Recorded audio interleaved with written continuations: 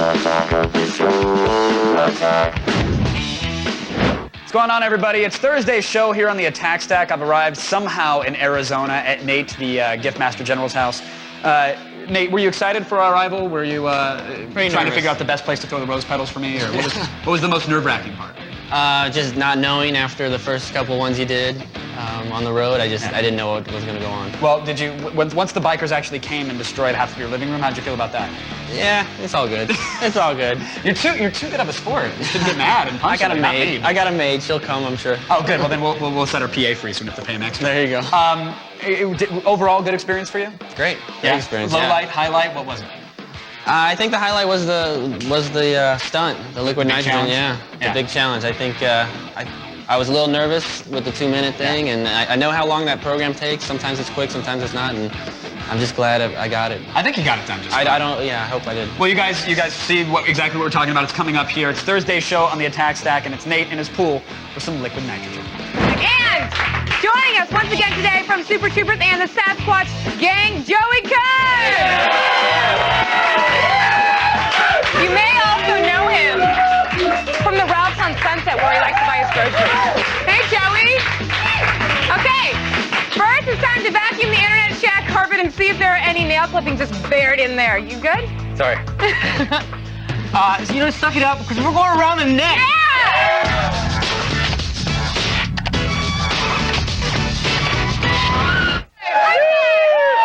Today's Around the Net starts off with a commercial from an old 1-900 number I'm sure we've all had on our phone bills once or twice. Oh, you. Or 17 times. Sorry, Mom. Awkward.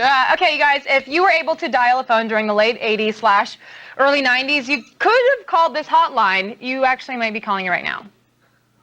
Hi, we're the new kids on the block. Now you can hang tough with us 24 hours a day on our brand new hotline. Just pick up your phone and call us on 1-900-9095 kids. You hear our most secret day-to-day thoughts. Let's check this out.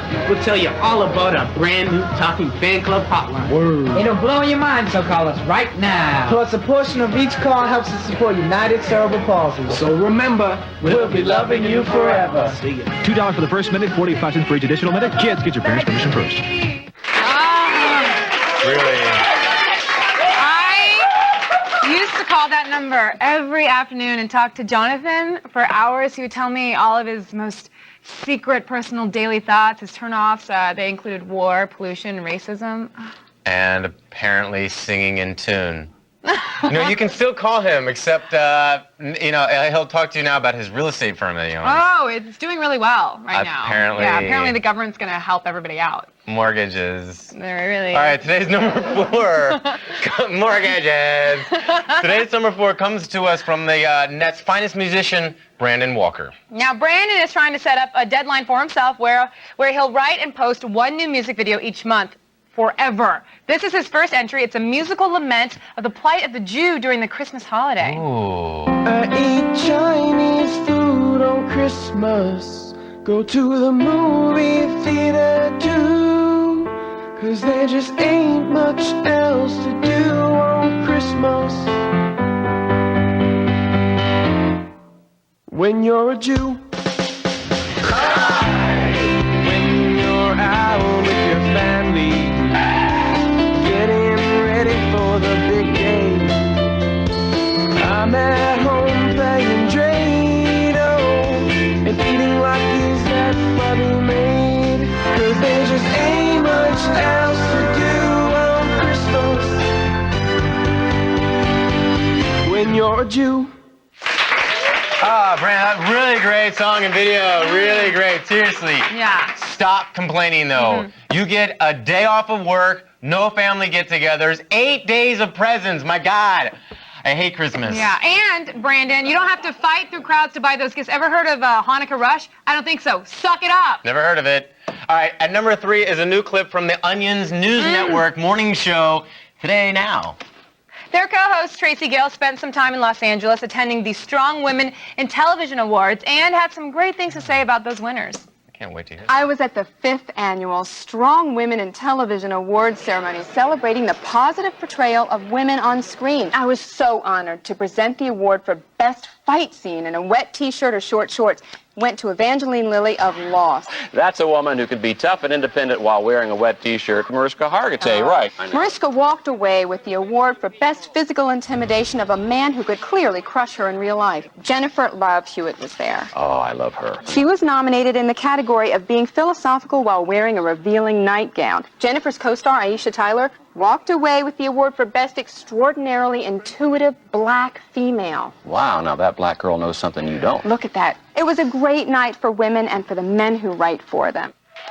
That actually is really good. That was really good. Olivia, why weren't you nominated this year, Olivia? Because I'm half Asian. They only take the full ones. That's true. I know, right? Asian. What does it smell like, MSG? Smells like Asian. Number 2 today, we have the latest train wreck from the Maury Povich show. It's really the greatest show on television. Do you watch it ever? I watch it in my dressing room sometimes. Can I finish this? Angel's in the 9th grade and claims she's a gigantic whore. That's true. And to prove it, she's decided to run down all of her escapades and worldly knowledge. Though I'm not sure we're hearing the whole truth. Mom, I might be in the 9th grade, but you ain't gonna tell me what I can do and what I can't do. And if you got a problem with it, I'll punch you in your face. You're a stupid whore. You think you know everything about me, but you don't. But today, you'll see the real me.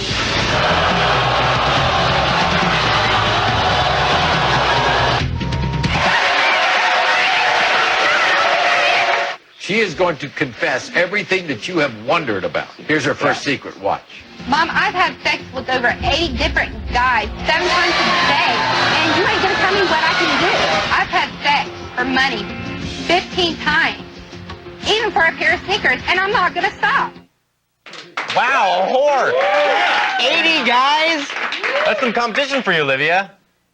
Even Maury. What did I do to you today? I don't know. Why do you hate me? We're friends. It's just like fun punching on you a little No, bit. okay, it hurts. Come on, but seriously, that was a crock, right? Hey, what? I actually do feel bad for that girl. It's obviously the work of the Maury producers on the show. They get you behind the scenes or riling you up. I mean, they really, on these shows, they try to spin your story into something more dramatic than it really is. And it's actually exactly what happened to me when I was there. Really? Look, Ma, I might have graduated from high school and moved out on my own, but Mom, if you think you can tell me what to do, we're going to sit down and have a civilized conversation about the issue. You know, like if I want to go out and meet nice boys, you can't stop me. Don't hate. Don't hate. I'm a grown-up, and I pay my bills on time. Yeah, I've held hands with 3 guys, and one of them tried to kiss me. So what? So what? I'm saving myself for marriage, Mom. And I like to ride tandem bikes and go to Bible study. What you gonna do about it? I'll punch you in the face, Mom. Whatever. I'll do what I want. Put you in the stupid face. Hey! Don't hate! Don't hate! Don't hate! Don't hate! What? Olivia. Don't hate! Okay, Olivia, calm down. Don't hate! Don't hate! I don't know why you're doing What? this. What? That's not a good look on you, Olivia. Screw y'all! Okay, Scholarship, what? And finally, we have our number 1 around the net item. It's the game we should have been playing this Christmas. Yes, right.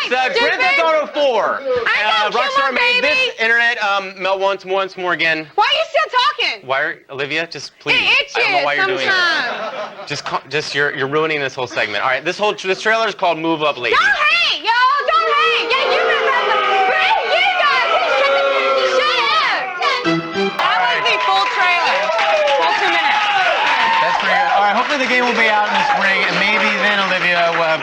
Well, she calmed down. She calmed down. I'm calmed down. Why? I know. No, Calm down. I'm glad you did. Okay, good. Just can we please move on with the show? Yeah, I was going to. Okay. Well, to get your daily viral fix, go to g4tv.com/AroundTheNet and sign up for the Around the Net podcast. It means no harm, unlike Joey, who just wants to harm me the whole show. That is not true. It is so true! All right, but right now it's time for the only news that you need to know.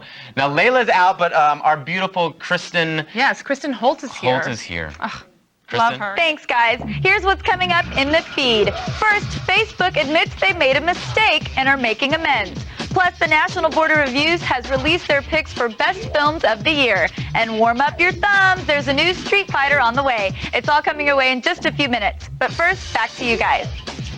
Thanks, Kristen. All right, before we get to the news, let's check in with the guy whose job I stole. You did. And I do better. Let's go back out No, to I'm kidding, Carefree, Kevin. to Arizona, where Kevin is with going one on, of our guys? most loyal fans. Kev, how did you actually make it out there? Because I Googled mapped Nate's house, and apparently it's not even on the radar.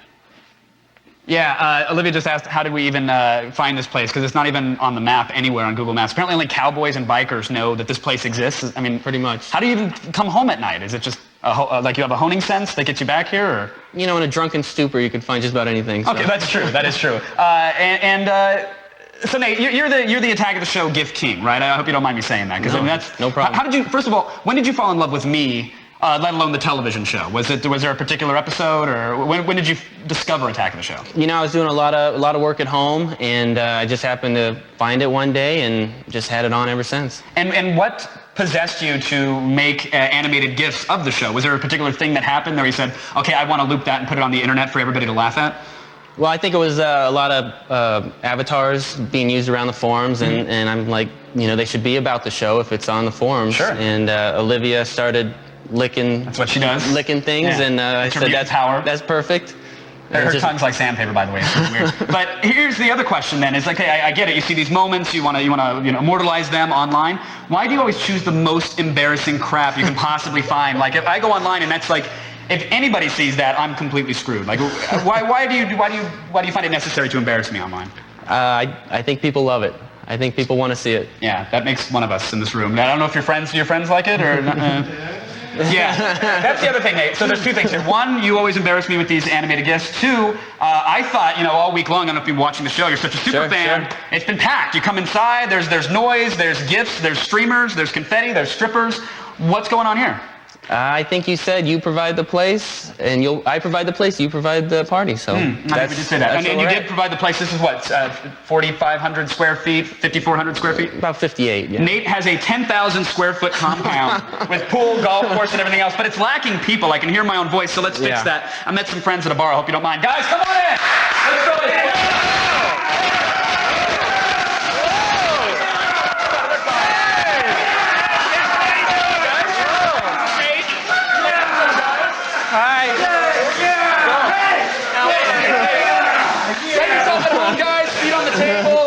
Artwork, you can burn it.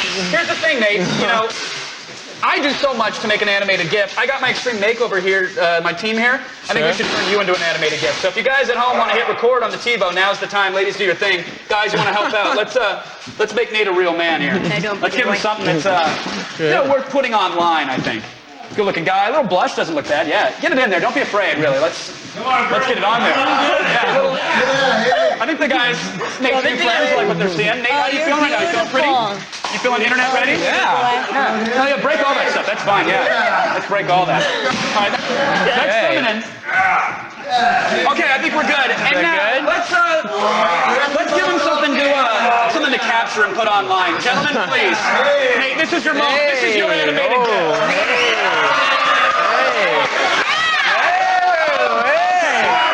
Remember what you do now goes on my face. Wow, look at this guy. Okay, I wasn't expecting him to pat him down. Okay, no, you know what? That's fine. I hope somebody recorded that and they feel as embarrassed as I do whenever Nate gets me. Nate, thanks for playing along. I guess you really didn't have a choice, though. Back to you guys in the studio. No, good. Hey, it looked like he was doing more than playing along. I think you was. Hey. Oh. Okay, you like that? Kevin has survived 4 days in the wilds of America. You guys stay tuned to see what he's up to next in Carefree, Arizona. When what are we doing? We're gonna return. We're gonna come back. We'll be here. Yeah. Here's what's coming up on today's Attack of the Show. Kevin's getting another fan to prove his loyalties by jumping into a pool filled with liquid nitrogen. And we visit the Blip Festival, where old game consoles are given new life as rocking musical monstrosities. Plus, Kodak's making it easy to share your pictures and videos with the V1253 camera, but will your pictures be worth showing off? Gadget Prawn answers. Or sticking magnets to your hard drive when the attack comes back.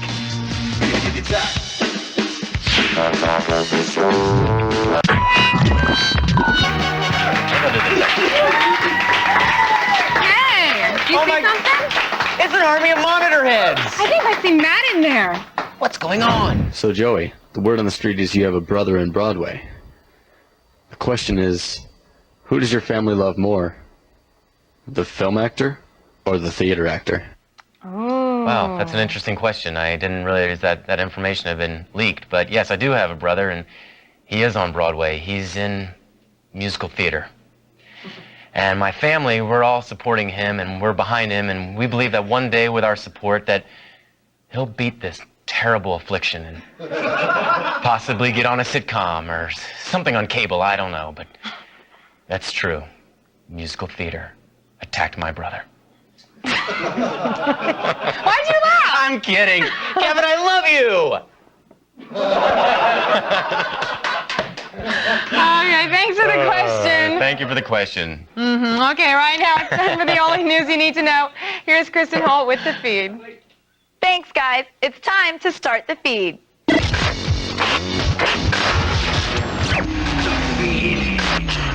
After punching users right in their Facebooks, Mark Zuckerberg, the CEO of the popular site, is now apologizing and allowing people to turn off the company's awful advertising system, Beacon. Privacy advocates, political action groups, and thousands of users decried the possibly illegal system that began earlier this month. The problem stemmed from people not wanting their off-site purchases advertised to their friends on the website. With Zuckerberg's apology and promise of being able to opt out, the problem is solved, at least until the company tramples your privacy again. The National Board of Review Awards were presented yesterday, and that means award season has officially arrived. The well-reviewed Coen Brothers film No Country for Old Men was tapped as the year's Best Picture. No Country was also named Best Ensemble Cast, and the Coens won for the film's screenplay, but lost the directing nod to Tim Burton for his new musical, Sweeney Todd. Blogger-turned-screenwriter Diablo Cody shared the Best Original Screenplay award for her script Juno, a film about the choices that face a young pregnant woman. And in gaming news, breathe a big sigh of relief. Street Fighter IV is as retro as ever. OneUp.com has just revealed new info about the long-awaited sequel and will have more in this month's Electronic Gaming Monthly. The site confirms that the game will still be a 2D fighter, though all of the characters and animation will be 3D. Ken, Ryu, Dalsim, and Chun-Li are all confirmed to return, as well as the classic 6-button control scheme. The new issue of EGM will hit mailboxes and newsstands in the next few days. This week, the House of Representatives overwhelmingly approved a bill that would require any organization or individual who provides an open Wi-Fi connection to report anyone who accesses an illegal or, quote, obscene image. Although the bill is designed to prevent access to child pornography, its definition of obscene is broad enough to include cartoons, hentai, and fully clothed minors in lascivious poses, which probably puts MySpace in hot water. The bill passed 409 to 2. And finally, set your phasers to fun, because beginning in January, the history of Star Trek is going on a 40-city tour. Trekkers will be able to visit the sets of several starships and enjoy exhibits featuring rare props and costumes. Fans will also get to shoot cameos and see them cut into old episodes of the series. There will also be rides, including Star Trek flight simulators. Best of all, tour ambassador William Shatner will be appearing in a select number of cities to complain in person about being left out of J.J. Abrams' new Star Trek film. That's it for today, but don't worry, the feed doesn't stop here. Stay tuned to G4 all day and look for the feed ticker at the bottom of your screen. We'll have all the news you need to know as it happens. I'm Kristen Holt, and you've just been fed.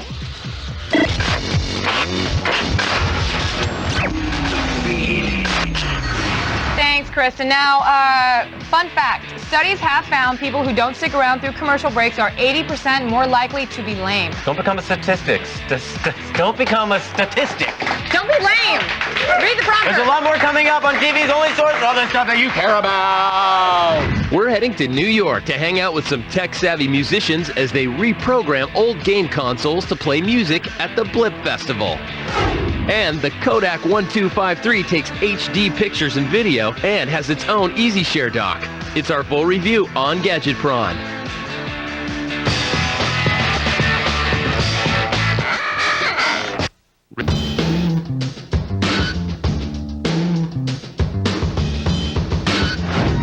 It's uncomfortable to wear sweatpants underneath your jeans. I bet it is. Very I bet it is, uncomfortable. Olivia. Hey, everybody, we're back, and we're diving into some subculture. You probably have never heard of chiptuners, huh?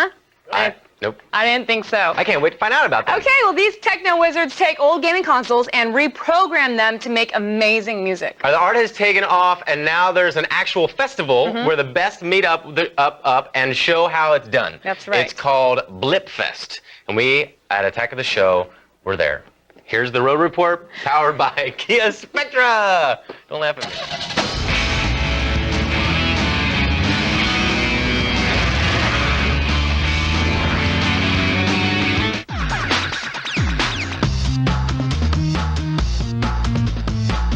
Chip tuning. What? Never heard of it? Well, I'm here at the Blip Festival in New York City, where we are going to find out how to make music out of that old Nintendo you got stored away in your mother's basement. Let's go check it out.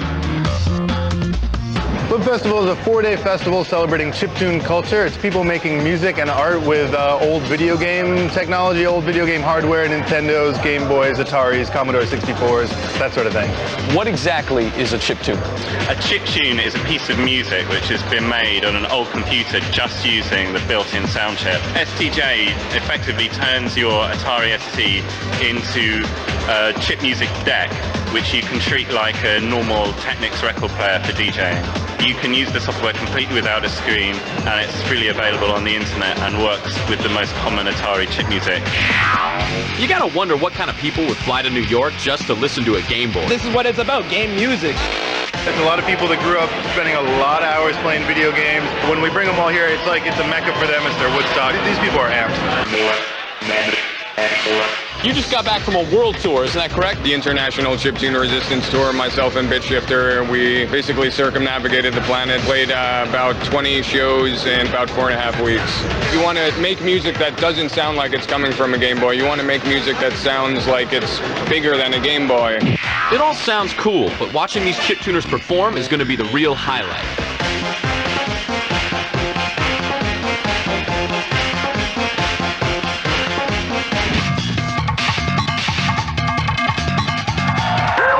The music is still jamming at Blip Festival, and this crowd is proving that the next crazy music is just a start button away. Gamers do everything right. Everything.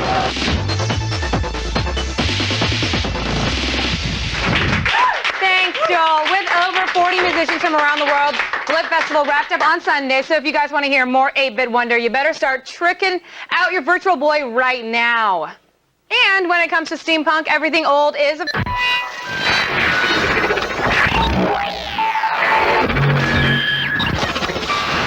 Hello, how are you? I don't know why you would have thought that I wouldn't remember you. Your dog? Pretty much my best friend. I have some turtles. Well, they're not mine, but there's some turtles that I get to see, and occasionally a gopher or two.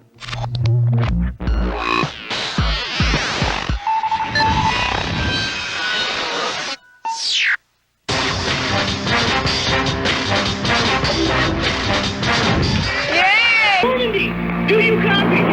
We're under attack! Incoming transmission from Novaria. Are you there? Requesting immediate aid! Please! Request denied. Setting new course for Talistan. Many decisions lie ahead. None of them easy. Rated M for mature. Tide at your local convenience stores.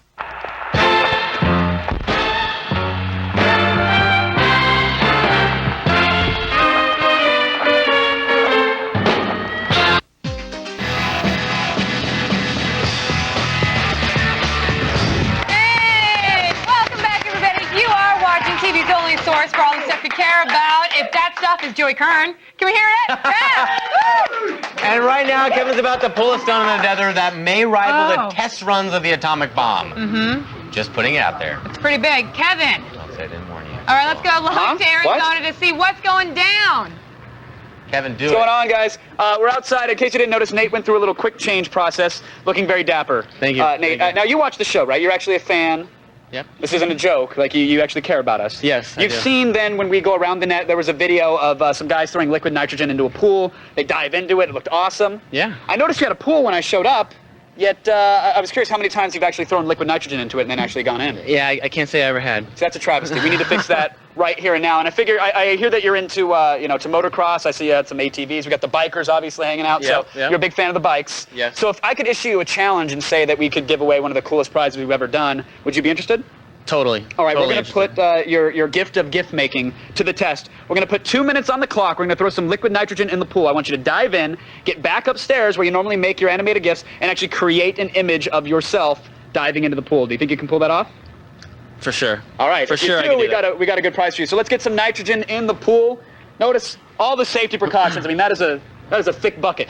That could be used for suds for a car wash. Let's toss that bad boy in there. Guys, don't try this at home. If you have a Motel 6 pool or something like that, do it there. But you definitely don't want to try this in your own pool. Nate, assume the position. Let's get 2 minutes on the clock. Let's get some noise for Nate. Come on, everybody. Help me count him down. And 5, 4, 3, 2, 1. Get in there, Nate.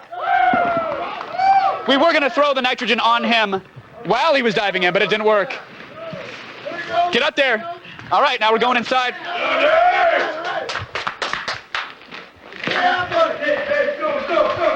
Nate's going up the stairs now. He's dripping wet. Do not slip and fall. We cannot afford the liability.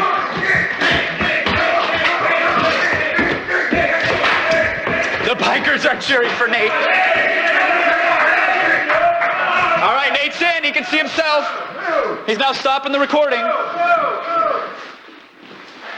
What's going on, Nate? Come on, Nate. Let's Talk go. to me. Let's go. Let's get it done. All right, so now you're saving. Are you opening up the what you just saved off your TiVo? I'm hoping He's that's what comes up. All right, we're reading it. How are we on time? I can't see the clock.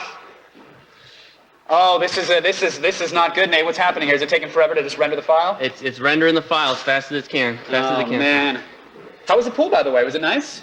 I heated it up a little bit. Well, we tried to cool it down, but apparently Sure. didn't work. All right, we're analyzing colors. Come on, Nate. What are you thinking? I'm hoping. I don't know what the time is. I'm hoping. I don't know what the time is either. Do we know what the time is, anybody? Is it coming? Is it coming? Well, the good news is I have no idea what the time is on the clock. So let's encourage Nate. Come on. Come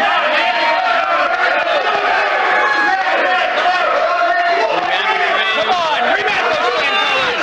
This is the most exciting gift ever. Come on. Nate, has 2 minutes passed? I think 2 minutes has passed, Nate. I think. No, there it is. I'm watching. Oh wait, no, there it is. There it is. All right, can you get that up on the TV? We'll call that good. Is that what I look like? All right, so we got the delay. We're working with the live delay now. Nate's trying to get. If you can at least get that up on the monitor, we'll call that. I think we can call that good. Apparently, you did have some time. Let's see it. All right, that's good enough, right? Look at that. That's looking pretty good. I think he wins. Let's give him the prize. Come on, Nate. Let's bring it out. Nate, you like bikes? I love bikes. Would you like an Attack of the Show theme bike? Yeah. There it is right there, baby. That's the sweetest in design. Yes. Now, we didn't have that in time for the banana seats. Yeah. But care to be offering this? I know you got acres back there. You want to? Sure. Yeah? This is All right, great. come on, let's give him something good. Let's give him something real. All right. How about a Nano? Perfect. Yeah, you can listen to some tunes while you're riding around. Do I still get the bike? Of course you get the bike. What do you guys think? Come on in here. Come on in. What do you think of the bike, huh? Let's do a little dance and to take us out. Yeah, I wish we had a bell, but we'll fix it. We'll put it in post. That's going to do it for my trip across the old country. That's going to do it for Arizona and Nate's house. Nate, thank you so much for coming on. Thank you. A fantastic job with the gifts. And bikers, thank you guys so much as well. Let's dance it back to the studio. Back to you guys. You got some music?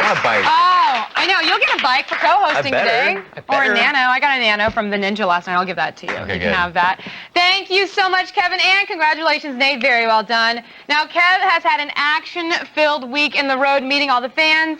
I have to say, really made us proud. Today, Joey Kern has stepped up to the plate again, filling in for Kevin. Very nicely done. Thank you. Please. Now, Joey has a new film out. It's called The Sasquatch Gang, and it just opened in limited release across the country. Online buzz says your movie is one fans will watch over and over again. I have to say, I went to the premiere the other night. Yeah. Little P came out. I was laughing so hard. Really? It was really that funny. Wow, And Little Joey, P. It was Joey and Justin Long. Yeah, me and Justin Long. Yeah, Yeah. it's fun. Let's go Now, check it out. Did you have any idea that when you were making this movie that it was going to be some kind of cult film? Yeah, all kidding aside, Olivia, yes. Yeah, well, some of the same people from Napoleon Dynamite, right? Yeah, it was the same producers and the same. The director of our movie was the first AD on their movie. Now, this is a clip from the movie, and there's you without a shirt. Oh, wait. Yeah. So you get thrown. Now, what is this clip? What are we going to see? Well, I think the clip that we're gonna see is me and Justin were inside. We're trying to like organize. We're planning. We're scheming, and we have to. And it's dinner time, so my character has to leave. All right, well, you guys, check it out. Here is Joey and the Sasquatch Gang. No. We gotta take care of this now before the sun goes down. It's gotta be light out. But it's nugget night. No, I don't care if... Seriously, you having nuggets? You gotta let me come over? No. Fine, man, whatever. I don't care. I'll get my own nuggets, all right? New plan. You go eat your nuggets. I'll get my hands on my own nuggets. Don't you worry about how. I'll meet you in the Bird. We'll go up to the cliffs tonight, sleep in the car, wake up at the butt crack of dawn and do this thing, all right? Let's go. All right. I'll see you later. Yes! Thank you. The Sasquatch Gang is playing in limited release at theaters around the country, but apparently if you write to your local theaters and ask them to bring the movie there, they might bring it. And then you can watch Joey at home. Everybody else. Wouldn't that be great? Aww. I think you guys will like it. It's a good movie. It's from the same people from Napoleon Dynamite, right? It is. It's the same producers and the same costume designers and set designer and. Now, was it your decision to go shirtless for the whole movie? No, that was actually written that way. Did you work out a lot That's before? why I got cast in it, I think. Oh, yeah? Yeah. Did you walk in with no shirt for your audition? I did. I walked in with no shirt and I held a Coke cup and I talked in that weird voice. Yeah. It's inspired from a documentary character that I like. All right, that was Thursday's show with the Liquid Nitrogen Challenge. And Nate, the wonderful prize. Sure, you got an iPod Nano, but look at that set of wheels there. That's the best. Yeah, that's the best. I want an autograph on it, hopefully. Oh, of course. Any plans to ride it up and down the coast, to visit us in LA? You know, there's a biker bar, right down the street at Harold's. I'll park it right up front and. Is that a good idea, guys? Would you? Come and see us, Nate. Yeah, that's a pretty mixed reaction, Nate. I just maybe bring the Nano and show that off. I'll go to the Hideaway instead. Yeah, that'd be good. Well, Nate, thank you again for having us out, and thanks to all the bikers for hanging out. We really appreciate it. Guys, Friday's coming up on the Attack Stack. I'm going to be heading back home and licking my wound, so it's Olivia and Chris Hardwick. You're going to love it. Enjoy it. Until next time.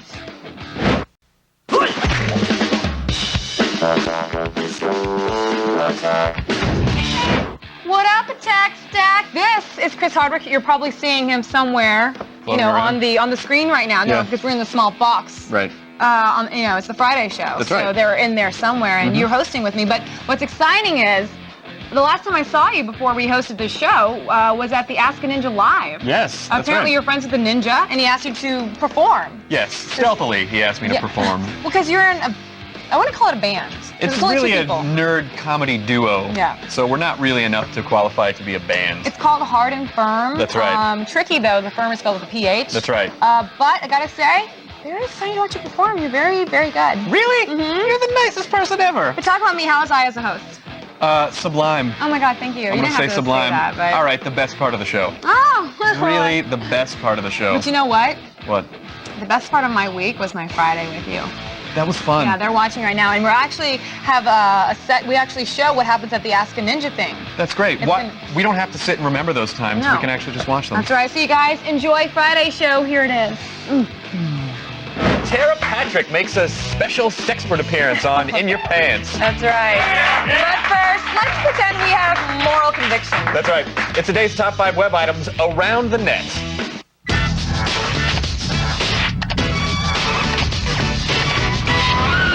Because we care about our comics, today we're giving you a healthy dose of the best superhero videos that are hot on the web right now. Coming in at number 5, we have a real-life superhero beatdown. That's right. So every day a bunch of somewhat crazy people and probably a few registered sex offenders dress up as superheroes and bully tourists for tips on Hollywood Boulevard. I always see those guys. And I know. Do you avoid eye contact like the homeless? Yeah, because they'll track you down and you will die. Especially when you're dressed in Spider-Man and Batman spandex all day. You might actually start believing you're the superhero and start lashing out violently.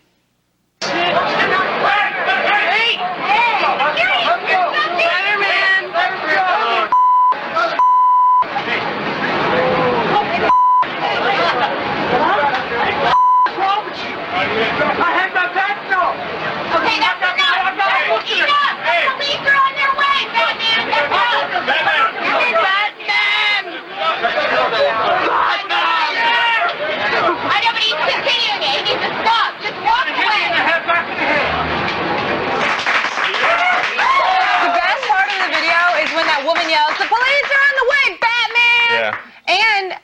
guess it's good to know that if we ever, have a national crisis on our hands, we have the real-life superheroes who are willing to throw a punch for us. That's right. Now I asked you, I said, do you think that was planned? Because people want to get, but it doesn't. I don't think planned. so. I think maybe he had a fight with Mary Jane and had to take it out on some poor tourist ass. Coming in at number 4 today is a video from the country of Serbia, which you know is the homeland of the mystical inventor Nikola Tesla. You know the guy that Bowie played in The Prestige? Anyway, he was in The Prestige. Yeah, it was the weirdest plot device ever.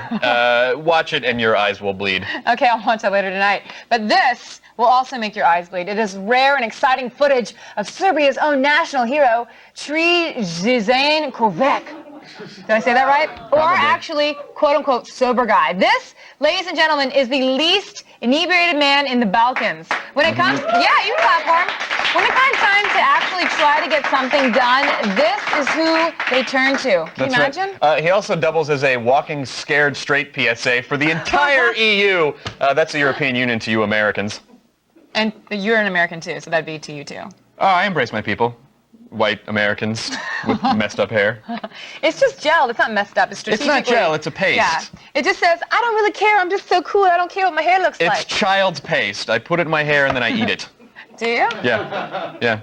Delicious. Delicious, like Tic Tac. Now I control your brain. Okay. In at number 3, we have the epic story of a new superhero who has just emerged onto the world scene. Now, we already know of Superman, Spider-Man, Batman, Iron Man, and Aquaman, but now we would like to introduce to you Mighty Man. That's right. Mighty Man is known for his incredible speed, his amazing agility, and his powerful strength. What you're about to see is maybe the last great hope we have for our planet. My name is Mighty Man, and I'm a superhero. Many of you don't know who and what Mighty Man is, but I plan to show you. Now watch and be amazed. I'll display my strength to you by pushing down this tree. Watch.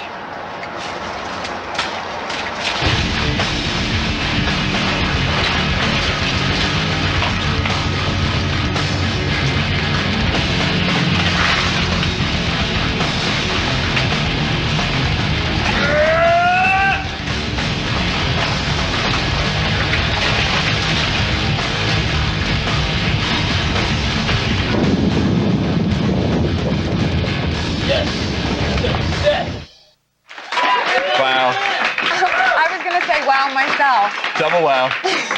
At least he has cool graphics. Yeah, and before the YouTube, a guy like that would just have to go murder people. That's how he would have to get those urges out. Now he feels famous. Yeah, now he's kind of famous for a while. Now, since we're talking about superheroes today, we'd be fools not to talk about The Dark Knight. That is true. This week, we had some big developments in Gotham. The first movie poster for The Dark Knight came out on Tuesday and shows a brick wall spray-painted with the face of the Joker. And ARGs continue our line.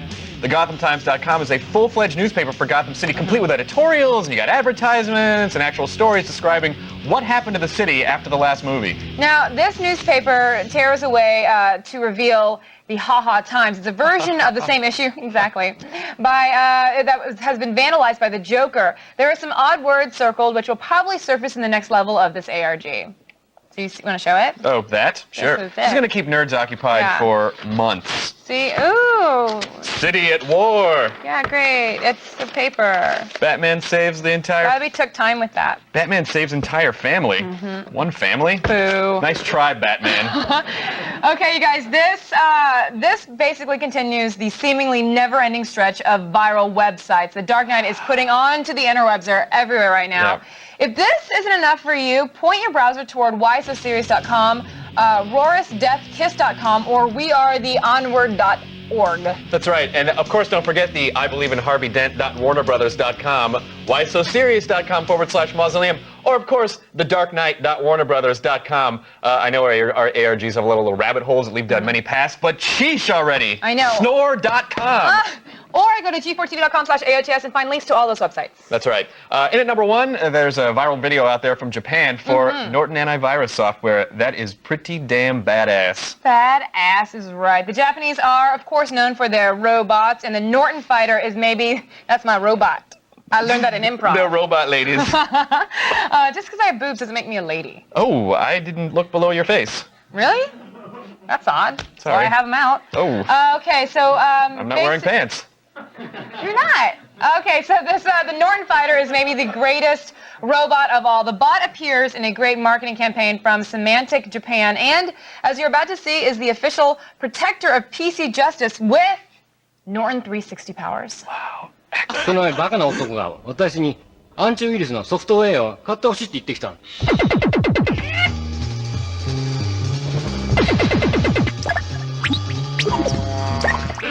今やこの愚か者たちは私の支配下にある。こいつらを使ってスパムをまき散らし、世の中をめちゃくちゃにしている。ノートンファイター剣山。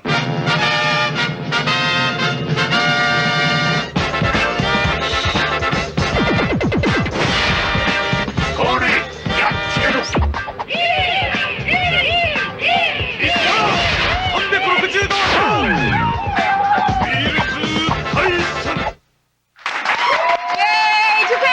Japan, I love you. Whenever I see something from Japan, it's like angels are living in my heart. That is probably the greatest viral video ever. I love how you watched the whole thing just... I was just entranced. Oh, Japan. Okay, look, sure, the Norton Fighter may be tough, but I have to say there is another antivirus fighter out there who thinks he's the biggest badass out there. To say his piece, here's McAfee. Hey, get out of here, you bleeding virus, or I'll pop you with my shillelagh. Lousy blanker bastard.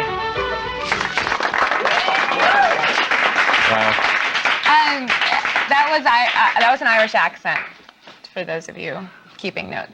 Yeah. To get your daily viral fix, make sure to head on over to g4tv.com/AroundTheNet. There you can also sign up for the Around the Net podcast. It's on a tear. Right now, it's time for the only news you need to know. Here's Kristen Holt and the feed headlines. Thanks, guys. Here's what's coming up in the feed. First, we've got the scoop on who's joining the cast of the upcoming X-Files feature film. Plus, Journey found themselves a new lead singer by searching the internet, and Will Ferrell and the Funny or Die folks could be coming to a city near you. It's all coming your way in just a few minutes. But first, back to you guys. You guys, for the next hour, we have a huge show planned from Mr. Hardwood guest hosting to Tara Patrick talking dirty. You're not going to want to miss a minute, so stay tuned. The live attack of the show is just starting. Damn. Here's what's coming up on today's Attack of the Show. Zach talks to UFC light heavyweight champion Rampage Jackson about life in the ring and his love of ceramics. And the Ask a Ninja Ninja gets his own stage show, and Olivia was there to support his pirate-hating humor. Plus, the Samsung NV15's easy to use, but is it more than a beginner's point-and-shoot camera? It's our review on Gadget Prawn. We're kicking on the afterburners when the attack comes back. I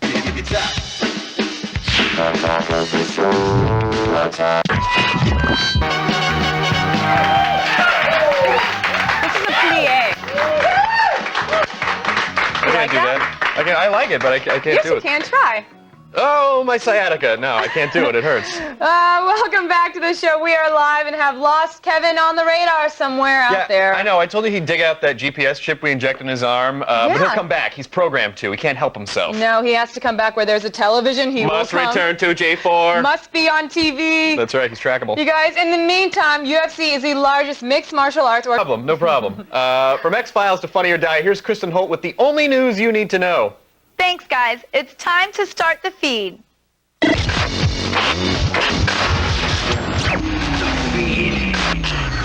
Casting on the upcoming X-Files feature film is rolling along at a steady pace. Joining David Duchovny and Gillian Anderson as fellow FBI agents will be rapper Exhibit and Studio 60's Amanda Peet. Also joining the cast of the film is Scottish comedian Billy Connolly. Creator Chris Carter says the supernatural thriller will be a standalone story and not a sequel or continuation of the first feature film or a spin-off of the successful television series. You can trust us. If you're good enough for YouTube, you're good enough for Journey. The legendary band parted ways earlier this year with their frontman Jeff Scott Soto, but have just replaced him with Filipino YouTube star Arnel Pineda. He placed videos of himself fronting a Journey cover band on YouTube and received what he thought was a hoax email from the real-life band asking him to join them. Those emails turned out to be true, and now Journey, with their new YouTube leader, are working on an album scheduled for a spring 2008 release. FunnyOrDie.com is going on tour. Will Ferrell, Zach Galifianakis, Dimitri Martin, and Nick Swardson are launching a multi-city college tour in support of Ferrell's new movie, Semi-Pro. The tour will be filmed, edited, and posted on the popular website. Will Ferrell's Funny or Die comedy tour, presented by Semi-Pro, kicks off February 4th in Kansas City and will serve as a promotional run-up to the February 29th release of the pick. British technology firm Quintiq has started to put its fleet of robotic firefighters into service. The machines are being used to put out fires involving acetylene gas, which were previously left to burn out because of the high risk of explosions. 3 robots are on a 6-month trial period, 1 to assess the situation with thermal imaging, 1 to tear away vehicles or cars to get into the fire, and a 3rd to actually douse the flames. And finally, Christmas is coming fast, and the tech world has already decided what it wants: high definition. In a recent poll of tech professionals, HD TVs were selected as the most wanted holiday gift this year. The PlayStation 3, which was last year's winner, is this year's runner-up. Sony topped the Wii and the Xbox 360, which were 3 and 4 respectively. Oddly, Blu-ray and HD DVD players were near the bottom, so everyone wants high-def TVs, but not high-def movies? I'm confused. Well, that's it for today, but don't worry, the feed doesn't stop here. Keep your iPod fed with all the news you need to know by downloading our daily feed podcast. Get it now at g4tv.com/podcast. I'm Kristen Holt, and you've just been fed.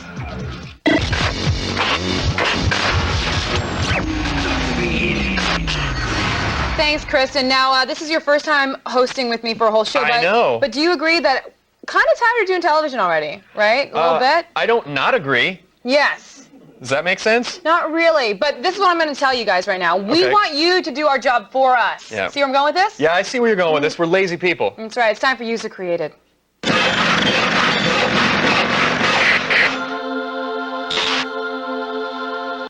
We are in the final days of our latest User Created challenge. That's right. This is the last weekend that you can submit your own video for Attack of the Show's user-created Holiday Specials Challenge. For this round, all you have to do is shoot and edit a brand new holiday special that will warm the hearts of many a gathered family pretending to love one another. We are providing several music tracks through Zydio.com because if you use copywritten music, Santa Claus will kill you. That's right. He'll kill you really hard. That's right. Or Vince Vaughn. That's right. As Santa's older brother. Yeah. Oh. Oh, he's older and he's so drunk. To help get your creative juices flowing, here's another short example of something that could earn you big points.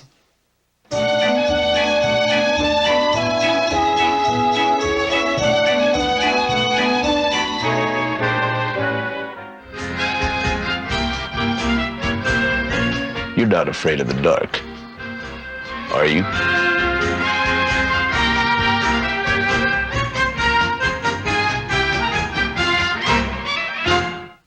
Wow. Is that Riddick? It is Riddick, I believe. You guys do not have to be that muscular to win because creativity is scored higher than your feeble physique. Yes, and if your video is chosen as the holiday special to end all others, you will receive amazing prizes like Superbad, now available on DVD. Oh, I'm going to make the camera look for it. This lovely TiVo HD right here. That's right.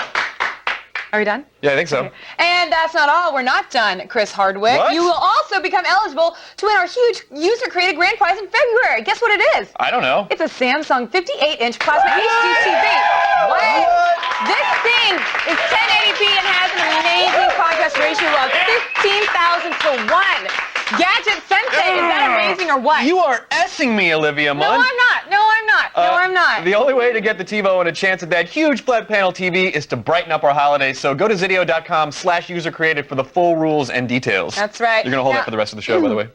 If you want me to, I will. I wish you would. Okay, just to be clear, the TiVo will be awarded next week. The TV is the grand prize given away in the new year, so don't expect to get the TV if you win this user created because it's for the whole thing. All right. Now, G4 is your...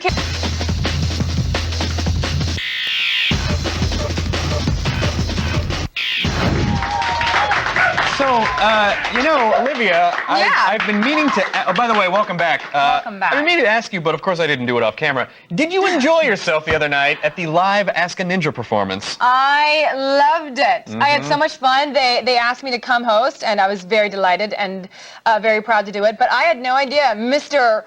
Chris Hardwick of Hard and Firm is amazing. Great My voice. nerd comedy band. Oh, thank you. Very funny. I was actually, I was very turned on. I was surprised because you don't seem talented, I thought was what you were going to say. No. I just didn't know you could sing and you know, and play the, was that keytar?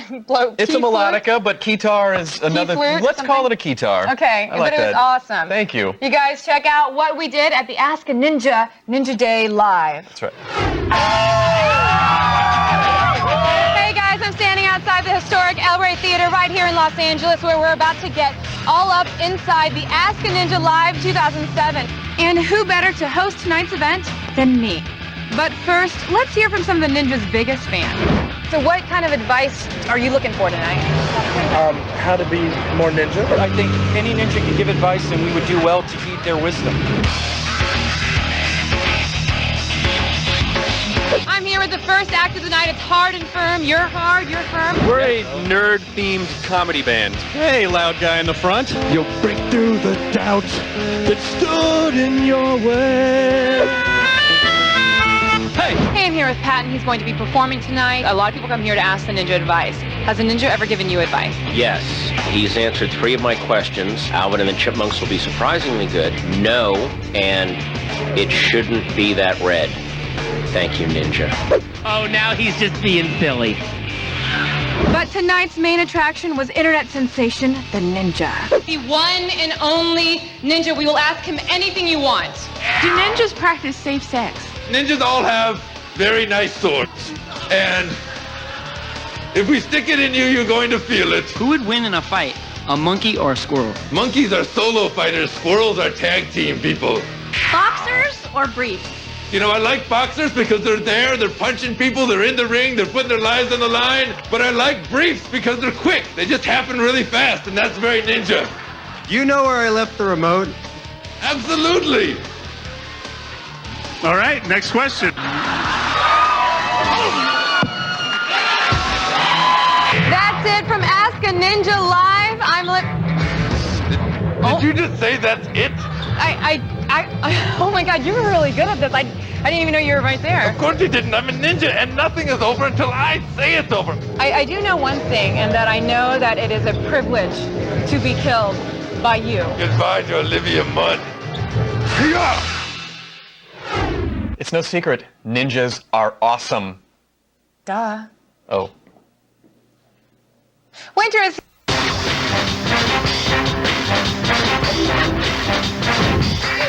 Welcome back to Attack of the Show. It is so nice of you to come back. TV's only source for all the stuff you care about. We're live, and Olivia is about to let our special guest, Tara Patrick, into her pants. You heard me!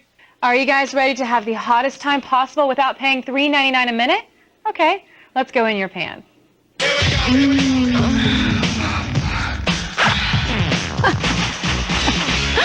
Today we have a very special In Your Pants. As you can see, you surely recognize our guest despite the fact that she's fully clothed, and we can actually see how beautiful she is, especially like in real life. It's Tara Patrick, everybody. Welcome, Tara. I have to say, I saw you at AVN when we were in Las Vegas, and people kept coming up to me and going, oh, what films are you? And I'm like, oh, I'm not a porn star. And I thought, oh, that girl, she probably because you are so beautiful. Like, people were just swarmed all around you. And I thought, well, because, you know, not to say anything about the other women, but you don't look like any of the other women there. You're so beautiful, especially in real life. You guys can see this at home. Look at that, she's gorgeous. Now I have to ask you, do you have a favorite position? You know, you're going to laugh. I would have to say it's missionary. I can tell you that's become my favorite recently, too. Because you get to look into the face, into the eyes, and I think the eyes are really intense. And, you know, when you can really gaze into someone, I think that's really hot. You know, some movie stars, they say it's hard to watch themselves on the big screen. Do you like to watch your own videos? Sometimes I do, you know, I do and I don't. It depends. I've been known to watch them. To turn yourself on? Yeah, exactly. Really? Yeah. That's fun. That's nice to know. Yeah. I like the image of just watching you watch yourself. Yeah. And then getting turned on and then having sex. I do watch porn too. People ask me, they're like, what kind of porn do you watch? And I watch the softer stuff. I'm into like the soft, pretty girly stuff. You know, when I shoot my own TerraVision movies, I do all the styling. You know, for me it's about the hair and the makeup and the lingerie and the clothes. So all the girly stuff. All the girly stuff. Yeah, exactly. Now, I want to ask you, TerraVision, you guys have this new thing where you have celebrity directed videos. Yeah. And who was the last one you just had? We just had Dave Navarro. He did a Nice. movie for us called Broken. And how is he as a director? He was awesome. You know, I think it's every guy's fantasy to either be in a movie or direct one. Really? So Dave wasn't in it, but he got to direct it. Well, that's so. the next thing you have is celebrity starred movies with TerraVision. Yes, Get we them do. in there. Yeah, absolutely. Send us the tape. That would be great. A lot of them are doing it on their own just for free at home. So Yeah, you put it onto exactly. TerraVision. So we talked about youth for a little bit, but right now we got to get into our video viewer mail. Absolutely. These are guys who really need your help. So we have a load of questions for you. First up, we've got a guy who really wants to direct and has a question about the whole casting couch thing. Ooh. So I have this girl who's a friend. Let's call her a girlfriend. And I'm planning on making my directorial debut. How do I convince her to star with me as my leading actress?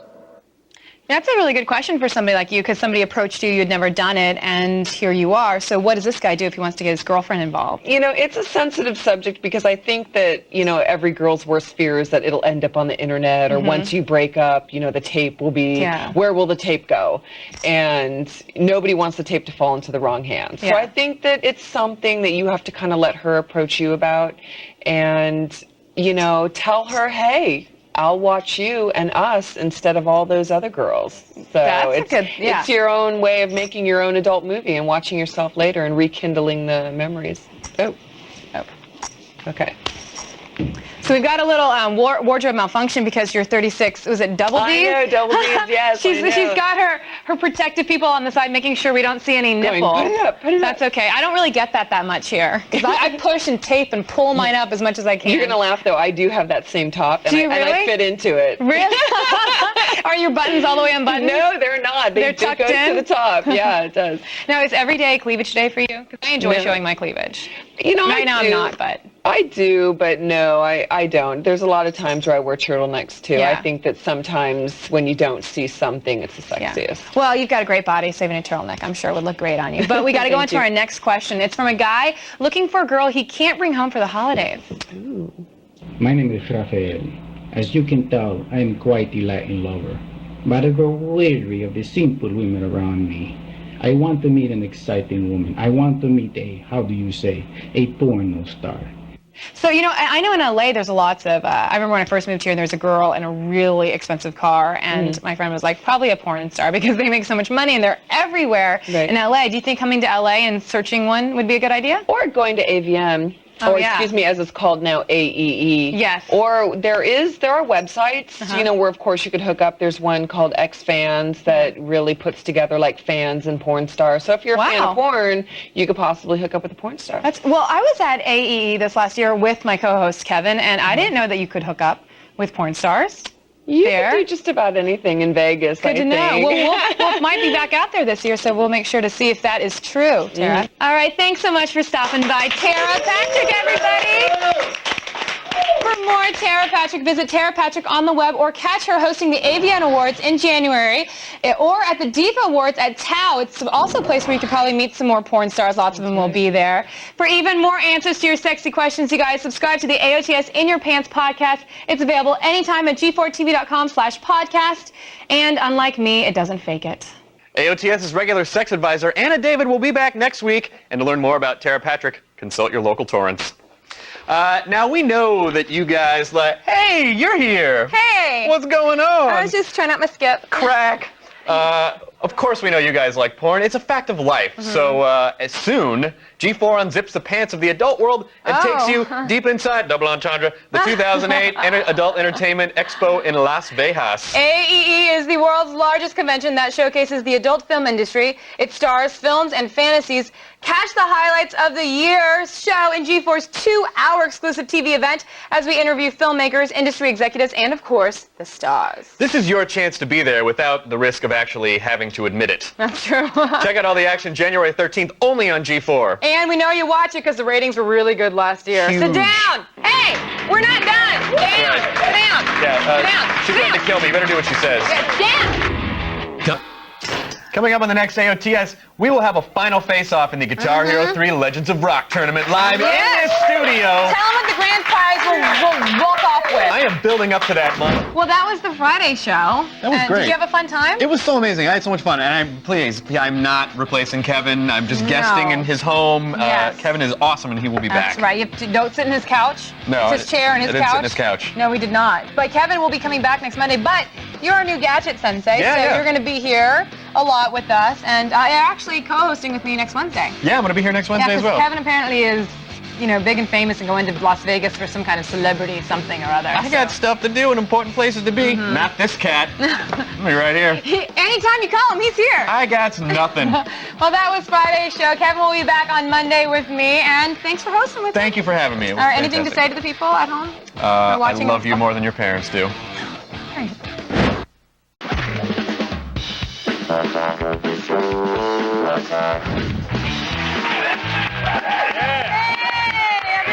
Welcome to Attack of the Show. We are TV's only source.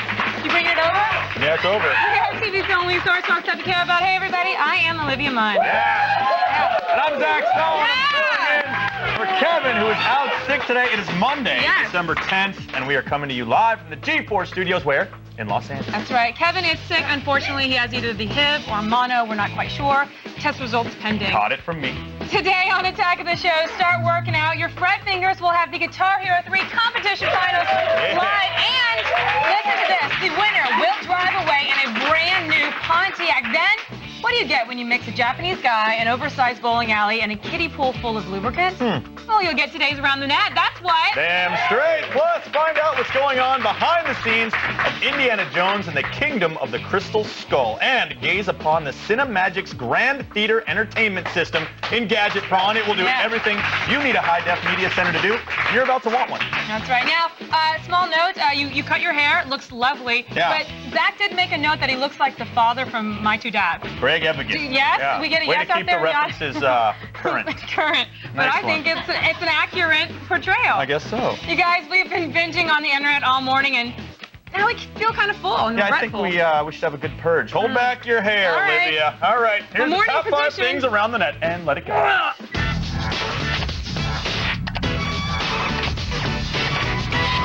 I feel thinner when I throw up.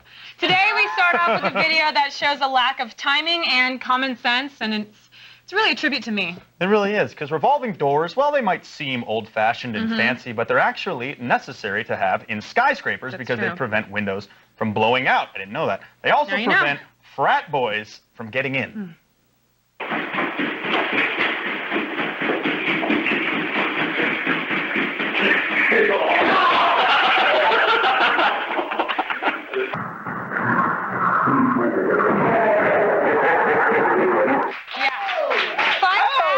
Fun fact for everyone. In 1942, a Boston nightclub burned down and 492 people died because a revolving door got stuck. That's fun. On second thought, that fact is not very fun, and I'm sorry to the people who died. My grandfather was in that accident. Oh, I'm sorry. Unbelievable. Why didn't he just run through? He had a cane. If you weren't ashamed of that last clip, today's number 4 proves that America is truly a lost cause. That's right. Now, the point of a handgun is to have a compact, concealable weapon, which then can be brandished when one wants to feel like a tough guy. But when you attach an ammo drum for machine guns, the whole idea of a pistol is kind of lost.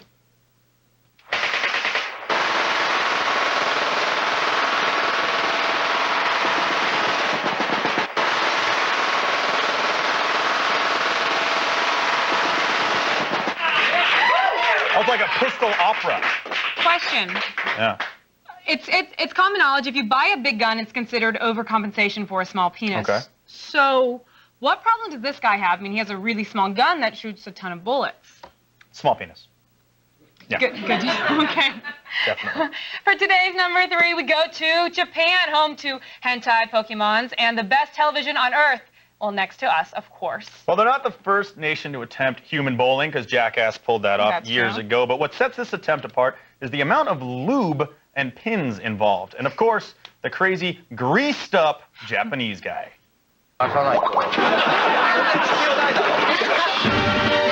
ローションと一体となり全神経をピンに集中させる失敗は許されない一発勝負 Oi!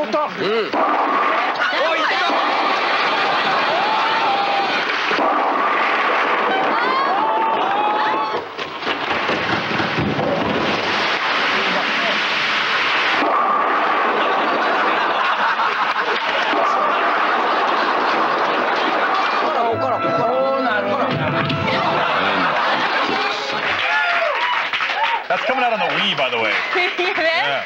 That would be awesome. Now, we were going to attempt this stunt today, but Kevin took all of our Attack of the Show lube before he left town, so I'll have to get that back later I this can week. just spit on the floor or something like that. We could roll it out, no? No, but thank you. Do Yeah. you have that much saliva in I'm you? full of fluids today. Really? Yeah. That's not unusual. Not really. Can we get a little sample? No. Oh, that's disgusting. Today's number 2 item comes to us from the European Union. Now, as part of the Norwegian extreme skiing DVD called Mind the Gap, one of the extreme athletes took his skis inside the London Underground. Now, his destination was Islington's Angel Station, which has the longest escalator in Western Europe.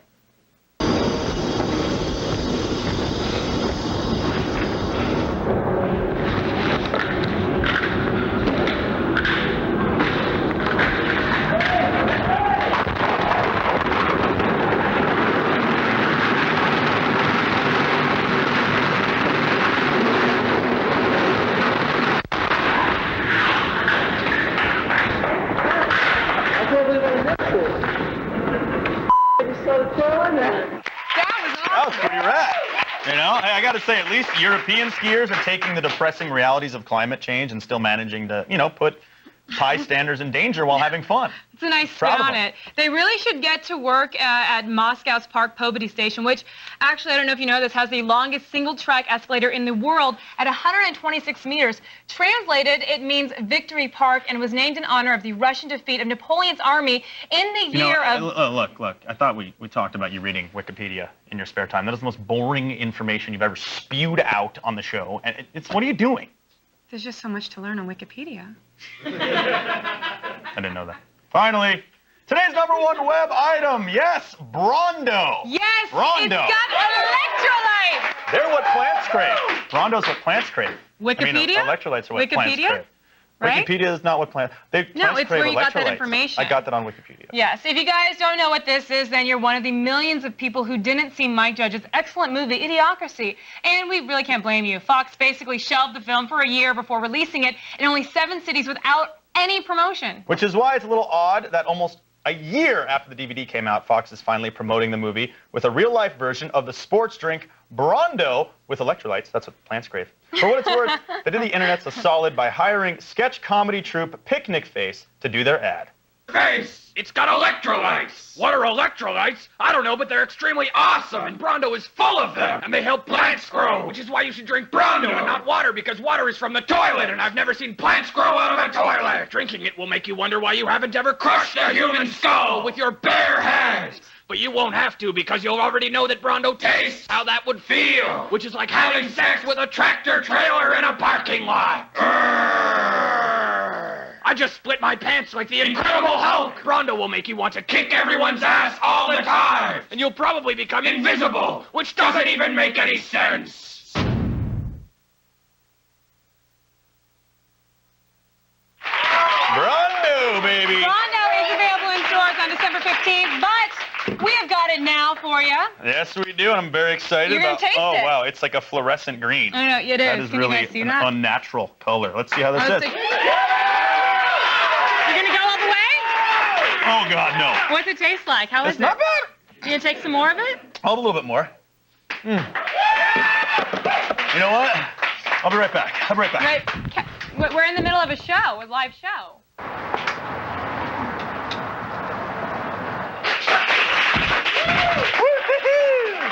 Yeah. Is that good? Oh yeah. Is that good? Not I'll bad try at all, some. man. I'll tell you, I just humped a truck.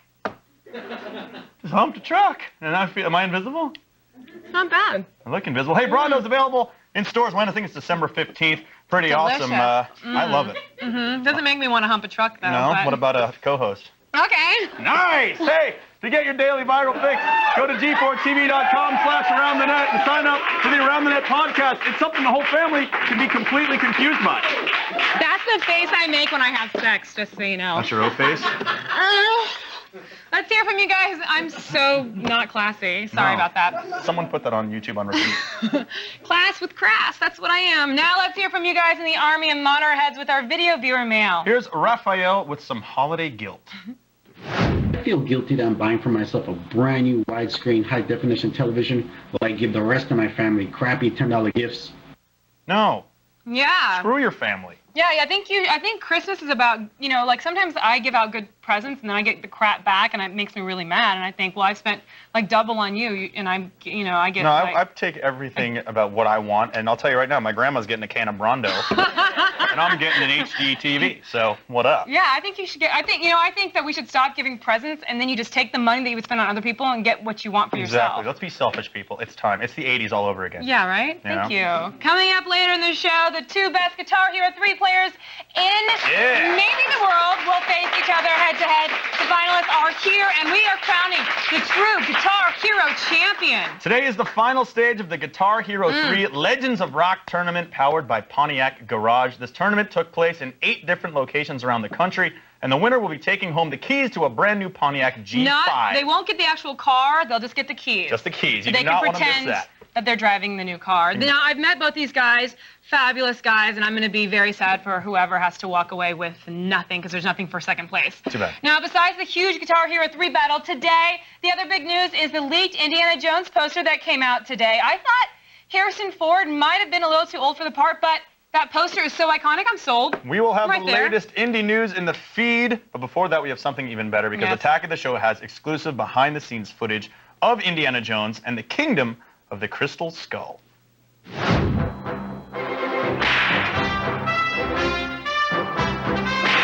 Yeah, it's really exciting to be back on the set. I mean, everyone's here. We're just, a little bit older. Action! What the hell is this thing? It's Shia, your co-star. Huh? And action. Where? Where's Shia? The tennis ball is just a mark. Just say your lines to it like normal. We'll fix it in post, okay? Action. Why is there a tennis ball here? Cut.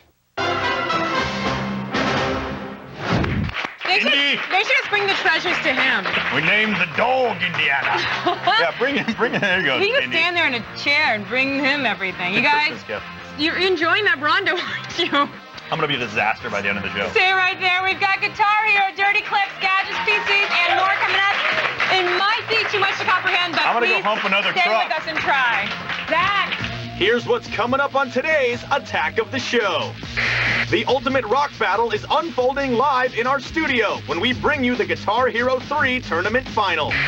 Plus, Zach hangs out with Mr. Skin to find out which celebrities have no problem getting naked on screen. The Velocity Cinemagic's Grand Theater combines an HD recorder with a media PC. But is it worth the hefty price? It's our review on Gadgetron. We'll never ask you to turn your music down when the attack comes back. It's up.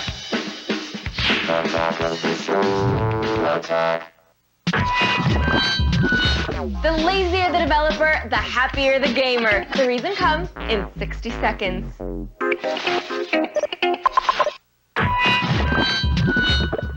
Game developers have big teams of engineers, artists, even game testers, working long hours day in and day out. But no matter how many nights and weekends these guys put in, they can never beat the sheer man-hours available to the gamer nation. I mean, this is how we got Counter-Strike, gamers working on mods in their own homes. Now, it's great developers are finally starting to embrace this, not just by opening up their games for people to make their own levels and skins, but by making games like Spore and Little Big Planet that are wholly dependent on the players for content. I hope we are finally entering an era when all games are left open for the creativity of the gamers themselves. I'm Morgan, and that's been a minute.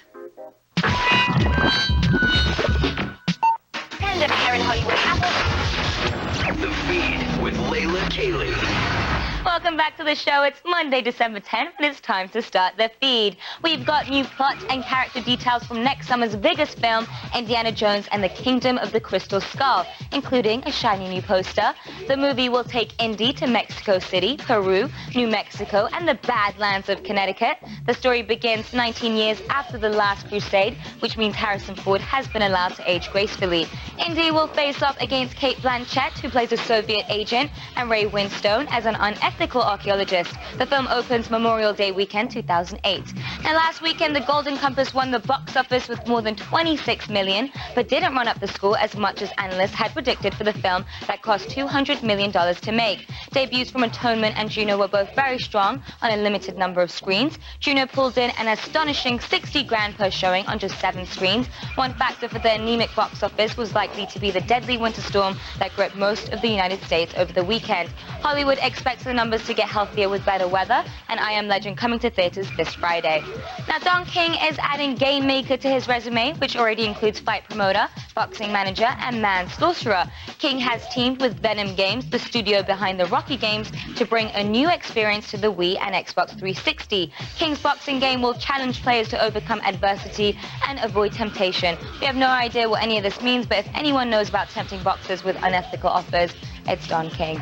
All right, if you're looking for a new tablet to give or get this holiday season, you might want to take a look at Toshiba's Portage M700. The tablet has a 12.1-inch LCD screen with LED backlighting and an anti-glare coating. But best of all, you can touch the screen using a stylus or your fingers. This is great news for people who tend to lose styluses. Some other sweet features included are a built-in webcam, fingerprint reader, and a spill-resistant keyboard. Despite all these bells and whistles, the Portage will only set you back about $1,700. And finally, there's really no reason to leave the house ever again. Nintendo has announced that today, Wii's in the United States will be able to access a new gifting feature that allows you to give Wii games to people in your address book. Now you'll be able to go into the Wii Shop channel, select what game to buy for your friend, and send it off to them all from the comfort of your own couch. This, of course, is assuming that you've taken the time to enter all those friend codes. All right, guys, that's it for today, but don't worry, the feed doesn't stop here. Keep your iPod fed with all the news you need to know by downloading our Daily Feed podcast. Get it now at g4tv.com/podcast. I'm Layla Kaylee, and you've just been fed.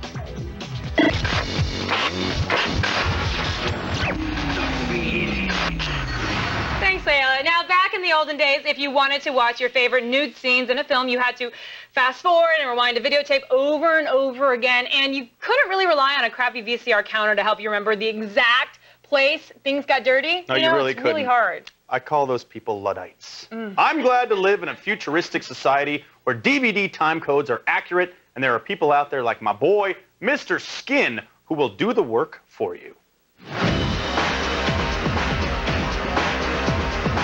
If you're looking to find your favorite movie actresses in the buff, but you don't know where to find them, there's only one guy to ask. Mr. Skin. This whole thing started out in a guy's basement with a couple of Betamax tapes and an editing machine. Now, Mr. Skin was a huge empire with over 30 employees. Let's start at the beginning, man. Where did this all come from? As a kid, I used to tape as many movies as I can off of cable TV, and then I'd edit the nude scenes on the videotape. I had that ability to know where every actress was naked, but most importantly, the time of the nude scene, because I always felt, why should I make a guy sit and watch a whole 2-hour movie when I could fast forward to the good parts for him? There you go, man. Let's take a tour. All right, well, come on into our content department. This is where our Skin team goes through all the DVDs. They go through each movie, frame by frame, mind you, to find every nude scene. They note it down, the time of the nude scene, who's naked, and grab the pics and clips. You know, the web page or whatever is just something that you guys do for fun. Do you have a real job? Well, that is our job. Let's talk about the movie Knocked Up. In the film, Seth Rogen's character sort of plays a guy who does what you do. Well, I had a chance to talk to Seth Rogen and Judd Apatow, and they had heard me on the radio. Luckily for me, they thought of Mr. Skin. Let's talk about your favorites, scenes that you grew up on, things that you just can never get out of your mind. My personal all-time favorite nude scene in movie history happens 51 minutes into Fast Times at Ridgemont High. Phoebe Cates gets out of the pool in slow motion to the Cars music. Greatest nude scene ever. you want to take us through a couple DVDs here that, maybe you can recommend? A Reason to Believe, the only movie to see Holly Marie Combs topless. Check it out. Remember Gilligan's Island? You've seen it in reruns. Tina Louise played Ginger, actually did a movie where she was naked. It's only on video, but of course I have it in my private collection. It's called Mean Dog Blues. An hour and 18 minutes in, you see Ginger topless on a massage table. Would you hand me my roses? Do you ever get celebrities who are unhappy? Our job is to celebrate nudity in film and really talk about how great it is that the actress got naked. So I think because of that, it's been overall very, very positive. This is fun. And to think I was randomly renting videos and DVDs trying to find my favorite celebrity nude scenes when it was already here for me at Mr. Skin. Learn from my mistakes, people.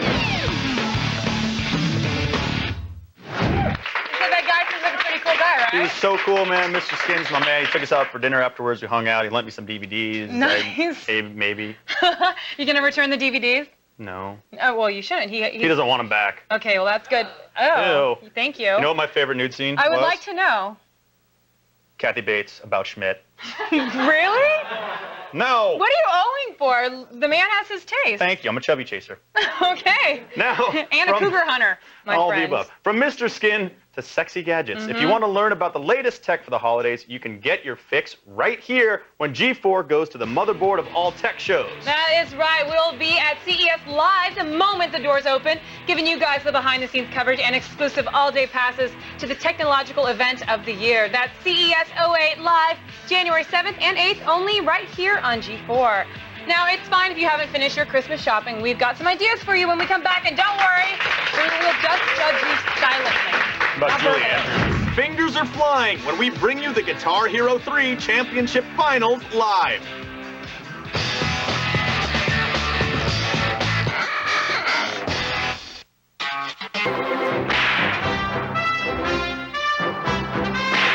Whenever you make a movie, there's going to be problems.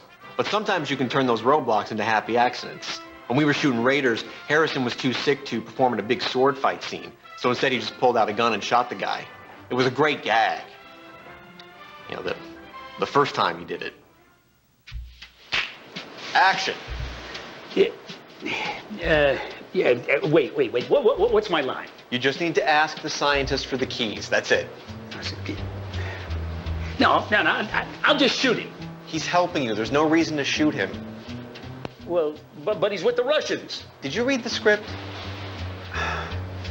Let's just shoot him and move on. I have more scenes after this. Is this what we're going to do? I'm going to call my agent. No, all right. No more of this whip stuff either. I'll just shoot him. From my chair. Yeah, it's scary for Neil. No, I won't hold. Hey, where's my oatmeal? Cut.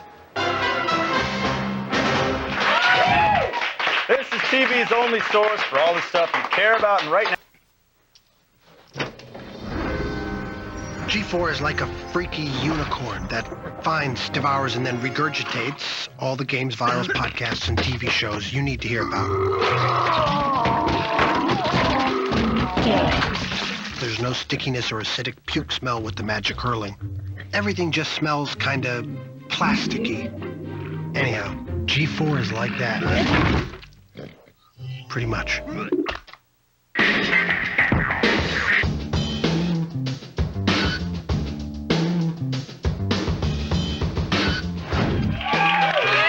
Sex. Yes, public sex. It's a popular fetish. We would have a segment on it if we could, but there's this whole thing out there called standards and practices, so we don't really do it. Blah, blah, blah. But we have pretty good alternative. It's called Sex on the Streets, and Anna David's heading down to the streets of New York to answer questions straight out of the dirty minds of people just like you. Dirty.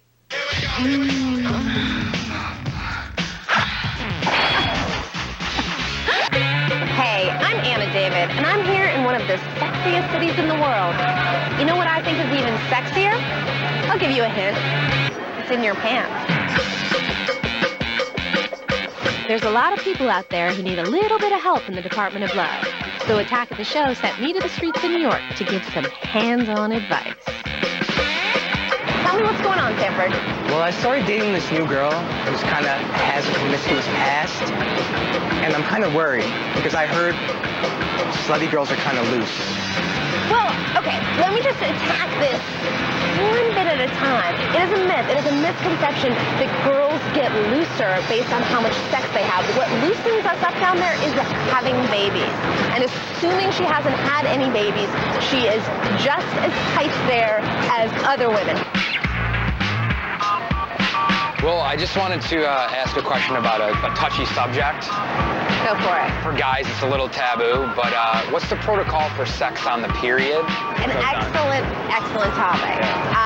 I can't speak for all women, but I'm going to speak for this woman and say that there's nothing I feel less like doing when I have my period than having sex.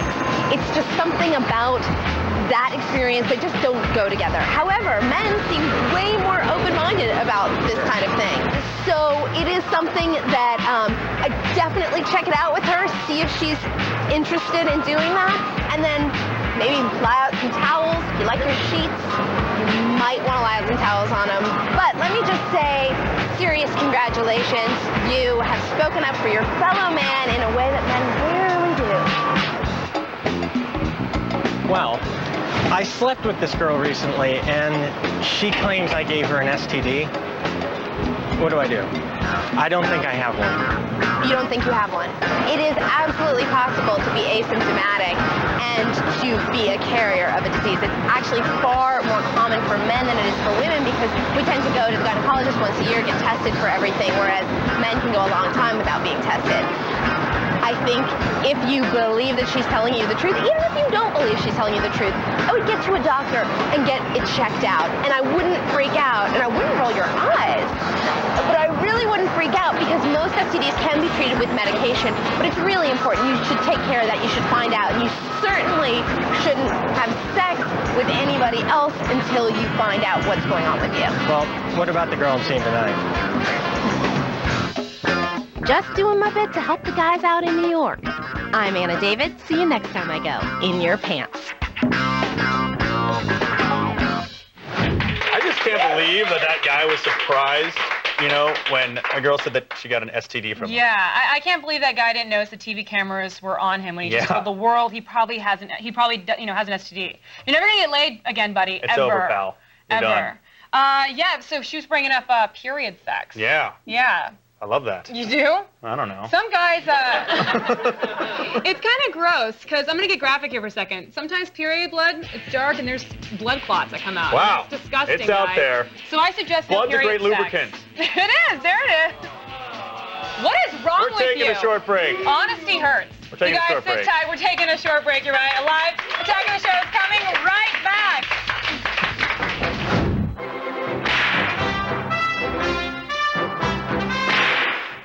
Playing an iconic character can be tough for an actor. People see Harrison walking down the street and they don't see Harrison Ford. They see the roles he's played. That can be a tough box to break out of. That artifact belongs in a museum. I'm not going to let it be used as a weapon. So let's get it back on the Millennium Falcon and get the hell out of here. Cut. That artifact belongs in a museum.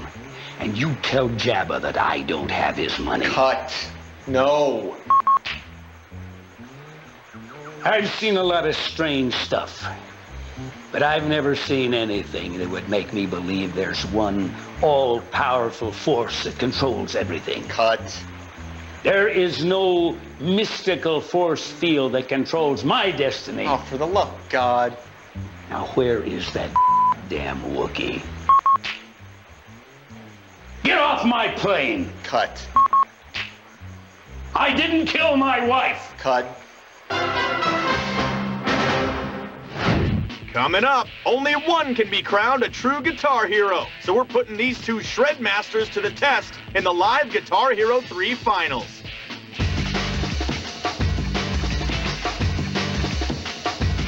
TV's only source for all the stuff you care about. Attack of the Show. Next on G4. When you actually...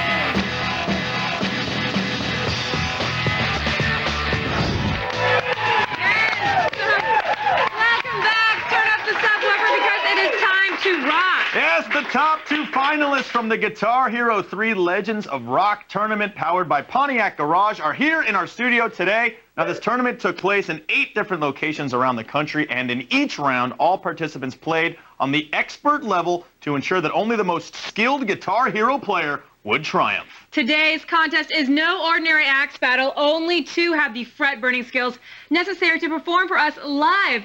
As a reward, the winner of today's contest is going to walk away with the keys to a brand new 2008 Pontiac G5 Coupe. Sweet. Pretty rad, boys. All right, it's time to meet our 2 finalists first. Joining us all the way from New Jersey to Garden State, he's known around the world as the living, breathing rock legend. He posted a score of 639,446 points on the expert setting, playing the Dragon Force song Through the Fire and Flames. This rock legend has certainly earned the right to be here today. Give it up for Gary Bathrick, y'all. What's up? That's my man. Our next finalist is the winner of the Austin, Texas competition and is no stranger to the danger of shredding. He is known in every watering hole and Irish pub across the nation as the rock star who would like a nice new car. He scored an amazing 653,649 points playing Through the Fire and Flames. Let's hear it for Daniel Juarez! Daniel Juarez! All right, we're keeping it real simple, fellas. In accordance to the official rules of this contest, you will be playing in the Pro Face-Off mode on the expert setting. As a test of true skill, you'll be playing Pride and Joy by the legend himself, SRV Stevie Ray Vaughan, y'all. Now, whoever has the highest score at the end of this song wins the 2008 Pontiac G5 Coupe. Oh, and by the way, guys, the whole world is watching, and this is going to be on the internet for the rest of your life. So no pressure at all. You're sweating profusely. Yeah. A little. Yeah. All right, okay, guys. you guys are cool, they're calm. I feel good about this. So do Feel I, very and good. we're going to make it all sexy. We're going to bring the lights down, all right? We're like at the Staples Center here, baby. We're live, Yeah. all right? You guys ready to get this thing started? Definitely. Yep. Here we go. In 3, 2, 1, go. There they go, baby. It is now on. Daniel's gameplay is on the right. My man Gary is on the left. There's no stopping it now. You know, I like these 2 guys because there's no theatrics about them. There's no show-off. It's just hardcore gameplay. They will stand there and they will watch. Exactly. They're just sitting there, no splits, no Pete Townsend moves. Start off pretty good, pretty even. Absolutely. The battle for a brand new car has begun. There's no turning back. Every note counts, and only one of these finalists, only one, is going to drive home a winner. Now, for anyone at home wondering why we chose Stevie Ray Vaughan's Pride and Joy, you should note that this is a very technical song with intense hammer-ons, a complex mix of 2- and 3-note chords, and very few opportunities to earn star power, which is very important because once you get that star power, it just throws you over to a point where it's hard to come back. Yes, it is. Daniel hit a 100-note streak a second ago. That's got to help out. Star power is ready for both players. They're going to use it. Yes, and the star power will be a major factor in this competition. That's what blue lights are. The little needle in the middle pointing a little bit towards the right now, but a 100-note streak. That was Gary, Gary. very solid. Now, very again, solid. if you guys are just tuning in, you are watching 2 of the best Guitar Hero 3 players in the nation. One of these rockers is going to walk home, not going to say with their tail between their legs because they're obviously would be the 2nd best player in the nation. But the other one walks away with a brand new car. Brand new car. You know what? I kind of feel bad for the runner-up. I'm going to offer up the keys to my 1992 Mercury Sable. Are you to the serious? runner-up. Yes, I am. Are you serious? Absolutely. That's like your 4th Sable you've had. That's my favorite Sable. I love that You'd car. really give that. You give away the whole Sable car. is going to the runner-up, people. Watch closely now. A 50-note streak there for Daniel. They are playing the same note chart at the same time on the expert difficulty level. This is no picnic. Now, when I'm looking at a 100-note streak for Daniel, 300-note streak for Gary. The needle is definitely in his favor right now. The thing is, we're watching both of their points are within 1,000 each. They kind of keep jumping over each other. It's a very close race. Right now, they're on neck and neck. We could have a tire. I mean, this is as professional as it gets. Now, there is no doubt about it, Star Jack. power on for Daniel. This is a pro face-off. They're definitely ultimate champions in this. It's a true test. What do you think's better, play for a car or something else? Why don't you offer up something, Olivia? Maybe make out with one of them. Well, that's not really that much. I make out with a lot of people, and I would do it, just for $10. So it's not Chance, really. there's $10 on the table. Anyone want to make out with Olivia? No. Look at how focused they are. They don't even stray from the board. They keep on playing. When's the last time you had a brand new car? It's been a very long time. A brand Very new long car is time. a big deal, and these guys are so commended. And they're both smoking, and they're quite even, although a little advantage, I think, to Gary. His fingers are flying. They're moving in sync like a plate full of well-trained spaghetti noodles. Unbelievable. Zach, I'm actually not sure what that means, but it sounded really good. Just so you know, it sounds really good. But Daniel has displayed some very impressive strumming and isn't showing any signs of weakness No, in either. fact, he's got a slight lead right now. Nice jump there. He's on the accurate, last, confident, looks couple determined to win this competition. But I'm not gonna look over Gary because both these guys are very focused. And during the earlier when we were speaking to them, they couldn't even look at us in the eye. They were just concentrated on their they're game. just focusing on those notes. And right now, a 50-note streak over there on the right for Daniel. Star Power's on, but right now the points favor Gary. Both these guys, they worked so hard to get this far. Let me just say, not only did they have to get out of bed and drive down to the mall for the competition, but they also had to display their talent for rhythm by moving their fingers really, really, really fast. That's funny because I get made fun of a lot for standing and just playing my Guitar Hero straight on. Like, no, there's no jam and there's no rocking out. But these guys, they're extremely accurate and they know that this is for a car, so they're taking it very seriously. It's a close match. The keys to a brand new car hang in the balance as color dots continue to reign infinitely. There it is. That's it. Player one rocks. It's all over. Wow. It's all over.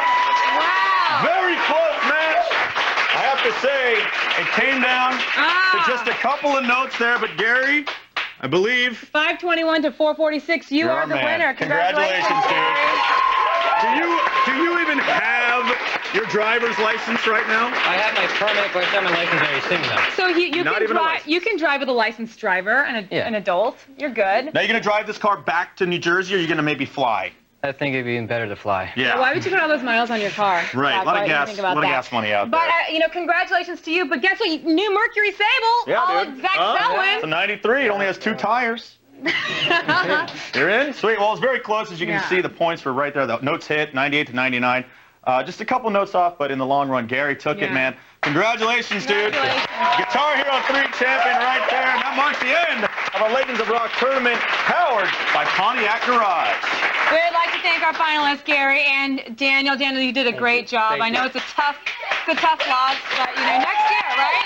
We got next year. Congratulations to the something for you. I don't know. We have iPods and Nanos or something running around. HD DVDs. Yeah. Super bad on HD. Don't get crazy. Don't get crazy. Coming up tomorrow on an all-new AOTS, we're going to have the Loop Global Edition, and we will talk live to Dubai, China, and Buenos Aires about the Wii shortages and how Journey, Open Arms Journey, found their new lead singer on YouTube. Plus, we continue to count down our 20 Days of Gadget Prawn and review 2 AT&T smartphones, the dual sliding Pantech Duo and the Tilt, and we'll tell you guys which one is better. And then we'll have the world premiere of the new trailer for Roland Emmerich's 10,000 BC. You can't see it anywhere else. Not online, on TV, only Nowhere here. else. Make sure to go to g4tv.com/AOTS for all the things you saw today and more. You guys, up next, X-Play reviews The Simpsons game. Good night.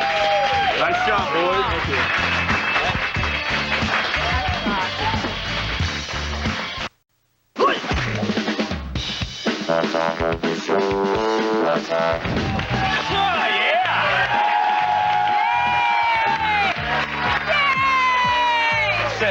Don't leave me. Enjoy the strap. Hey everybody, welcome to Attack of the Show, TV's only source for all the stuff you care about. I'm Kevin Pereira, and I am... Hey! You already winded? You already winded. I am back with a whimper. Don't ever leave me, Kevin Pereira. I'm sorry, I had You to go on the stay road here. and, get the Hep C, but I'm better now. He's back, I'm just everybody. weak. It's good to be back. Thank you guys. Thank you. I missed you. I missed you too. Don't leave me We again. talked every night on the road. We did. Tell you bedtime stories. Are you still alive? Cool. You guys, I'm Olivia Munn and very thankful to have this man back in my life. We're coming to you live from the G4 studios right here in Los Angeles on Tuesday, December 11th. It sounded sincere. It was sincere. I missed you so That much. hurts. That's a weird emotion. Stop it with that. It's not robotic enough. On today's show, it's every guy's Japanese schoolgirl fantasy if that fantasy involves cybernetic body parts and hundreds of gallons of bloodshed. It does. It should. It should. It's all in around the net. Then Chris Gore is here for another DV Tuesday, and he's bringing the latest Pirates of the Caribbean. Is it Caribbean? I'm not sure. And Harry Potter discs. He's got them both. They're here. Potato. Plus, we'll put AT&T's sleek new Pantech Duo and Tilt mobile phones side by side for some hot mobile versus mobile product comparison on Gadgetron. And we're going planetary in the Loop Global Edition to talk to Japan and Dubai about Wii shortages and banned frontmen from YouTube. But first, let's go to the web and see what should live and what should die. That's right. Beg for mercy. It's the top 5 items in Around the Net.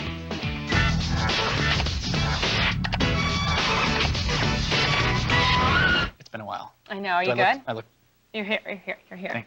Wait. No, here. You're pointing there. No, I know, but you look there. Today's number 5 is a new solution to the age-old question: what do you do when a bro is passed out on your couch? Well, there are actually many solutions come to my mind. That's right. Yeah. You could molest him, but not in a gay way. No. Or you could draw genitals on his face with a Sharpie, but not in a gay way. Well, that could be in a gay way, actually. It could be in a gay way. It depends on how descriptive it is. Well, if you attach the Sharpie with a Velcro belt and then grab his face and actually draw with a series, it's like a quick... You've had too much time on your hand this last week. I'm just saying, it gets lonely on the road. Yeah, it does. Aww. That's where the Hep C came in? It totally did. Dirty. Never use another man's markers. Let's face it, there, you guys. Those tricks that we've been talking about have been done. Yes. Celebrating our nation's independence at the same time, that's another story.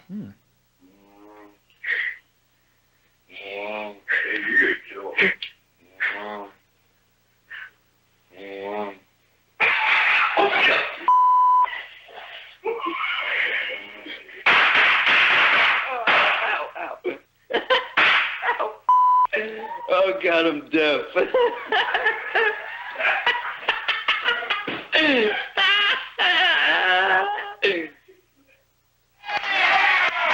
looks like your brother. It did kind of look like my brother. Looks like your brother a little bit. Yeah. We live in a country where you can get so drunk that loud explosions won't even wake you up. The Pilgrims would be so proud. That's right. They would. And the Indians who we stole their country and killed all their people. Yeah, They'd be proud of us, They were too. harmed by the loud noises. That's right. Those were muskets. Kevin, I actually have to say that I enjoyed that potentially limb-destroying firecracker video at number 5. I'm glad you enjoyed that a little. Well, I did, but, this past week I have toned down a little bit, and I'm going to ask for something a little bit more wholesome for you. Number 4, anything sweeter? Wow, it's weird coming back to this new Olivia Sincerely Misses Me, a little wholesome. Actually, we can do that. Okay. Let's do that. Today's number 4 actually comes to us from a high school wheelbarrow race. Oh. As we all know, the key to winning these events, teamwork, practice, and precision.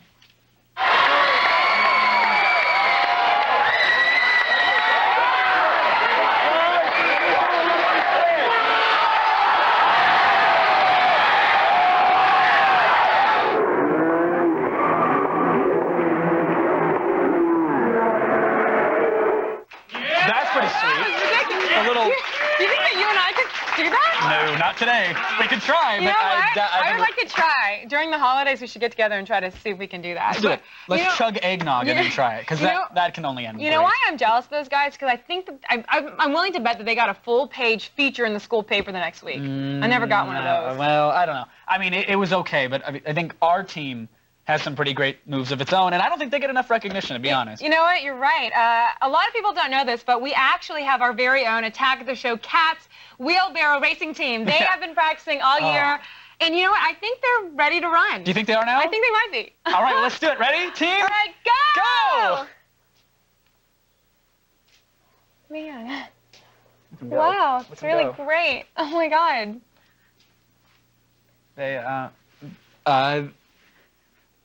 They did it! Yay! Yeah! They did. You guys are going to miss varsity. How'd that pop? They're balloons. Sometimes they do that. I had a varsity joke. Did you? But it couldn't hear it.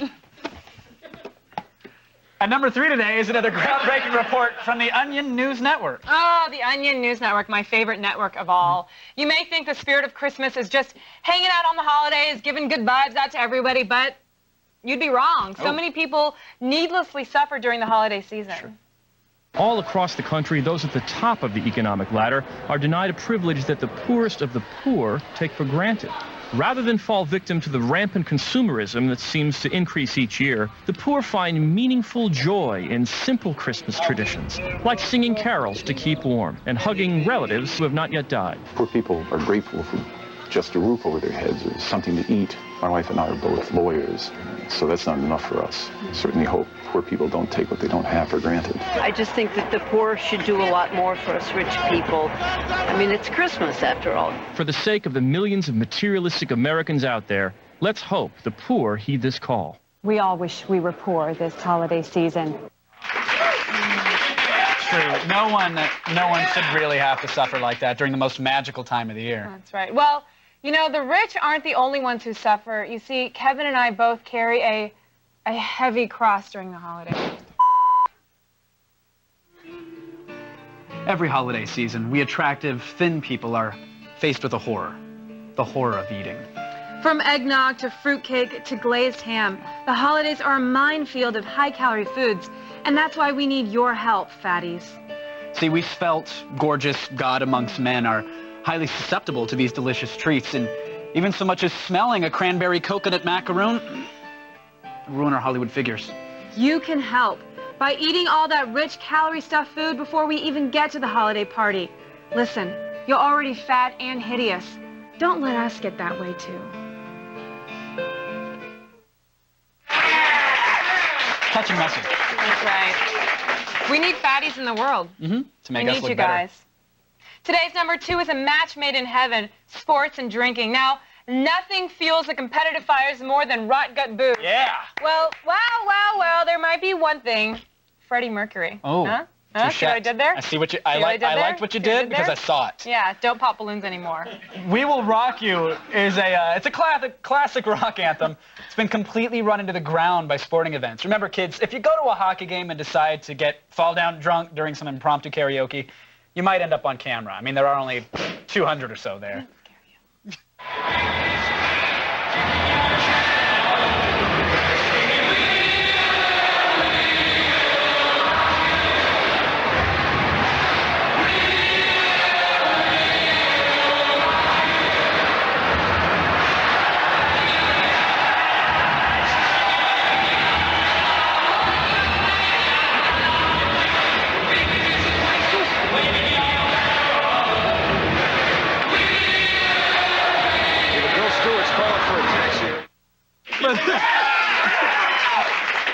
Did anybody at home, could you see it on the camera, Olivia's ninja balloon popping skills, where I'm doing my read and she goes,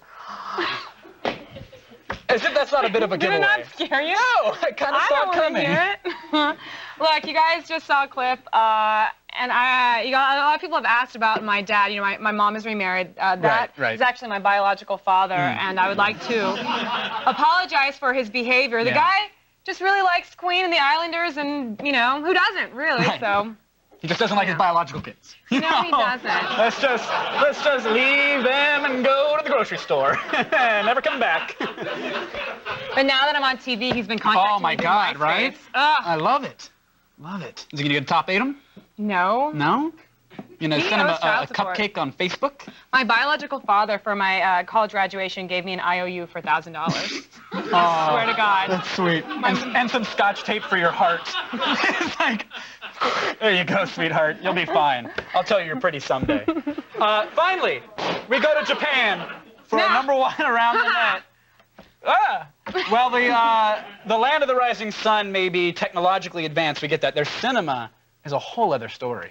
Quite simply, it's completely effed up. Their idea of a good night at the movies is catching a matinee of Ichi the Killer or Tetsuya the Iron Man. That's the movie with the drill penis. Yes. You guys know that one? And you know the first one too, don't you? Very well. It's the skin hooks in the back, and he's got his face cut. All right, never mind. We love them. We love the Japanese for it. We love their movies. Noboru Iguchi. Say it right. Noboru Iguchi. And other Japanese cult filmmakers have come together to make the ultimate underground cult movie. It is. Please, do the honors. Machine Gun. Does that sound like it?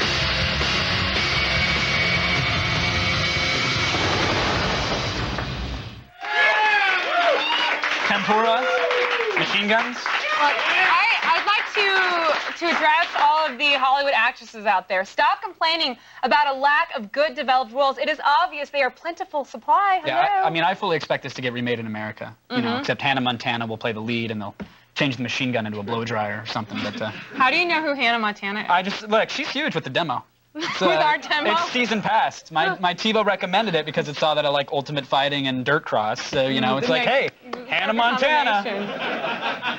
Welcome back, Kevin Pereira. Good to be back. Thank you. Stop.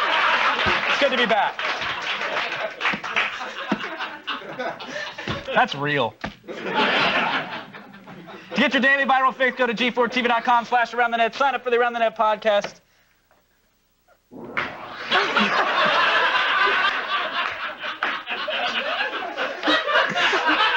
do it. I was going to put it under your foot for you. Right now, it's time for the only news you need to know. Here's Kristen Holt, the feed headlines. Thanks, guys. Here's what's coming up in the feed. First, YouTube is opening up its wallet and paying the players. Plus, John Singleton has signed on to direct an adaptation of a classic 80s television program. And we've got all the info on the new heroic Halo 3 map pack. It's all coming your way in just a few minutes. But first, back to you guys. Thanks, Kristen. Now we have got the latest gadgets, DVDs, news from around the globe, and a new Kevin Pereira. It's what we do. Stop it! Here's what's coming up on today's Attack of the Show. The holidays are here, but We Productions still can't meet demand. So we're chatting with Dubai about their supply in The Loop Global Edition. Plus, Kristen finds out how Will Smith dealt with a dog as a leading lady in disaster epic I Am Legend. And we're reviewing 2 new 3G phones from AT&T to let you know whether you should go Duo or Tilt on Gadget Prime. We're slashing prices when the attack comes back.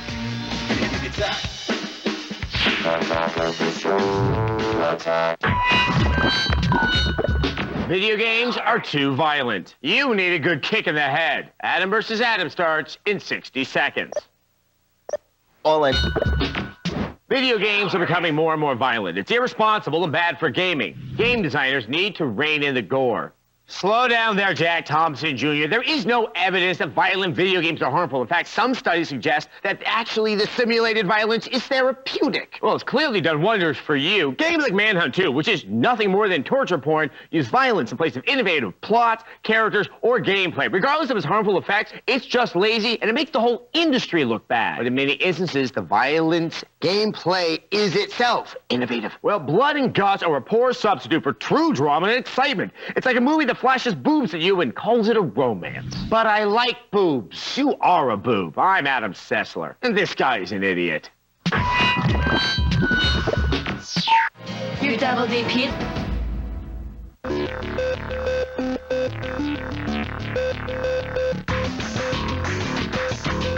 Video games are evolving. And now, so are we. Introducing the all-new X-Play. Now with news, reviews, cheats, demos, interactivity. Yes, that's what I'm talking about. The all-new X-Play, January 14th, only on G4.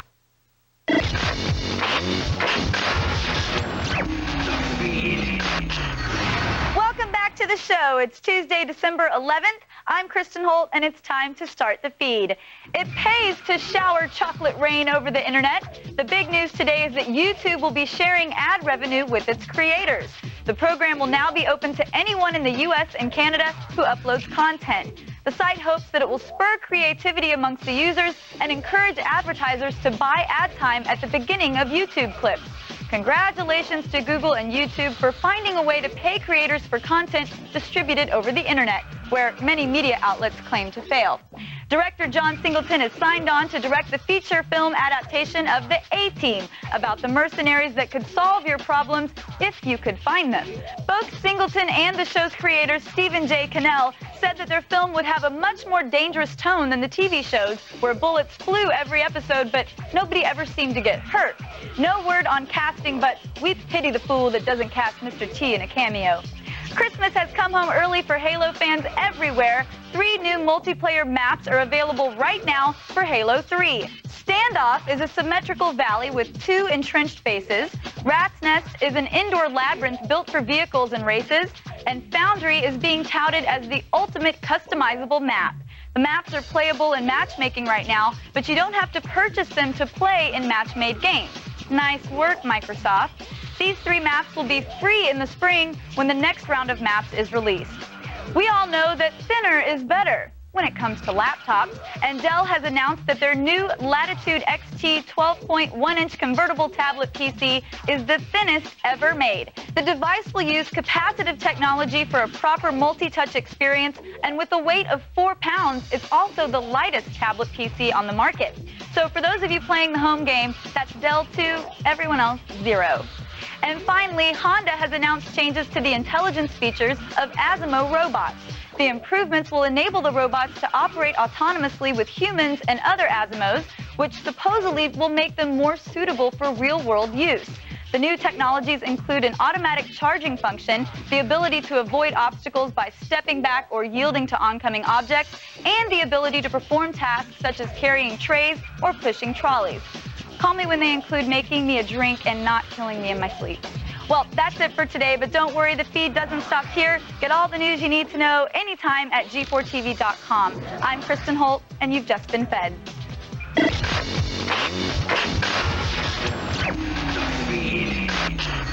All right, thanks, Kristen. It's time for some video viewer mail courtesy of our Army of Monitor Heads. This message is from Toronto, Ontario, Canada. Yes, we get you up here too.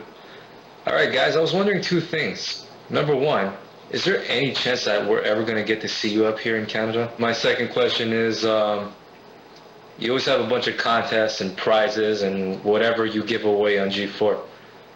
But I've noticed there's none available for Canada. Have you guys forgotten the love? The love for the Great White North? Hollywood North? First of all, that was a lot of analogies for Canada. Yeah. One too many. West Hollywood North. Second of all, I did go to Canada for rock, paper, scissors. Hello. Where were you? And you beat the entire country. I actually did. They asked me never to come back because that's how good I was. You've been now banished from Canada. But I'll come back. I'll come back. You know, the next. You'll never know the joys of Future Shop. I never will. But just so you know, G4 apparently our lawyers have a thing against Canada because apparently, like, you guys aren't allowed to win anything because you're not an American citizen. Right. So that sucks for you, but you should write. Plus, your currency is worth more now, and that pisses us off. No, it really does. Because what is it? Is it syrup? The currency is syrup. You know what I mean? It's like, packets or like coins. Well, I don't really know what to say to that. Me neither. G4 doesn't care if you're naughty or nice. Either way, you can still win everything on your Christmas list. Oh. That's where Kevin comes in. Remember this? Free stuff returns for the that. holidays. This is the one where the ad says, like, and 2 chimps, and then it's like Morgan and my face pop up on the ad. I'm like, thanks. Thanks, graphics department.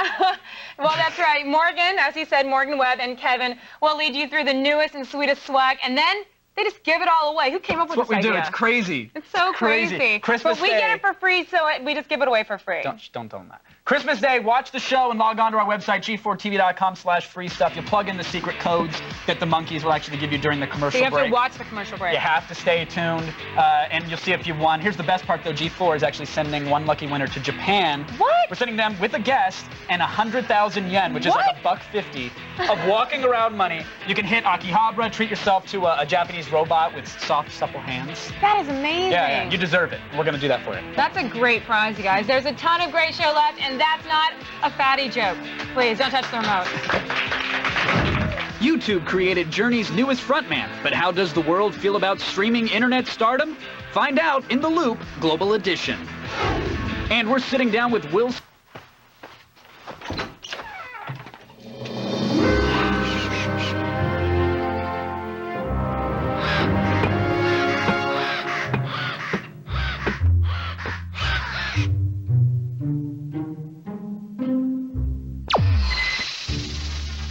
G4 is like having a butt-beaming robot whose job is to tune you into game reviews and other fun stuff to watch.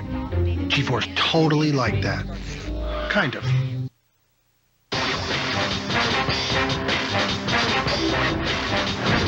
Welcome back, everybody. Right now, parts of the earth. It's time to check in with our own national man of mystery. It's Kevin Pereira. It's not that mysterious, it's just strep. Airline companies are experimenting with in-flight internet service. Nintendo is still underproducing Wii's. Journey finds their new frontman on YouTube, of all places. And we explore how the rest of the world feels about Hollywood blockbusters. It's time to go live with The Loop Global Edition. Wow,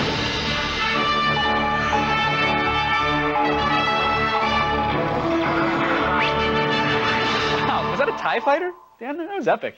Our guest tonight from the city of Dubai in the United Arab Emirates, senior consultant with GDS Knowledge Consultants, Brian Parks joins us, and in Tokyo, Japan, editor for CheapAssGamer.com, David Abrams is back for more. Welcome to the Global Loop, everybody.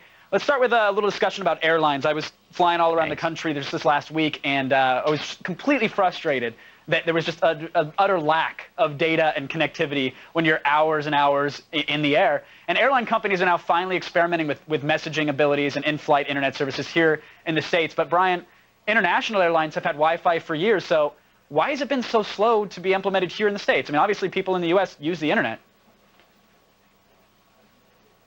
Well, Kevin, I don't know. I think that actually it's pretty spotty in terms of international service for internet on the airlines. I live here in Dubai. I think 40 million people are going to be passing through the airport this year.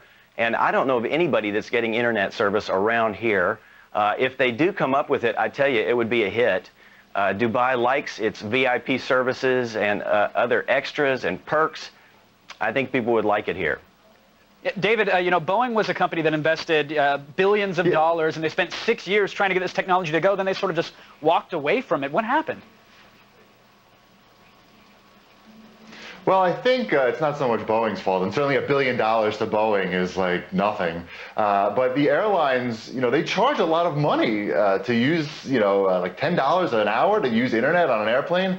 I mean, personally, I would rather, my favorite form of in-flight entertainment is just slipping into an Ambien coma. Well, that's okay. That's a given. But you know, I guess the question is, if they have the technical capabilities, even if only some places have it, to get Wi-Fi, to get internet features onto a plane, why isn't it here? I mean, is it just that there's not a demand? Because yes, I know Ambien is the second choice to the Nintendo DS for most people, but wouldn't internet be number one if it was there? I don't know. I don't think that people really Kevin, need to be surfing the internet on the airplane all that much. And Go ahead, continue.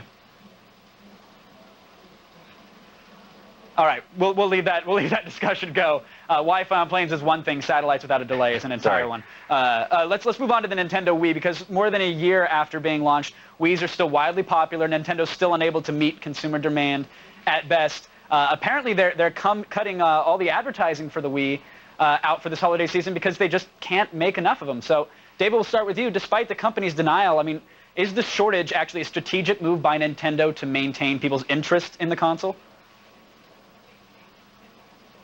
No, I don't think so at all. I mean, that's a really bad business move. I can't believe. Hold on. Let's start with David here. My apologies, David. What do you think? You know, I don't know how it is in Japan, but I know here in the States you simply can't get one. So, is it a strategic move?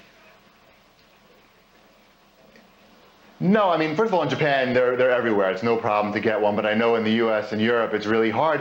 I think that Nintendo would really rather sell as many of these as possible, as soon as possible. They just made a gamble. They decided, you know, we don't want to be left with excess Wiis in inventory, and they made a decision, and it may wind up biting them. Now, Brian, what's the situation like in Dubai? I mean, in the US, people are waiting in lines for days to get a Wii. Are shoppers there doing the same?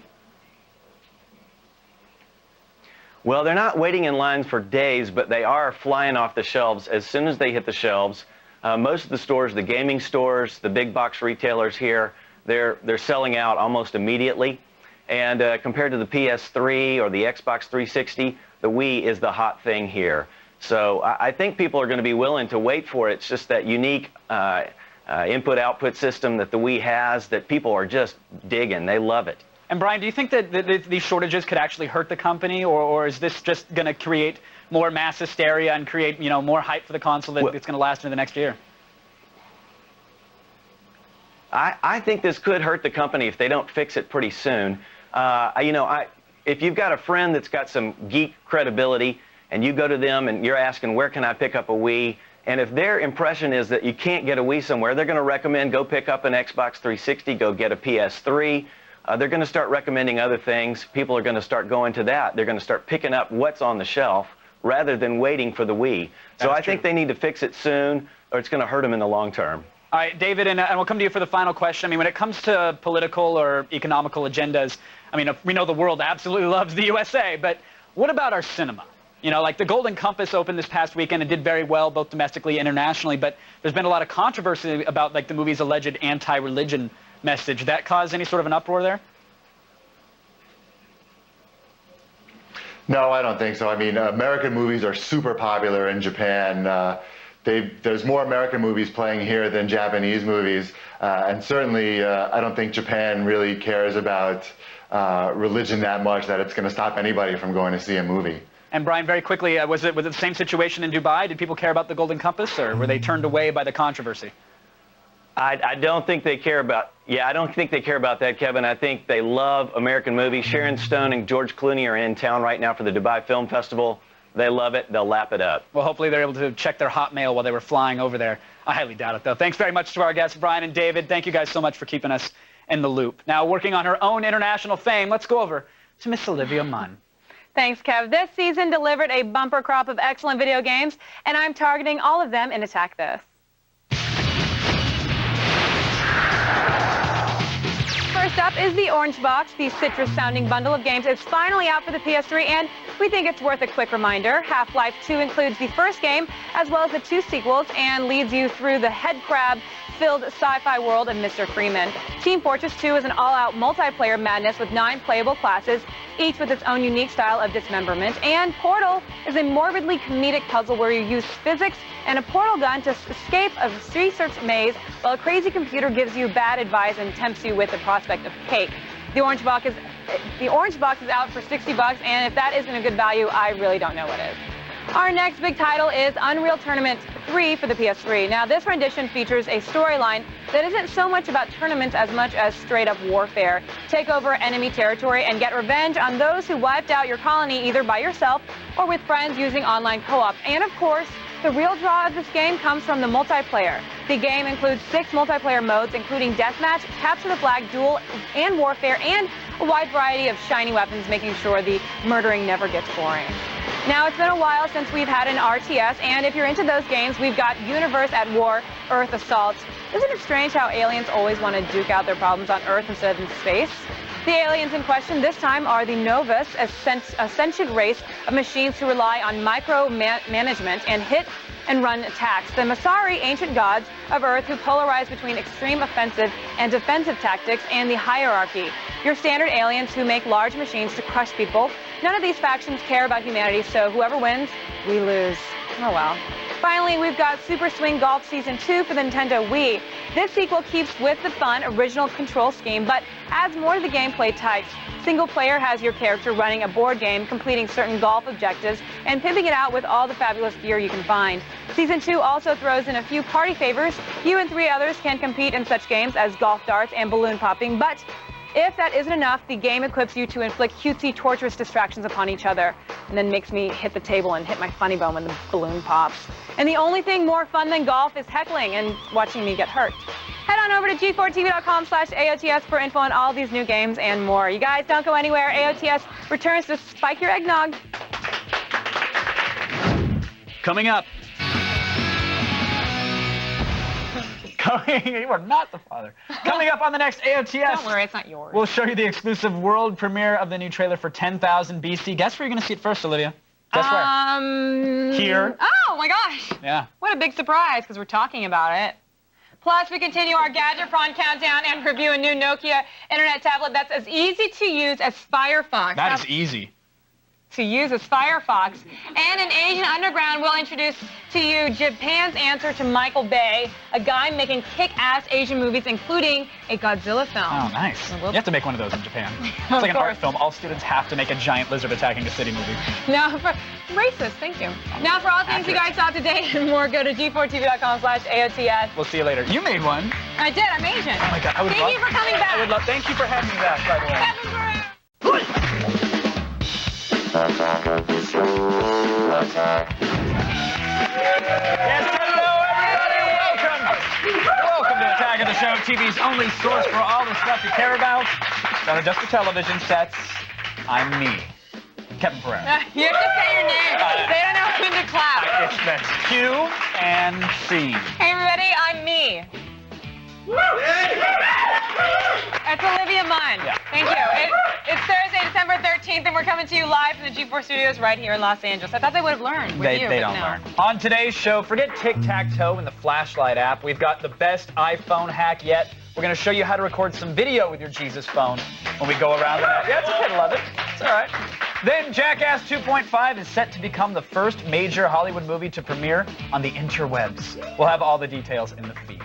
Plus, GameSpot's editorial director was recently fired, and there's speculation that it was over a negative review. If the rumors are true, Kevin, what does this mean for gaming journalism? We'll discuss it all in the loop. And toss your Razr in the garbage. It's old news. We'll show you some Motorola devices that go great together. The Razr 2 and H12 headset. That's Engadgetron. But first, let's enter a world of magic and mystery. And utter insanity. That's three things. We're going around the net.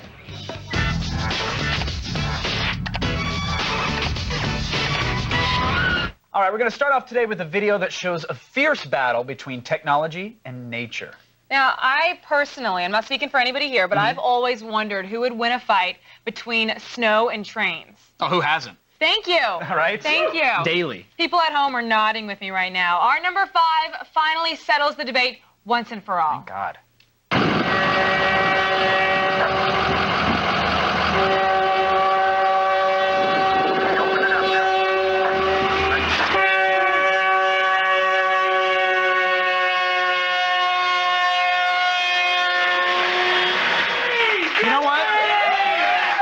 If the Polar Express had shown footage like that and maybe like the occasional beheading, I would have actually watched that movie. You would have? I don't believe that. I probably wouldn't. Today's number 4 is an iPhone hack that answers a question we've had since day one. Why the hell doesn't it record video? It seems like a no-brainer, but apparently it doesn't. Yeah, you know, with all the technology and, you know, this thing's feature-packed, not having video is weird. Obviously, Apple isn't doing anything about this, so the tech wizards at Monsters and Friends figured out how. The program is called Drunken Bass, and it's in beta, but it'll allow you to grab 5-second clips at 10 frames a second. Now, the final version will be 30 frames per second, allow you to record clips and fill up the iPhone's hard drive, and have an interface to save and access your videos. Sadly, no audio. Well, not yet. Not yet. It could get there, though. We've installed the app so that we could actually see if it works, and it kind of does. So here it is. But it's not 30 seconds. No. Again, the trial's only 10 seconds, 5 frames a second. But you have the little Drunken Bass icon. You click it. It'll immediately load. There's no interface and just start recording, which, wow, that's exciting. And once it's done, it'll loop your video back to show that, hey, look, it did, in fact, grab it. So that's all you get right now. Yeah. But well, you're really only showing something that looks like the camera function. Yeah, except the fact that it's clearly buffering it and saving what it's seeing and then spitting it back. The thing is, we don't know where they're saving it. We can't find it. Yeah, we don't know where those files are on the phone just yet. So who knows? Full version could be amazing. Again, you guys, this is only a beta, but it does prove that the iPhone, like Kevin said, is capable of more than we originally thought, and that this function better be in a future update instead of all of those, security patches to prevent creativity. Yeah. Even though I don't have one, so I don't Stop care. crushing the fun, Apple. You should really get one, by the way. It will change your life. I don't It will have make you a better Singular. person and more I don't attractive overall. Okay, then. Okay. For today's number 3, we have to go to Iraq. Yeah, I know. Iraq. Let's go to Iraq. At this time of year, you're probably accustomed to tuning in, on the news. You hear some holiday messages, from the men and the women of the armed forces. Now, it's a great way for them to get out all of their thoughts and feelings, say hello to everybody. That being said, here's what the troops had to say to the Onion News Network. The Onion News Network would like to say happy holidays to all of our soldiers serving overseas. Let's hear from a few of them before the break. Private Randy Marshall here. Last week, Dan Cook did a show on our base. He told this joke about Voltron that was pretty funny. Then later, a car bomb blew up 8 guys. Happy holidays. Hey, my little girl, Megan. How's everything? Daddy's still out here at the costume party like he's been for the past 14 months. They want Daddy to do the party a little longer because it's going great. Daddy's having a great time. Woohoo! Hi, this is Private Jonathan Mills from Mesa, Arizona. Hey, guys, back home. I got shot in the head, but I'm okay. It's a long story, and I'll tell you later. We're making really great progress. Things are great. I hope that everything back home is swell, that everyone has a great holiday. Love this Onion News Network. There was, I love it as well. And with regard to this video, there was a ton that I wanted to say, and yet I was instructed to not respond to that video personally by several people in several departments here. So. Really? But if you could say something, what would you say? Happy holidays, everybody! Ah! That's all I really just... That's spirited. Freedom. Hint number 2 today is the latest. That's what we're fighting for, freedom. That's it. They hate our freedom. And oil and something else. Today, the number 2 today is the latest video from YouTube user Mitty Moo. You may remember them from last year's Christmas tree video. Yeah. Go turn on my tree. Go turn on my tree. Yeah, exactly. That's my favorite thing to say during the holidays. Could not stop watching this damn video. We loved it. He's so great. Yeah. Now they're back reviving the mom character who somehow manages to be like everyone's mom. Yeah. Hello? Hey! What's going on? Oh. I had no idea. Are you kidding me? Stop it! All of a sudden she's playing dumb now. What? I hate to say it, but she's losing it. She's losing it. Are you kidding me? With the kids in the car. I can't stand it. I can't stand it. He's selfish. All right, stay outside. I won't say anything. All right, all right. Bye. Goodbye. Go turn on my tree. Yeah, seriously. Quite possibly one of the internet's best characters, right? Yeah. Who wants Bailey? The Dregs, and they weren't I thought it was hilarious. I thought it was a Thank you, perfect Olivia. rendition. I really only do the show for you. Oh, I do it for you and you. Wow. Sometimes it sounds lame in here, but we do it for you guys at home. The Dregs, the New York comedy troupe, put this together, and the money. And the money, Thank you. of course. Oh. Okay, let me talk about what I have to talk about. It's the 2007 HBO Comedy Festival, and we hope they get the success they deserve. This is Are we awesome. still talking about the mom video? Yes. Okay, great. Post more mom videos ASAP. Look, Kevin and I, we can't get through the holidays without them. cannot. Apparently, you hear what we have to deal with. Can we, let's move it on. Let's see this on. Thank you, executive producer, who gets paid for laughter. Wow. We're spiraling downward. Are you a fat, worthless sack of crap? Yes? Then listen up, because today's #1 item in the Round the Net is just for you. We have a commercial from the Anti-Gym. Yeah. It's Denver's harshest weight loss specialist. I think they were inspired by us, to tell you the truth. Instead of hiring a spokesperson like Kirstie Alley and promoting a positive, uplifting message, this business gets right up in your grill and tells you exactly how it is. Do you have any bottles of water I could have? All I got is beer. Beer? Well, that's the only way I can get a guy to come over. Are you serious? Let alone stay the night. And if he doesn't stay, then I need a beer. Ah! This is pathetic. You need a beer bottle or a can to get it, man. Ah! Now I see why. A chubby eating a pie. That's why you'll never get a guy. No chubbies. It's sort of like Dr. Seuss on roids. Yeah.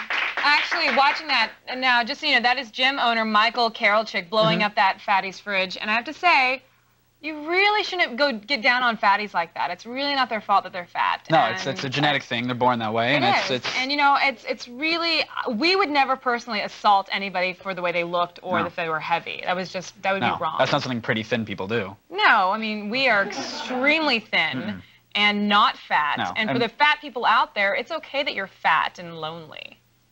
I think we finally found the official Jim of Attack of the Show, though. That's right. And the only issue, he does refer to fatties as chubbies for some reason, but his heart is clearly in the right place. As is ours. Right.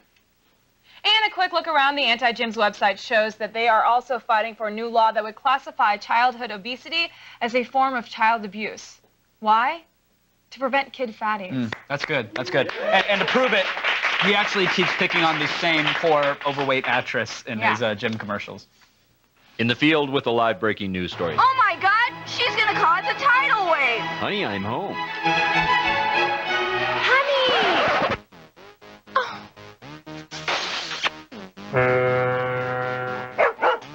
Oh my! Look at you. Moo! Moo! You're never gonna have a hubby if you're a chubby. So forsake the cake. Pathetic. No chubbies. Forsake the cake. That's pretty good. That chick has to have some serious emotional issues by now. Well, But then besides the ones you get from being a fatty. yeah. But she did make some money from doing that commercial. If she was thin, she wouldn't have gotten the money from that commercial. Now she can buy all the cake she needs. To get your daily viral fix, we're going to hell. Go into g4tv.com/AroundTheNet and sign up for the Around the Net podcast. But those jokes will still be funny in hell. They will still, they kill. Oh. What? Right now it's time for the only news you need to know. Here's Layla Cayley in the feed headlines. Thanks, guys. Here's what's coming up in the feed. First, Jackass is back, and this time the guys are terrorizing the internet. Plus, there were plenty of surprises at the announcement of the Golden Globe nominations, and South Korean scientists have done the unthinkable. They've made cats glow in the dark. It's all coming your way in just a few minutes, but first, back to you guys. Hi, thanks, Layla. Now brace yourselves. It's time for some video viewer mail. Take it away, Steven. Hi, Kevin and Olivia. This is Stephen from Toledo, California. My question is, after Kevin's recent travels to fans' houses, who was his favorite house to visit and why? That's a really great question that's a tough question. That's because unfair. every stop was different. One, you got Mama at one house. You got a mansion under the other. Right. I got the bird flu at one of them. Yeah. You know, it was weird. I didn't have a lot of time to spend at any of the houses just because of the schedule. You just fly in and... yeah. So, I mean, sadly, like Miami, I had no time to hang out with the guys afterwards. In Michigan, I got to play a little rock band with Smee and the crew, but it was like for a half hour, 45 minutes or so. Philadelphia was probably one of the best, and that's not a slight to Arizona at all because I was just sick there. Yeah. But in Philly, man, the guys came out. I had some time to chill out, play Guitar Hero with them afterwards. We had a little drink or two afterwards. Even Mama partook. Now, if you were gonna... the guys bribed me with cupcakes and a happy birthday, so it was very sweet. Well, if you're gonna do it again, do you have any advice for fans what they should put out for you or what Purell. Okay. Buckets and buckets of Purell. Okay. Please. Good to know. Right now, you guys, let's talk about a major story that hit while Kevin was on the road. Jeff Gerstmann was recently dismissed from his role as editorial director at GameSpot.com, and some are saying it was because of his negative review of Kane and Lynch: Dead Men. Yeah, GameSpot denies that this was the case. They stand by their editorial integrity. However, rumors suggest that the game's developer, Eidos Interactive, was actually upset about the game's subpar marks, and as a regular advertiser on the site, apparently they threatened to cut their funding. Again, it's all hearsay, but... Yeah, it's kind of suspicious. Now, around that time, Gerstmann's video review was pulled from the site, and his harsh written review was altered to be, quote, more in line with the numbered rating he submitted. Yeah. Now, some gamers are wondering if all game reviews are biased and edited, and some say that we are more journalistic than 60 Minutes. I think we really are. We're the most trusted source for all the stuff you care about. But we're not talking about us, we're talking about them. And we want to know what you guys think. Are game reviews an honest assessment or just paid advertising? Vote at our website, g4tv.com/AOTS, or text your vote to G4TXT, that's 44898. That'll let you vote and register for AOTS live news alerts. This is going to be a good loop. I'm very excited about it. Very interesting. You know, if you guys like games, comics, the latest gadgets, and overall great television, you have no reason to change the channel. She's right. We've got more coming up. She's right. Here's what's coming up on today's Attack of the Show. Are video game ads influencing video game reviews? We're talking about the controversial firing of GameSpot editor Jeff Gerstmann in the loop. And we're checking out the Heroes Volume 1 comic book, which features tons of art and writing from the hit TV series on Fresh Ink. Plus, we're reviewing the Razer 2 and its super sleek Crystal Talk H12 headset on Gadgetron. We're turning you to the dark side when the attack comes back.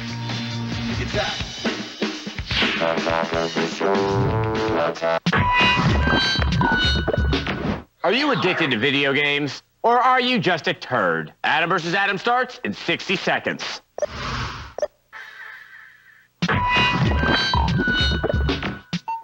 Video game addiction is a growing problem in this country, and the game industry has to step up and own it. We need outreach and PSAs to raise awareness and get help to the people who need it. Oh, shut your Twinkie hole. This is just another made-up malady to spin cash in the self-help industry. Nothing is ever anybody's fault anymore. Just take a pill or see a therapist to make everything all better. So, Mr. Compassion, you've never seen anyone take a day off of work or school or even their relationships for the sake of a game? Of course I have. It's called being a jerk. But your nanny-state approach does nothing to address the core issue of personal responsibility. What do you know about addiction anyway? Is that the time? Well, sorry, gotta go. I'm Adam Sessler.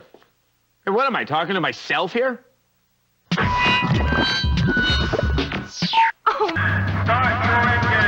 Take a peek inside the real adult world. You really have to see it to believe it. Trust us on that. The Adult Entertainment Expo from Las Vegas. 2 hours of the industry's hottest girls and latest gadgets. I'm a naughty, naughty girl. My lord, it's a good time. And only one network has the cojones to cover it. I'm from Utah and I've never seen anything like this in my life. Keep in mind, little dabble do ya. The Adult Entertainment Expo 08, January 13th, only on G4. Hey everybody, welcome back to the old show. Take a seat though, because it's time for the only news you need to know. There's only one place to get all the day's top stories. Thanks, guys. It's time to start the feed. Intended here in Hollywood. The Feed with Layla Kaylee. There's a new Jackass film coming, and it's set to debut exclusively on the internet. Jackass 2.5, an hour-long film composed of extra footage from the last movie and newly shot scenes, will be available December 19th. You can watch it streaming online for free at jackassworld.com. And on December 26th, the film will become available exclusively to rent at Blockbuster, for sale at some outlets, and available to download at Movie Link. It's always good to see those guys kick convention in the nuts. The Golden Globe nominations were announced early this morning, and as usual, there were plenty of surprises. The upcoming comedy, Walk Hard, scored nominations for Best Actor and Best Song. The indie comedy Juno scored 3 nominations for Best Picture Screenplay and Ellen Page for Lead Actress.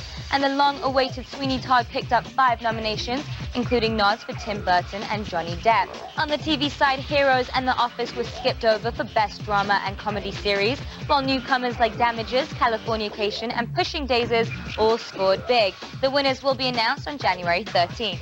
For years, the military has used video games for battle simulations, and now they're setting up their own gaming company. TPO Gaming is hard at work on creating a toolkit that will allow soldiers to build and create games, as well as design their own simulations. The Marines already have designed one game called Virtual Battlespace 2, which could become a military standard. However, because of the testing and approval process, this toolkit might not see the light of day until 2015.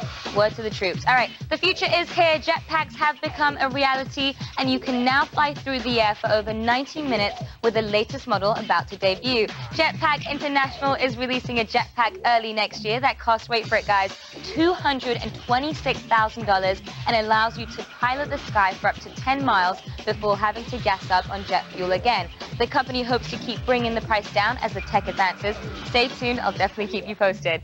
And finally, scientists in South Korea have successfully cloned cats that have the ability to glow in the dark when exposed to ultraviolet light. The scientists inserted a virus into the skin cells of the mother cat, then transplanted those cells into the womb to prove it was possible to clone organisms with manipulated genes. Also, they make great for LOL cat pictures. Yeah. All right, that's it for today, but don't worry, the feed doesn't stop here. Stay tuned to G4 all day and look for the feed ticker at the bottom of your screen. We'll have all the news you need to know as it happens. I'm Layla Kaylee, and you've just been fed.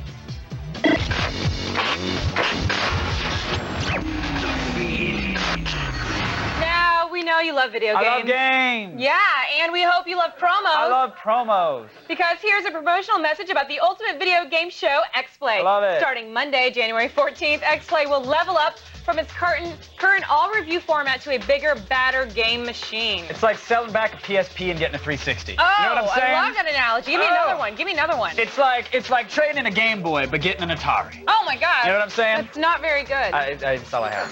The all-new Daily X-Play will cover the entire gaming industry with up-to-the-minute breaking news, previews, Adam and Morgan's game reviews, of course, and so much more. You can catch the all-new X-Play starting Monday, January 14th, right chaw on G4. You guys still ahead? We roll up our sleeves. We roll up our sleeves, make a mess, and get covered in Gadgetron, as well as show you some scantily clad women. I love scantily clad women. Don't miss out. I won't miss out. Can we trust game reviews from sites littered with gaming ads? Find out in The Loop. And we're finding out which hot girl made her boyfriend the winner of our Baby Win Daddy a DSLR camera contest.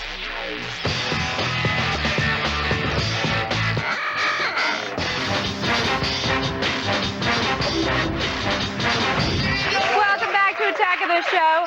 Earlier we asked you if game reviews are an honest assessment or just paid advertising. According to our paid pollsters at the G4 Bunker, 55% of you think that they are honest.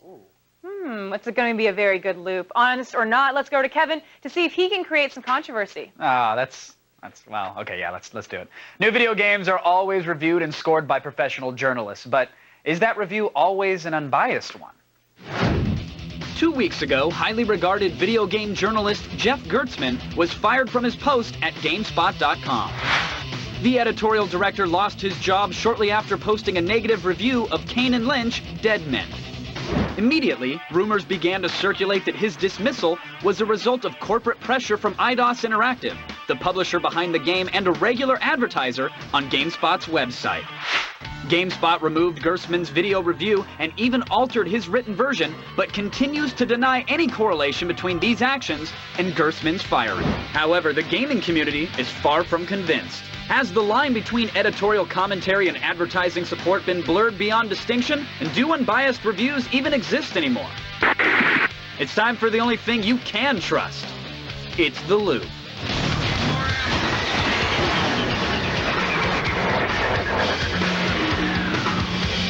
All right, now before we get into this, I want to say that we reached out to Jeff Gertzman for a comment on the story. Sadly, we weren't able to get one before this broadcast. I don't think he's actually allowed to talk about the thing. Also, GameSpot released the following statement a few weeks back. They say, quote, GameSpot takes its editorial integrity extremely seriously. For over a decade, GameSpot and the many members of its editorial team have produced thousands of unbiased reviews that may have been a valuable resource for the gaming community. At CNET Networks, we stand behind the editorial content that our teams produce on a daily basis. So I know the story is like a week or so old, but I was on the road, and then I had, the avian flu. So now that the dust has settled, perhaps we can get maybe a slightly clearer picture of what happened. So let's get into it. My guest tonight, coming to us from San Francisco, editor for Wired's Game Life blog, Chris Kohler joins us. And here in Los Angeles, editor for Kotaku.com, Mike McWhirter. Welcome to The Loop, everybody. The internet, of course, has been ablaze with conspiracy theories suggesting that Jeff was fired because of this single bad Kane and Lynch review. Mike, let's start with you. Do you believe that this is the truth? And why is the real story such a secret here? I mean, it was a pretty high-profile firing. Yeah, I don't know that we really know the real story behind what happened with Jeff Gertzman, and we may never know. But I don't think it was necessarily this one review that was, I don't think it's that cut and dry. I think that my impression was that there were a lot of disagreements with management, and there were a couple contentious reviews, and I don't believe it's just this one thing, but it was unfortunately really bad timing on the part of GameSpot and CNET management, and it just didn't look so good. Chris, do you agree? Do you think it was just clearly bad timing, or was there more going on here? I don't know if it was bad timing. I think that whether or not the Kane and Lynch review was the one thing that led to his firing or not, and it's seeming very much like it wasn't. The problem is that CNET let its employees kind of think that, because all of the rumors that were coming out about Kane and Lynch were coming, on Kotaku and on things like Valleywag and Penny Arcade that kind of started it all, were ostensibly coming from GameSpot employees. And so the fact that they didn't let their employees, give them a clear picture of what was going on seems to be what gave rise to all of the rumors in the first place. Right, and nobody can fault a website for the ad revenues that it generates from its sponsors. I mean, we get that's how they exist, but the problem occurs when companies get paid to advertise the same products they're supposed to be reviewing, of course. And Mike, I mean, how can people expect any objectivity when sponsors are paying people's salaries here? Well, I actually think in GameSpot's defense, they have been very clear in the past about how objective they are about game reviews. They try to separate their news organization from their previews people from the reviewers as to who looks at a game when. And as far as the timing issue that I referred to earlier, I think that was more along the lines of that the review was still the review was fresh, that the ads were plastered across the site, that they had pulled the site ads down, and I just didn't look so good for Eidos to. Well, yeah, I mean, if you've reskinned the site with giant skyscraper ads, and the quote on the page is basically "Don't buy this game," and then it was pulled down that night. Yeah, that's what I mean by bad timing. Okay, so some mismanagement as well. But Chris, regardless of who's advertising on the site, I mean, GameSpot hires and pays their journalists for honest critiques of games, right, bad or good.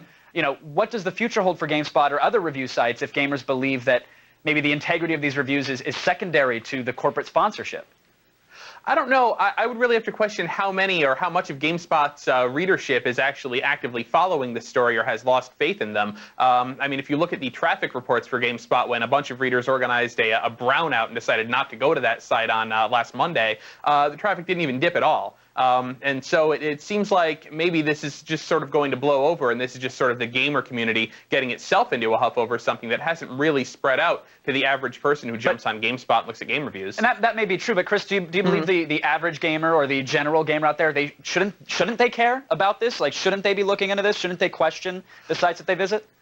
I think you absolutely should be questioning every site that you visit, and you should, compare the reviews that they're putting up to average reviews that are all over the place and get a wide range of opinions, and don't just focus yourself on one website for all of your information about things. Right.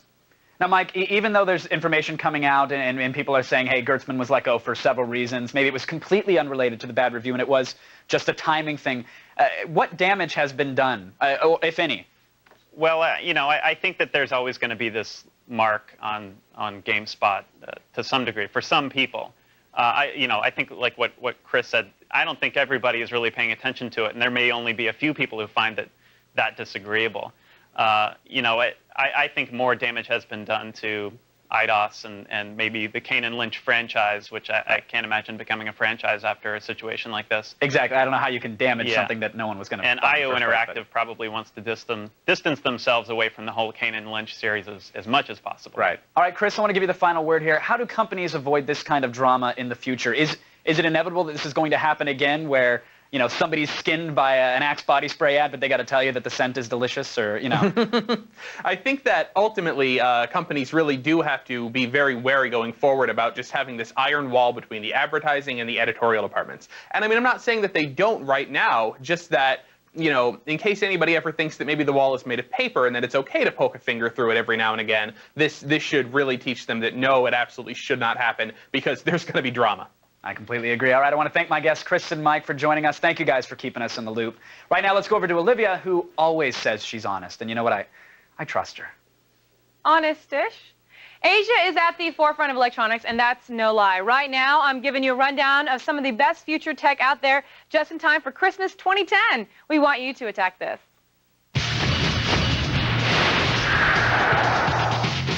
First up is the FOMA F801i, the next in NTT Docomo's lineup of 3G phones. While the F801i is designed for the safety of children, it offers enough security features to put any paranoid pessimist at ease. In emergency mode, the phone will emit a 100-decibel alarm and send a distress beacon to your loved ones. The included amulet keeps a constant wireless connection, so if the user is separated from the phone more than 5 minutes, it will send out the beacon. It's nice to know that your remains will be quickly found in case you get kidnapped or murdered. While we're on the topic of paranoia tech, let's bring up the Nokia Eco Sensor. Now, this concept product consists of a wearable solar-powered sensor unit with a phone for data supply and, well, phone usage. The sensor unit will transmit environmental, weather, and personal health data, so you can always have fair warning when you are entering an area with toxic gas, when you're about to have a heart attack, or when you'll be hit by a tornado. The phone will also transmit data to others using this device so they can know when they're in danger as well. Looking towards a brighter future, we have the Virtual Eve. Eve is an instructional program developed at Massey University in New Zealand and takes the form of a young woman giving instructional lessons through computers. But what makes her different from other video lessons is that she watches you. Based on your facial expressions and emotional state, Eve adjusts the way she teaches and presents herself in order to keep your interest. While learning is fun and all, imagine all the other possibilities of computers if they understood your emotions: interrogation, torture, brainwashing, Skynet.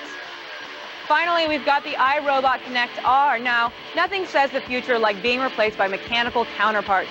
The Connect R is pretty much a Roomba with a webcam and mic, but allows you to create cherished moments with your family and loved ones when you can't be there for them. The camera provides wide-angle and close-up views and is controllable via the interwebs. Using a keyboard or even a joystick, you can drive the Connect R around or chase your friends, families, or pets.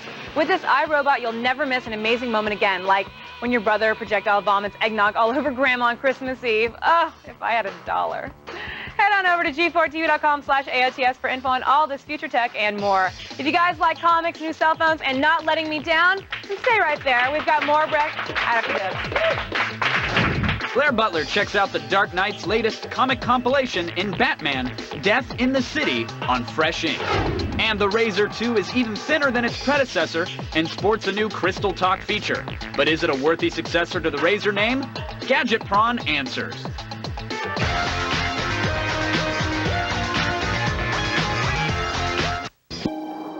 G4 is like being visited by a badass video game goddess who is way into tight circuit-laced apparel and digging up funny, obscure videos. Plus, she's all over the latest blogs, games, and high-tech gadgetry. This energy-clad goddess/sensei of digital goodness is plugged into what's going on. And therefore, my man, so are you. G4 is like that, basically.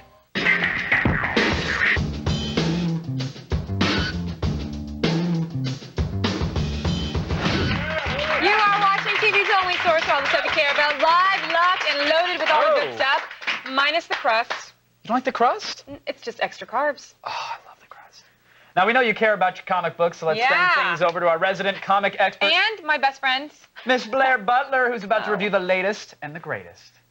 Aw, BFF for life. Yay! Yay! Yay, team. Okay, today on Fresh Ink, I've got Batman, a hero's comic book, and a surprising graphic novel that might just be one of the year's best. Enjoy.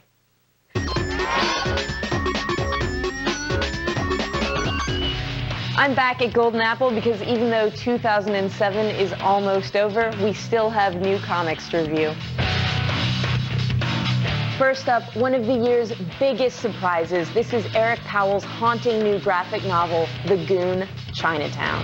This beautifully illustrated comic explores the past of the supernatural mob enforcer known as the Goon. But while previous Goon stories have been heavy on humor, this gorgeous, melancholy tale explains how the Goon got his scarred visage, and it does it without cracking a single joke. For any other series, such a serious departure could be disastrous. But Powell's luminous work on Chinatown makes it one of the strongest graphic novels of the year. His art wordlessly conveys heartbreaking moments of loss and regret, and elevates this to required reading for comics fans, even those who have never picked up a Goon book before. Next up, it's a nice stocking stuffer for fans of The Dark Knight. It's the latest collection of detective comics, Batman, Death in the City. This series of standalone Batman tales written by Paul Dini boasts top-notch visuals by a host of talented artists. And while none of these mysteries are going to blow your mind, they are fun, diverting reads, perfect for quick consumption. My favorite story in the bunch finds the Joker taking out Batman and the super-heroic sorceress Zatanna with lethal precision. Yes, the Joker's ultraviolence is almost as disturbing as Zatanna's costume. I mean, come on, fishnets with a top hat? Are you kidding me? And finally, a little something for fans of the TV show Heroes. Heroes Volume 1 collects a cornucopia of bonus stories about characters from the first season. You'll find out how Linderman met Mr. Petrelli, what Jessica did before Nikki even knew she existed, and get a cool reveal about the first time Isaac Mendez used his powers. But the real highlight of Volume 1 are the quirky covers by Tim Sale, who creates all of the art on the Heroes TV show. Of course, if you don't watch the series and have no idea what I'm talking about, this is not the book for you. But if you're a die-hard Heroes fan, then some of this will probably make you as happy as Hiro Nakamura in Times Square. That's it for this edition of Fresh Ink, but watch the skies. My picks for the best comics of 2007 are coming to Attack of the Show very soon. Now the Goon. Oh, stop. They like the straight hair. Love you! I love you! All right. She looks like Ali Lara. No, I'm blushing. You can't see it through all the makeup, but I am. Anyway, The Goon Chinatown is a really beautiful book with a tragic story, but will it be on my best comics of 2000 list?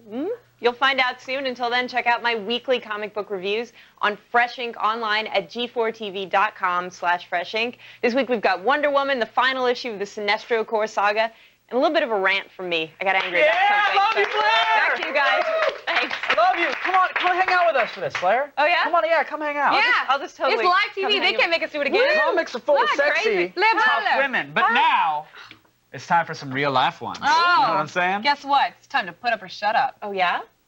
Daddy win baby a DSLR. No, baby when daddy is.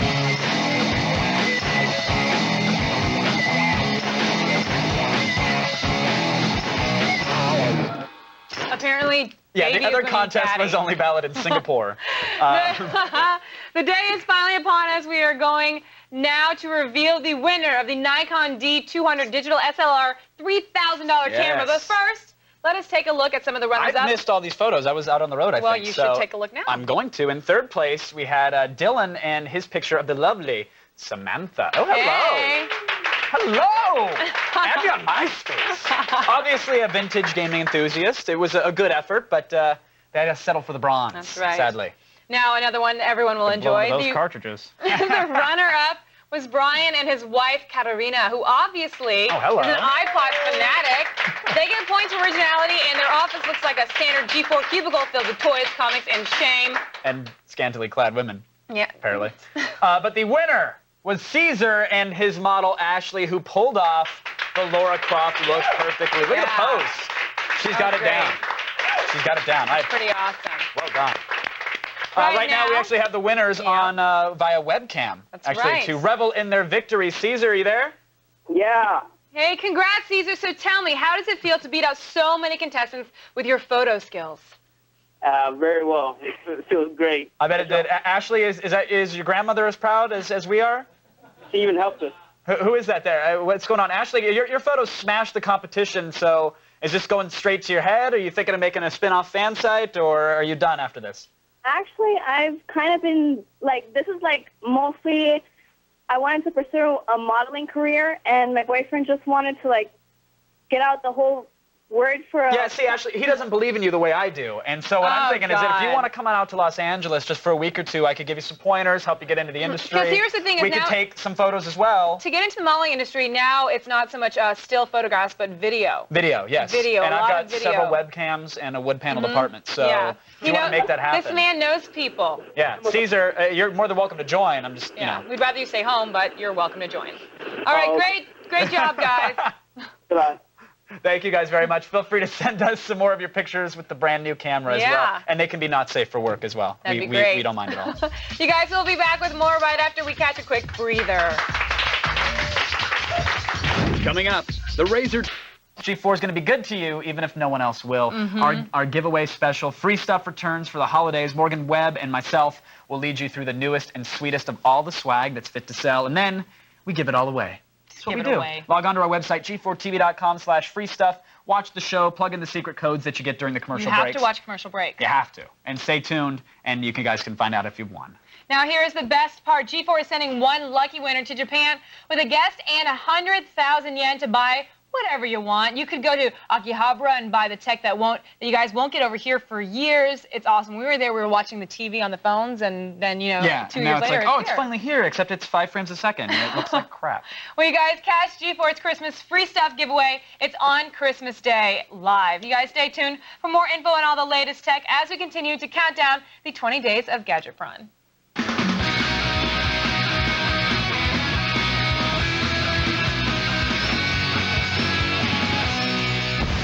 All right, let's check in one last time with the army of monitor heads for some video viewer mail.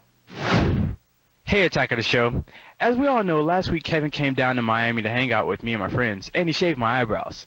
And ever since then, I've been getting questions from G4 employees and from my fellow stick gamers asking, hey, Javon, have your eyebrows grown back yet?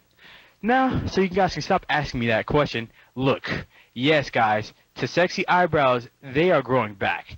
And the ladies in Miami loved it. So you guys can stop hating on it. Okay, first of all, congratulations on your eyebrows Yeah. coming back, but I have to say, tell the story about why it wasn't as much fun afterwards. Because afterwards, Javon, in which we love our fans, don't get us wrong, we Love. love our super fans. Javon's one And of he them. is a super fan. Except when all was done, it was like, hey, you want me to shave your eyebrow? I'll give you a TV. When he's done, he's like, you want to shave the other one? No, I'm cool. I think the one was Yeah. funny. Oh, yeah, you want to shave my goatee? He's like, you can shave anything. Yeah, you can shave anything. I didn't even need the TV. Whatever you guys want to do. It's only fun when you don't want Yeah, it. if you're not crying, we're not interested. Yeah. So next Coming time, up shed a tear. on the next Attack of the Show, everybody, we recently discovered an Attack of the Show. It was actually from 1987. It was in our vault. We're going to air it in its entirety. You'll also hear our review of the Radio Shack CT300 mobile phone. Get this, just under 2 pounds. Oh my God. Only cost $1,500. That's Right? a steal. Yeah, you gotta That's see a it. steal. You gotta see Zach Morris isn't the only one going to have one. Hello. Hello. And in Laserdisc Tuesday, we'll review 2 kick-ass sequels. Get this. Aliens came up with another one, and Evil Dead 2. In the loop, we'll talk about the new Teenage Mutant Ninja Turtles cartoon and whether or not Windows 2.0 threatens the Macintosh 2's dominance. Ooh, I don't know about that. I think Max and Rain. Pretty We'll much. see you guys tomorrow.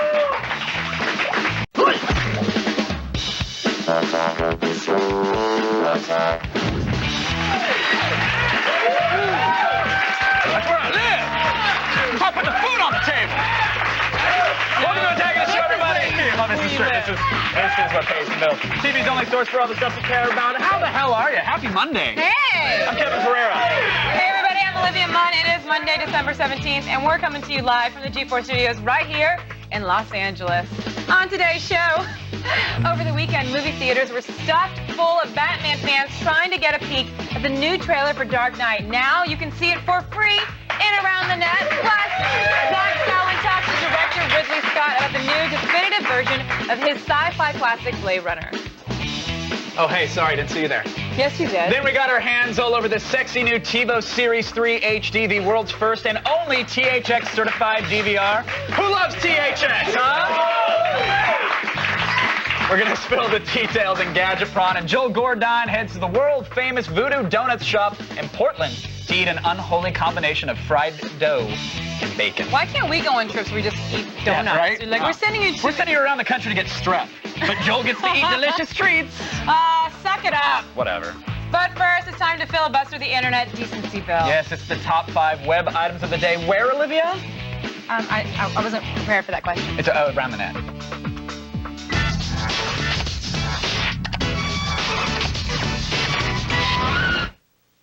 We're going to start off today's Around the Net with a trip to Australia. Did you snort? Wow. The land down under is home to dingoes, Paul Hogan, and of course, kangaroos. Roos, as they're often called, are sorry. fond of movies with Jerry O'Connell. Right? He's this generation's Justin Long, really. Well, Justin Long is in this generation.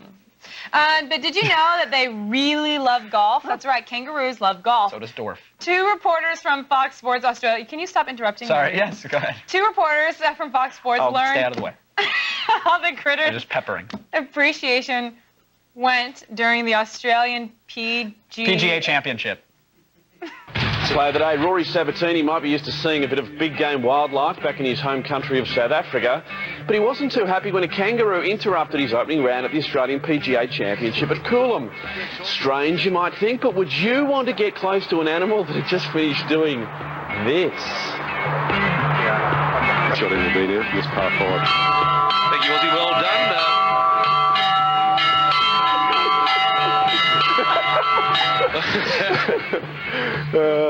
Yep, they're still there.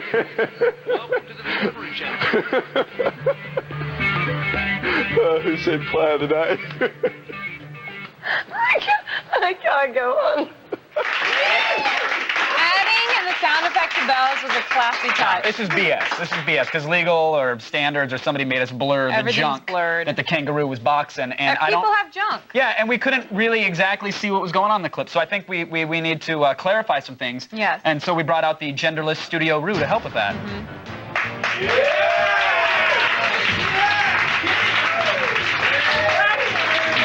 That actually helps a lot. I get it. I completely see what was going on. And at number 4 today is a shocking video from an Asian mixed martial arts match. Yeah, this is a match featuring 27-year-old Korean kickboxer Hong Man Choi. And Choi has this genetic condition where his body keeps on growing. So right now, he's actually 7 foot 2 inches tall, weighs 360 pounds. He's currently the largest MMA competitor in the world. Here he is about to take on a scrappy, smaller challenger. Let's see what happens. Let's. ファイトかけると思います。さあ、どうなる。ファーストコンタクト、ボディーを飛び蹴り。上から襲いかけるジェフォンマン。容赦ない。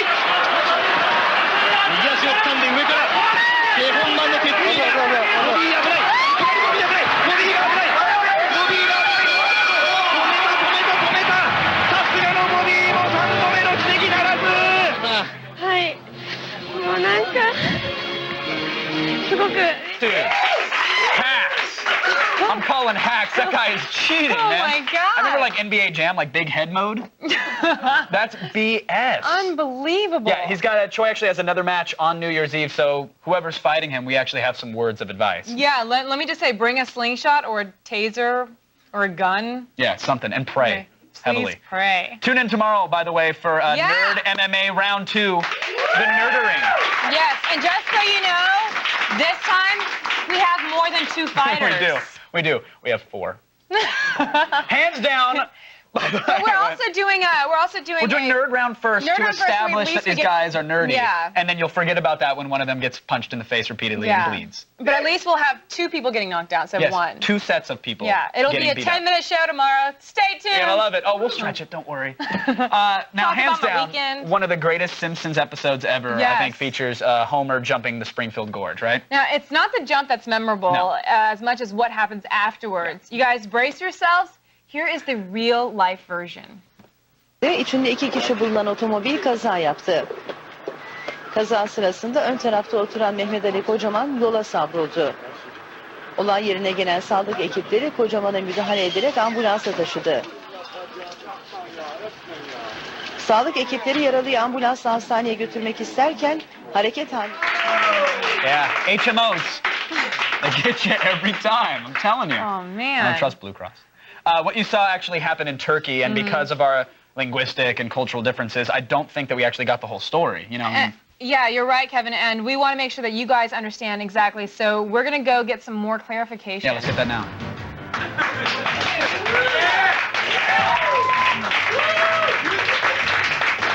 Okay. You're right about the HMO. Yeah, thank you. Thank you. And at number 2 today is a miraculous example of a web viral making its way onto the longest-running American sitcom. Yeah, during last night's episode of The Simpsons, Homer has a flashback of his entire life, and it's done in the style of that video that was, what's a famous YouTube video by Noah Kalina. It's called Every Day, and the creator takes a picture of himself every day for 6 years. Ooh, lights flashing before my eyes.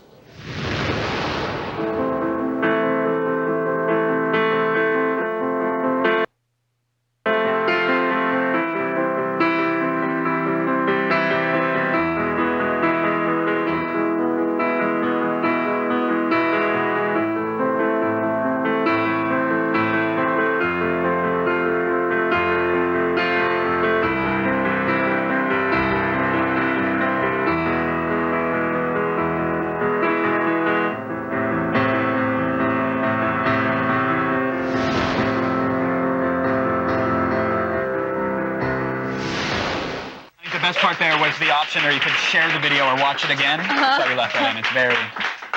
Look, this is a great tribute to one of the internet's most moving pieces of art, a true meditation on the nature of aging itself. Yes, and I keep thinking that if The Simpsons keep mining the net for more inspiration, we're going to probably see Burns and Grandpa Simpson doing a little lemon party.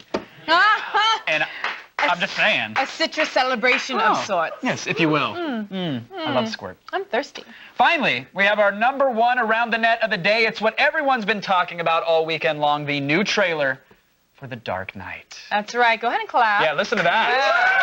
Yeah. They're in awe. We have an unapplause light, which lights up. And Now, whether you guys saw a crappy cell phone video or paid for I Am Legend, this footage put a lot of fears to rest. We get the Joker in action, Katie Cruz's replacement, explosions, and Batman's new ride. Yeah, and just in case you're regaining consciousness from a weekend bender, you have no idea what we're talking about, here you go.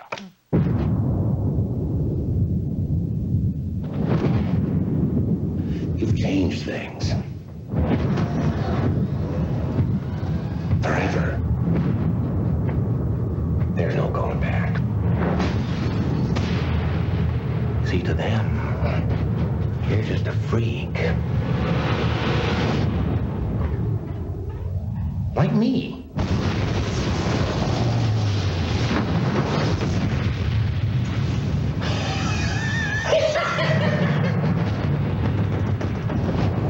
What do we got? Nothing. No name, no other alias. Clothing is custom. Nothing in his pockets but knives and lint. Evening, Commissioner.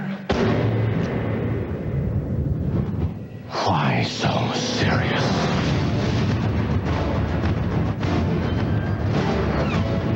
Where is he? People are dying. What would you have me do? Endure. You can be the outcast.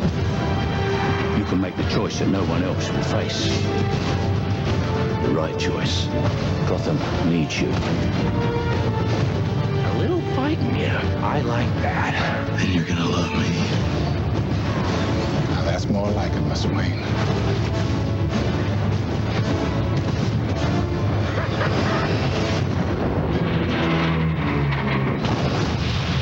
It's all part of the plan. Hit me! Let's put a smile on that face.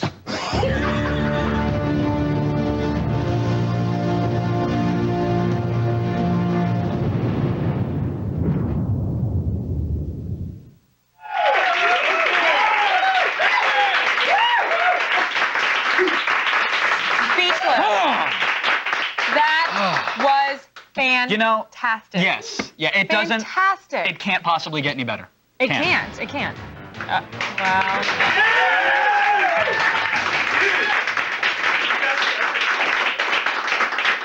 Touche. I stand corrected. To get your daily viral fix, go to g4tv.com/AroundTheNet and sign up for the Around the Net podcast. It's full of lint and knives. Why so serious? Right now, it's time for the only news you need to know. It really wasn't. Here's Layla Cayley, but thank you. Why so serious? In the feed headlines. Why so serious? Thanks, guys. Here's what's coming up in the feed. First, it's nice to have you guys back in front of the TV again, since apparently nearly every single one of you spent your weekend going to see Will Smith's I Am Legend. Plus, get ready to tweak your DVRs because Lost is finally returning to the small screen this January, but not in the same time slot. And Google throws down another gauntlet, and this time they're giving Wikipedia a run for their money with their new knowledge database. It's all coming your way in just a few minutes, but first, back to you guys. Why so serious? It's the news, that's why. With inflation and the rising price of crude oil wreaking havoc on today's economy, many people are looking for a safe, sensible investment alternative to the stock market. Yeah, it's Unlike true. you, buy, sell every day. Well, it's, you know, I'm a mover and shaker, a bit of a day trader. Yeah. I trade. But many Americans are actually having a hard time just, you know, paying the bills, let alone purchasing any holiday gifts. But we're not totally without hope, though, believe it or not. There's a new investment firm with a new strategy that's actually paying huge dividends. The value of the dollar is plunging. The housing market is collapsing. Corporate greed has destroyed thousands of lives, and robbers are everywhere. The real world is full of threats to your financial well-being. P.D. Pfister House can protect your savings by investing in virtual commodities. They're not subject to the threats of the real world. I used to keep my retirement fund in a 401k until Pfister House told me about magic swords. In the past 5 years, World of Warcraft magic swords have outperformed traditional investments by 80%. I put all my kids' college money in magic swords. Magic swords are mined by our teams of investment nurturers who collect them in virtual realms. Now, when your investment has matured to your satisfaction, we sell the magic swords on eBay to less dedicated gamers for real-world cash. I rolled over my money from magic swords into dragon whelplings. They're wicked cute. I made so much money with magic swords, I got myself a real swords. He can't do anything to me. I'm rich. Dear residents, want to learn more about investing in virtual commodities? This weekend at the Emma Leda Conference Center, see Alan Greenspan, the Donald Trump, and P.D. Pfister House founder and CEO Chad Seeley, explaining all the nuts and bolts of virtual commodity investing. Admission only $300 or 7 cleaning silver battle axes. Don't change that channel. We're just getting started. The next hour has donuts, replicants, gadgets, and mixed martial arts. Really? Yes. What more could you want? Donuts. Yeah. Here's what's coming up.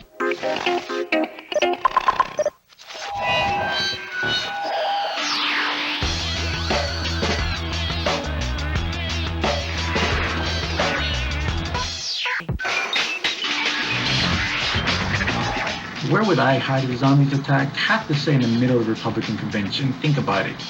No brains for the zombies to eat. I'd probably hide in my basement and suck my thumb. I wouldn't. I got these 2 babies right here. I cut off their heads and they're done.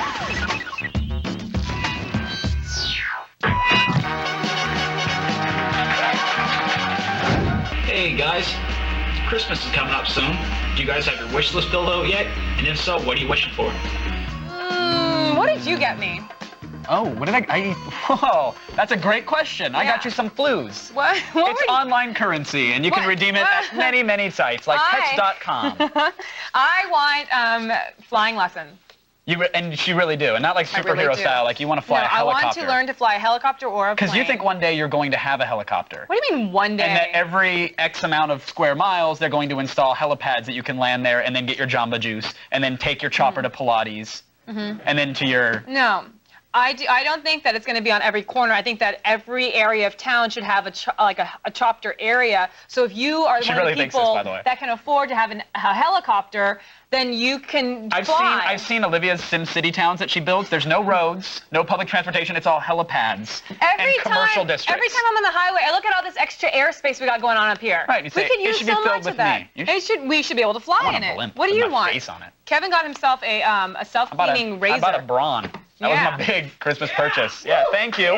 Thank you. Look at that. Look at that. That's perfectly, I shaved it down to 4 o'clock, Shadow. I also accept all presents from fans. Chris, we hope that this Halloween DVD is actually on your wish list because you're getting it. Yeah, You're sending us a video viewer mail. It is yours, my friend. Yes.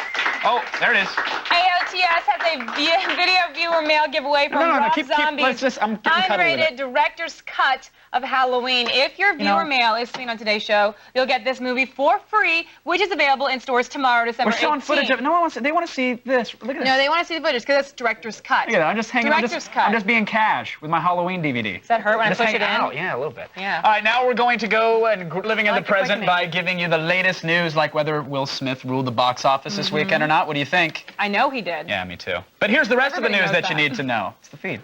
Thanks, guys. It's time to start the feed. In tandem here in Hollywood, The Feed with Layla Kaylee. The Last Man on Earth definitely wasn't alone this weekend, at least if you're going by the box office totals. Will Smith's new movie, I Am Legend, had the biggest December opening ever and pulled in over $76 million. The film tells the story of a human survivor fighting post-apocalyptic creatures in New York and marks the biggest opening of Smith's career. Good for him. And sadly, Alvin and the Chipmunks earned the #2 spot at the box office, earning $45 million. Sorry, guys. The mystery of the TV show Lost has deepened for fans expecting the show to return to its old time slot. ABC is moving Lost to Thursdays at 9 p.m. That way it won't air at the same time as Fox's rating powerhouse, American Idol. While this is Lost's third scheduling change in 4 years, ABC is hoping that by giving the cult series the popular Grey's Anatomy time slot, they can bring more viewers to the island. Lost returns to TV on January 31st. In yet another bid to take over the world, Google has announced a plan for a new web reference tool that will rival Wikipedia. The new Google service dubbed Knoll as a play on the word knowledge will mimic Wikipedia by inviting people who know about a particular subject to write authoritative articles, and the service will be free to access. However, unlike Wikipedia, Knoll's authors will be able to their work and take a share of the revenues. If you're looking for the next great strategy game, you might not have to look any further than your web browser. Ubisoft announced a new entry in their popular Heroes of Might and Magic series developed specifically for the web. And Magic Kingdoms is a free-to-play online strategy. The game is expected to go share with the spring. European gamers who buy the new can get beta keys this. Guys, Amazon has purchased at an auction held by Sotheby's in London for $4 million. The book of fairy tales is referenced in Harry Potter and the Deathly Hallows and is one of only 7 handmade copies in existence. The book is handwritten in Moroccan leather and embellished with 5 sterling silver ornaments and mounted moonstones. Miss Rowling is donating the proceeds to the Children's Voice campaign, a charity she co-founded. Isn't that nice?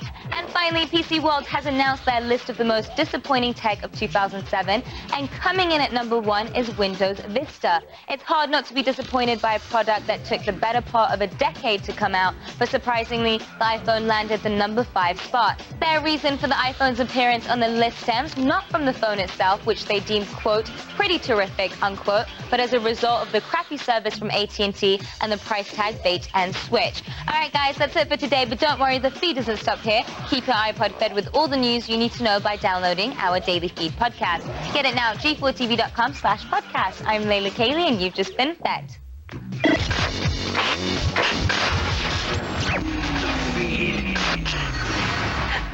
And you guys can get your text. Video games are evolving, and now, so are we. Introducing the all-new X-Play, January 14th, only on G4. Take a peek inside the real adult world. The Adult Entertainment Expo from Las Vegas. 2 hours of the industry's hottest girls and latest gadgets. And only one network has the cojones to cover it. I'm from Utah and I've never seen anything like this in my life. Keep in mind, little dabble do ya. The Adult Entertainment Expo 08, January 13th, only on G4.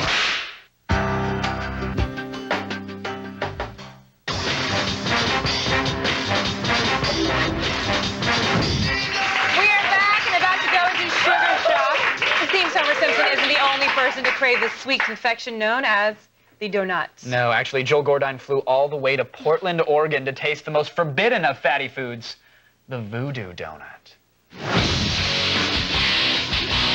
You ever wondered how many donuts I can shove in my face? Well, you, sir, are about to get that answer. I'm here at Voodoo Donuts. I'm going to enter their all-you-can-eat donut contest. Let's see. How did this genius idea come to be? You know, a long time ago, the voodoo gods summoned my business partner and I through the ages and smacked us in the brain after several drinks in Las Vegas and made us realize that there wasn't a single donut shop in Portland, Oregon downtown. So the fanaticism grows, the whole voodoo thing. We'll have one of our sacred rites tonight, our first Friday of the month donut eating contest. What makes Voodoo Donuts so special? What makes it different than, say, Winchell's? Anything that we can do to push the sugar limit over the edge. I mean, M&M's on donuts, Oreos on donuts, and then we get to the savory spot. Why not have savory and sweet? Why not the bacon maple bar donut? Salty and sweet at the same time. It's breakfast on a stick. What time is it? It is getting close to eating contest time. It's time to eat this donut.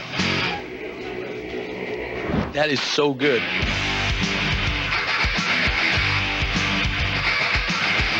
You've been to the contest 4 times? Yeah, puked twice. Any tips for me? Ration your water. This contest is legendary in Portland, and I was more than a little scared to be a part of it. Are you guys ready? Absolutely. Best of luck. Get set and go! 5 donuts in the box, and the first one to eat them all is the winner.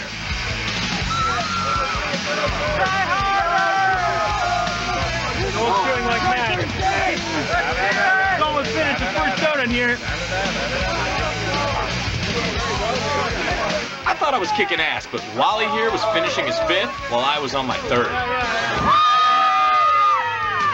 Yes! I came all the way from Montana to do this. Wally, dude, I'm unbeatable, man. How did you beat me? I beat you through willpower. Willpower and a faster jaw. Well, Wally, let's see how fast you are, because believe me, I'm feeling the need to run right now. Yes, me too. I have to work off those donuts. Wally and I can go run 6 blocks. Later.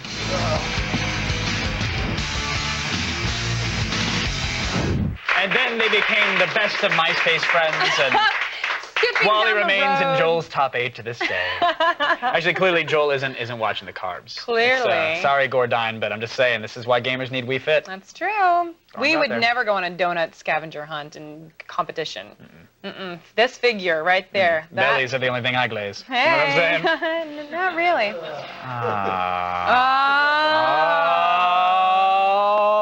I love you, ABC.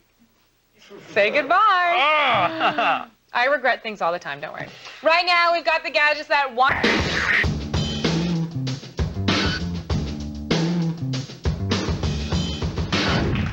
From deep-throating hot dogs to dressing up like a tranny and blowing on a trumpet. That was you.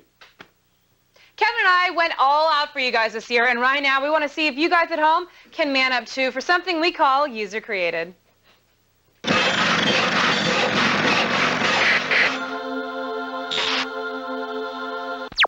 We are currently smack dab in the middle of our newest user-created challenge. Yes, right now we're accepting your submissions for our education challenge. Now this time around, we want your educational videos or PSAs in order to learn the masses. You can teach us about anything you want, but only use the music we are providing through Zidio Challenge page, or we will rat you out to the RIAA and they'll steal your family and eat your dog. It's true. Now, we've already received several good submissions so far, so check out this PSA, which aims to quell an epidemic that really has just spun out of control. Oh, hi there. I'm Charles Carmichael. You probably recognize me from the hit response video, One Guy, One Cup, and One Awkward Trip to the ER. I'm here to tell you about a serious condition that's been affecting so many people in this post-911 world. I'm talking about debaggery. Common examples of debaggery include going to Starbucks with your MacBook to work on your screenplay or novel when you're just trolling Craigslist for a casual encounter. Going to a bar and telling girls that you're a musician just because you can play Freebird on Guitar Hero is debagging. So please, this holiday season, just say no to debaggery and say yes to America. Yeah. That video and several others are already in the running for some amazing prizes. How about a little Rush Hour 3 available on DVD December 23rd and a very sought-after Nintendo Wii and Super Mario Galaxy. Screen grab right there. And if you win this challenge, you'll be eligible for the user-created grand prize early next year, a 1080p 50-inch Samsung Plasma or a photo of one. Either way, you're getting one of them. Don't bother waiting in long lines for Wii. Just get your cameras rolling and learn us up all fancy-like. Go to Zydio.com/user-created for the full rules and details. Is there anything in there? Again, I do it every time. Really? We just saw what you guys could do in user created, but right now we're looking at arguably the wasn't. That was on a post-it.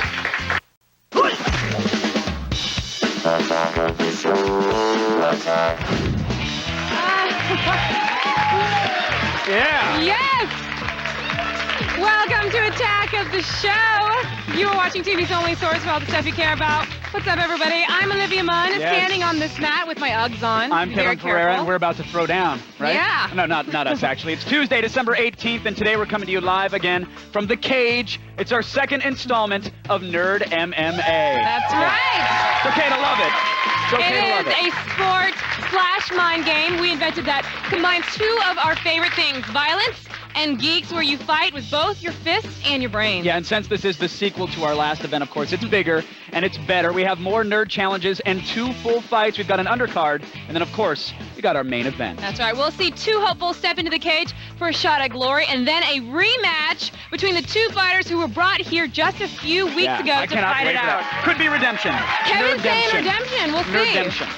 Today, our warriors will compete in 3 rounds of mental challenges and 3 rounds of full-on vicious physical fights, knees to the face and probably groin. All for the hope of being crowned the ultimate king of Nerd MMA. Nerd MMA. Our new sport just lost its virginity 5 weeks ago congrats. when 2 anonymous nerd fighters took to the ring for the first time. Here's what went down.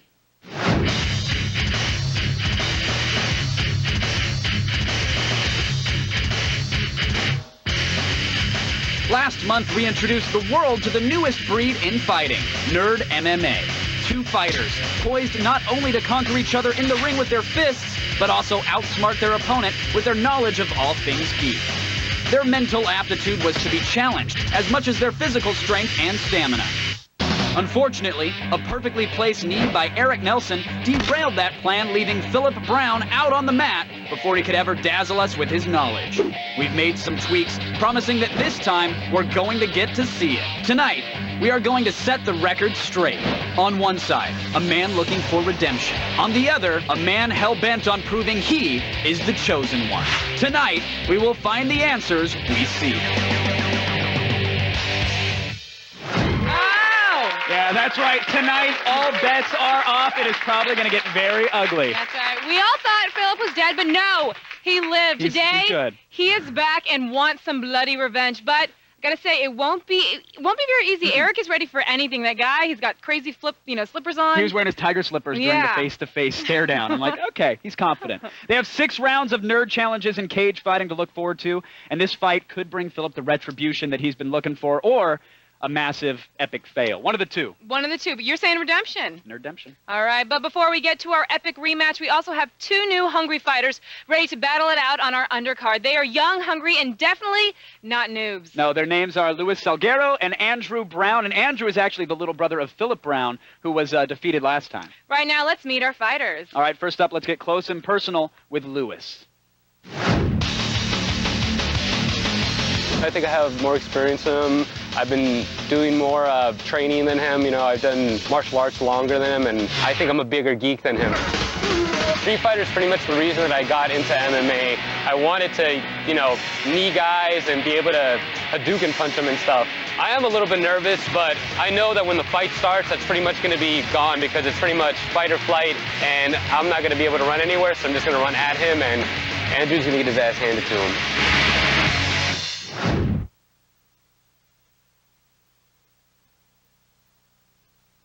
Changing it. I'm Portuguese. You're barely Asian. Let me have it. So good luck today, Lewis. You I enjoy might need Mexican it. food. Here is the other fighter in the undercard. It's Andrew Brown. Nice. My big brother Philip got beat in the first Nerd MMA. Looking like he's... I just want everybody else out there to know that Browns don't get beat. So yeah, it gives me something to prove. I'm a real big fan of Kingdom Hearts. Kingdom Hearts is definitely more appealing to girls because it shows my sensitive and soft nature. I'm just predicting me taking him down and keeping him there and just beating him up until he wants to quit, or if he wants to quit faster, I'll submit him. Now that you've met the fighters, it's time to throw down and get to business. That's right. Let's get into it. Don't go anywhere. Our first fight is coming up right away. You're going to see our undercard when a special Nerd MMA edition of Attack of the Show returns. Here's what's coming up on today's no-holds-barred Attack of the Show. The Nerd Mixed Martial Arts Challenge is badder than ever, with 4 fighters battling for geek glory. First up, it's Lewis versus Andrew in the ultimate battle of brains and brawn. And we've got the rematch you've all been waiting for when Nerd MMA vets Philip Brown and Eric Nelson clash in the cage one more time. We're getting bruised and battered when the attack comes back.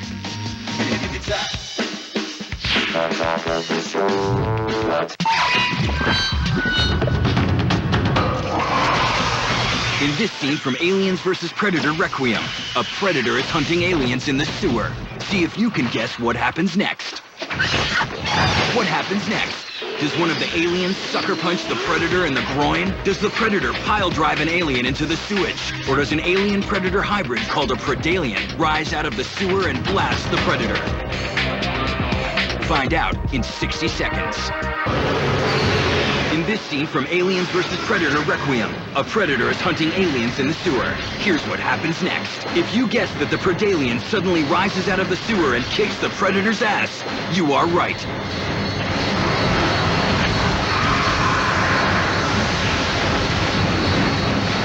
This Christmas, there will be no peace on Earth. Aliens vs. Predator, rated R.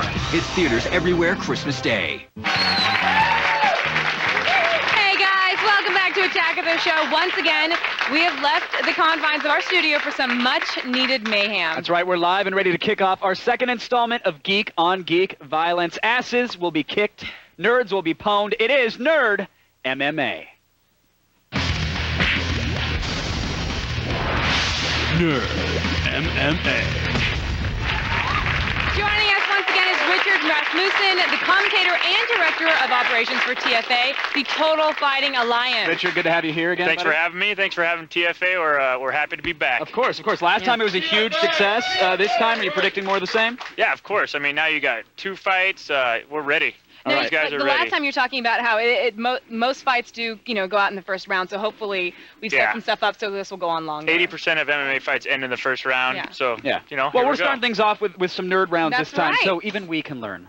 So let's get right to it. Here are the rules of today's events, everybody. Okay, first, the ground rules for the actual fight in the cage. Each of the 6 rounds is worth 1 point. No kicks or elbows while fighter is down. No striking the throat or groin. No eye gouging, unfortunately. Toe and, hooking? Of course, no fish hooking. Toe hooking might be, I'm not sure. Toe hooking? Yeah, Yes, I toe think hooking. that's allowed. No yeah. fish hooking. If a fighter gets knocked out, the fight is over. All That's right, it. here are the rules for our nerd challenges, so pay close attention. There's no copying, there's no asking the crowd for help, and definitely no fatties. That's right. Now that we've got the rules, here are our fighters. First, we have Luis Salguero, size 8, 144 pounds. Favorite day of the week is Catterday. Oh, who doesn't love Catterday?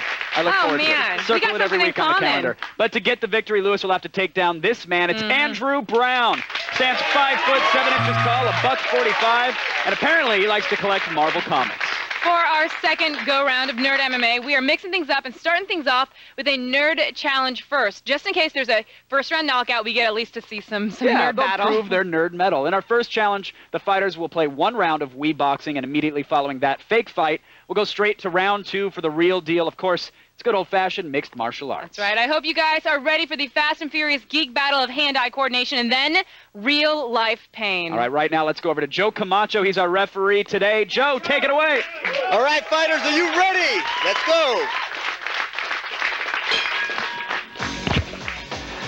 And we're off. Round 1 is underway. It's a nerd battle of Wii boxing.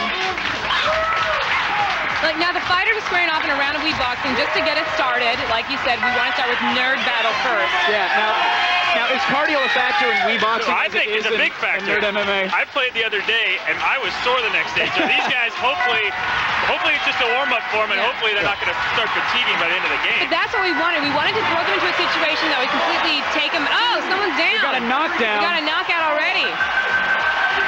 Okay, this is... Back up. He's back up. And we are on. I think Lewis knocked Andrew down. Lewis knocked Andrew down, okay. Yeah.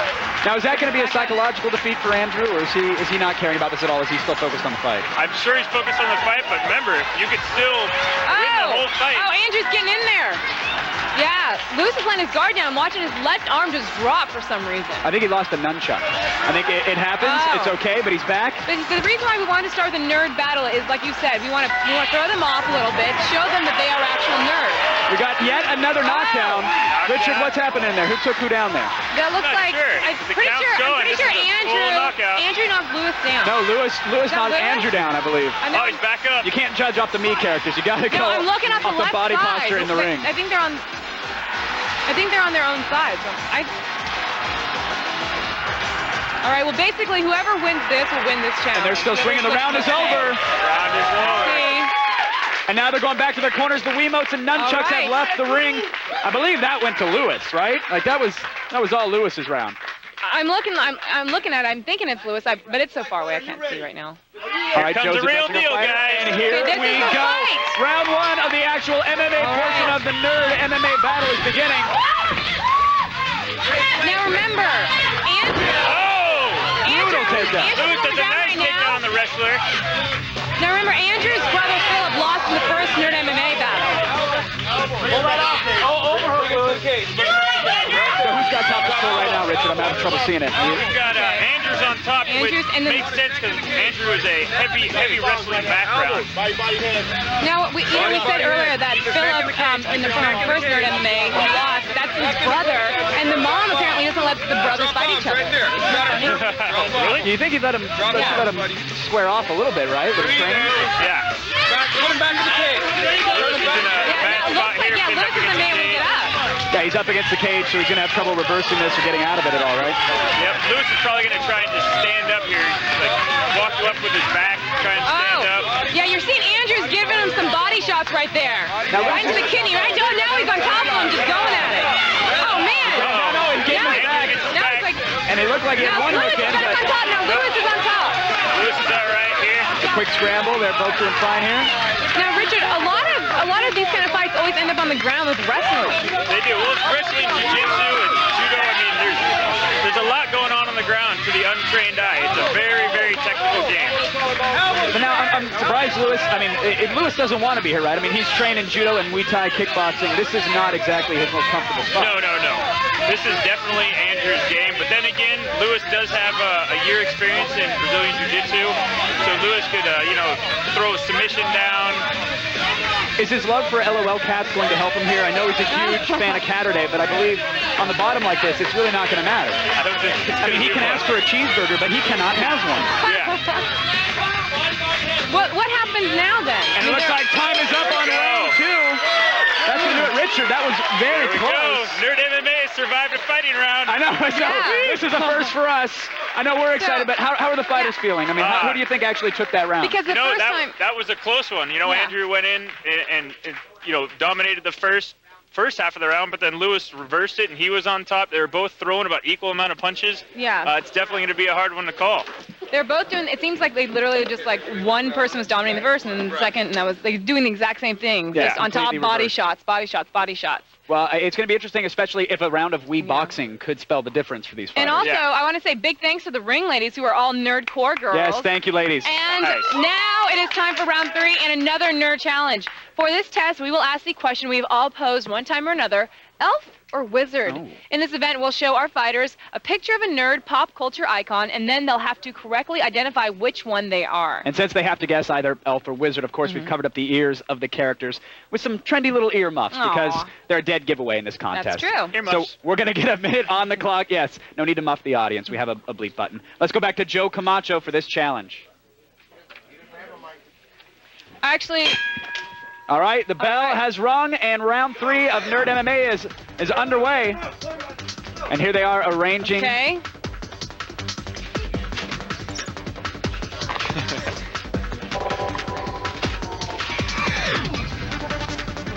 Let's see, who do we have up there? It looks like we have David Bowie up there, of course. We got the kid from the movie Wizard, Jimmy Woods. We got Gargamel from the Smurfs. Gargamel. I love Labyrinth. He really that's hates David. Smurfs. That's David Bowie, right? Yeah, that's David Bowie up Remind me there. of the Bay. What Bay? The Bay of the Power. Santa Claus is an elf. Doesn't he have elves working for him? Yeah, that's weird. Santa Claus. They say Santa's a jolly old elf, though, I believe. I guess I have to pay more attention Okay, to well, it the looks songs like themselves. Andrew's looking confident. Lewis is checking over his work there. What is Lewis has David Bowie Do you think listed that's right? as a wizard there? Is Yeah, he a that's wizard? I don't even know. correct. And Andrew That's actually it's actually very hard to do that. Now, round Yeah. 3 is over, and remember, guys, elves have pointy ears. But then again, how would they really know that if the ears are covered? So it Well, was a we're very just saying. difficult challenge. But, you know, if you didn't know that, you're watching the wrong channel. Thank you. Right now, it's time for round 4. Our Warriors are going to try to beat the hell out of each other. Again, it goes back essentially. into it. I wonder how they feel. I mean, we're going to go back to the ring right now. Yeah, I wonder and I'll if, talk to if Richard lack in a of second. confidence in deciding a wizard or an elf is even in their brain right now, or if they're just clearly focused on killing each other. I don't We're going think they back to the really care. I cage. think they're ready to throw some blows. All right, Joe Camacho has started it, and we are off. Whoa! Okay, Andrew just went in for the leg. Andrew shoots in, but Lewis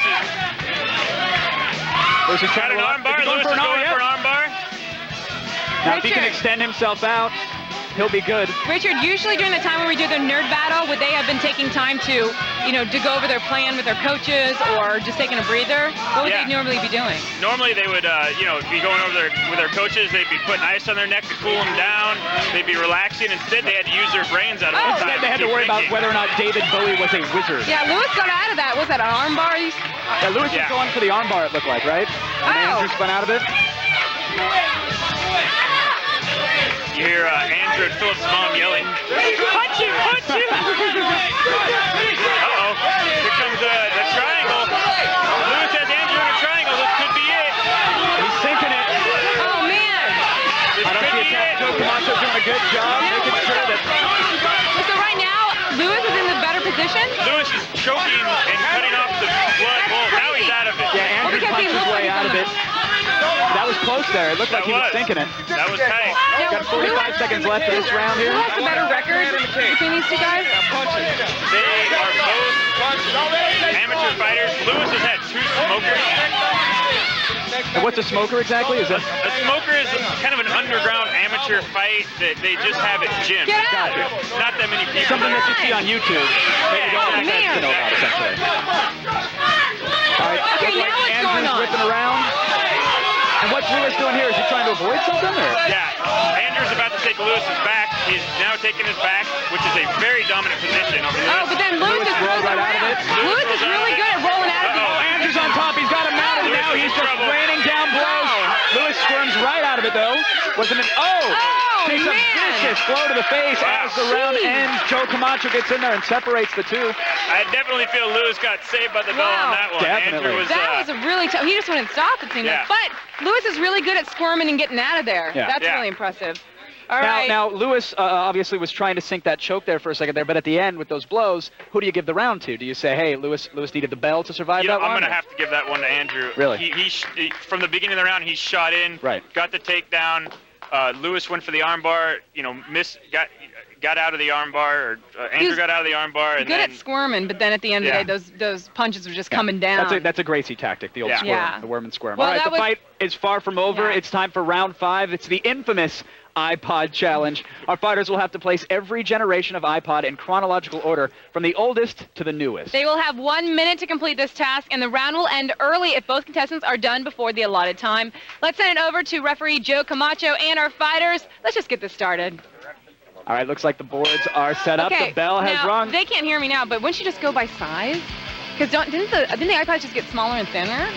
Yeah, but it looks like they're not exactly to scale. It looks like Apparently we didn't make them to you have to scale. go off aesthetics, but of course, the iPod Touch is the easy one, and it looks, like Lewis had no problem placing that right where it belongs.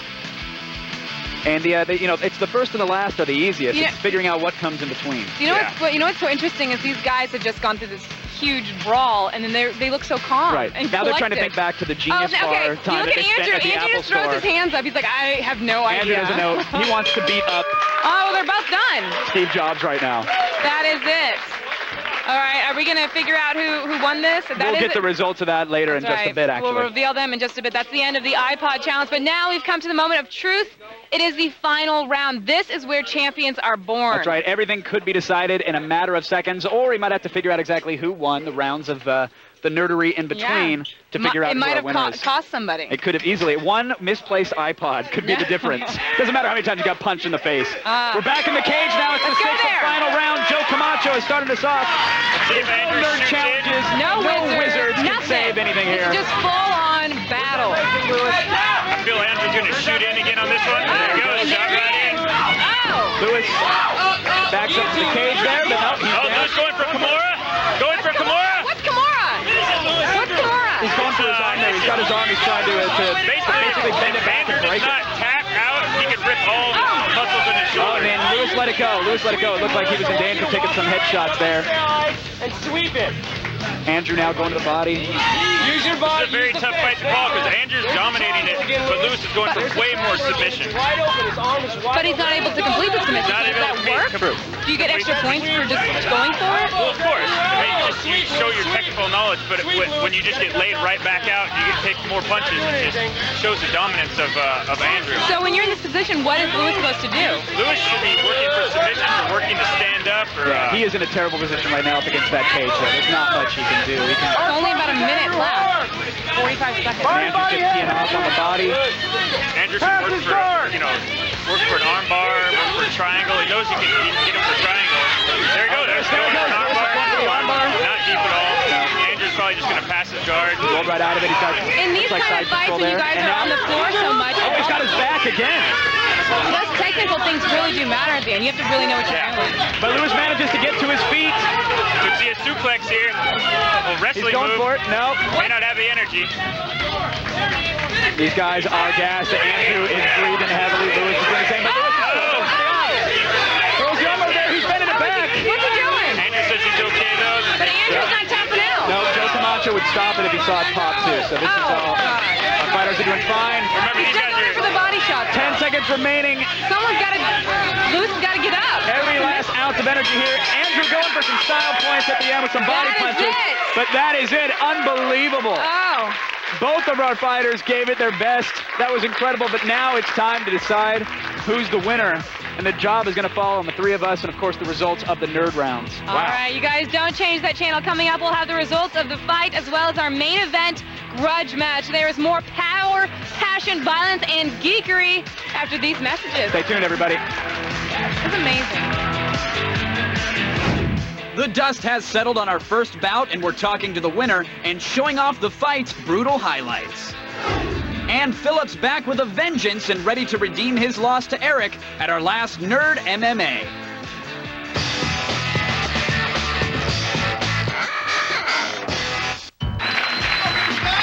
Welcome back to Attack of the Show. Today, we are holding our second Nerd MMA event where hardened fighters are tested in the cage and tested on their nerd knowledge. Yes, Lewis and Andrew fought incredibly hard, but now it's time to see exactly who the winner is.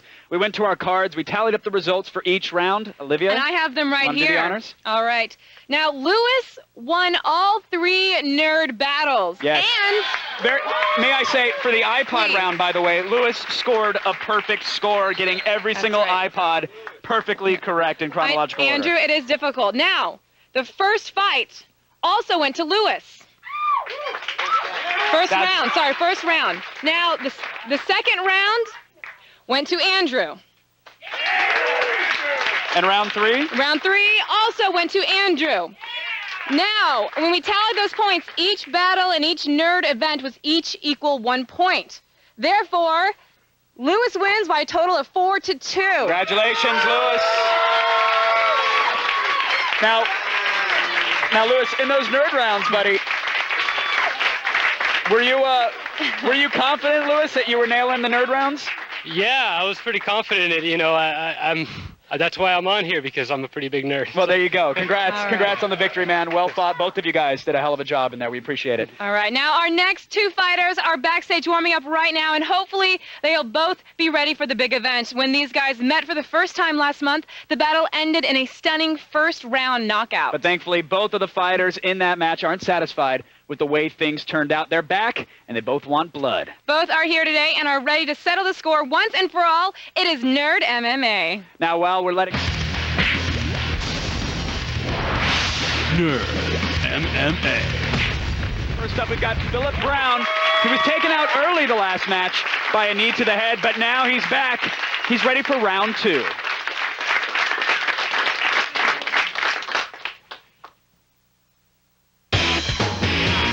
I totally deserve a rematch. I think that I'm a great fighter, and I just had made a mistake, and Eric Nelson capitalized on that. But I feel like I'm more prepared now, and I'm a better, well-rounded fighter. A lot of it is mental, because coming after a defeat is not easy for anyone. You have that doubt in your mind all the time, but you just got to push through that. You got to train harder, and the harder I train, the less doubt I have.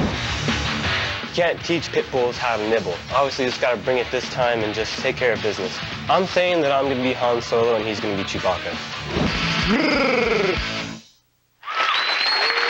Your brother, Philip. Now, the man who took Philip down last round is back with a new haircut and a drive to hold his throne. Here's our current Nerd MMA champion, Eric Nelson. Philip's a good fighter, you know. He was a challenge the first time around, even though I didn't make him look like much of a challenge. Looking like He said, you know, I got a lucky punch or a lucky knee. If he feels like he shouldn't have lost, then yeah, he can get beat again. I don't care. That is a knockout. Philip is down. I want to see if I can hit him hard enough in the body to where he falls down and just like maybe starts to cry. Yeah, if we're playing Mortal Kombat, the finisher I'd like to use the one where you grab them by the head and you rip it from their body and the spine's just dangling there, and then the head explodes and then blood's all over me, and then I'd laugh pretty hysterically at that point. But I don't see myself losing anytime soon. You guys stay right there. We've got the main event coming up. Eric and Philip will enter the cage once again, and this time it's personal. Really, really personal. That's right. Place your bets and watch your ass. The fists are going to fly right after this.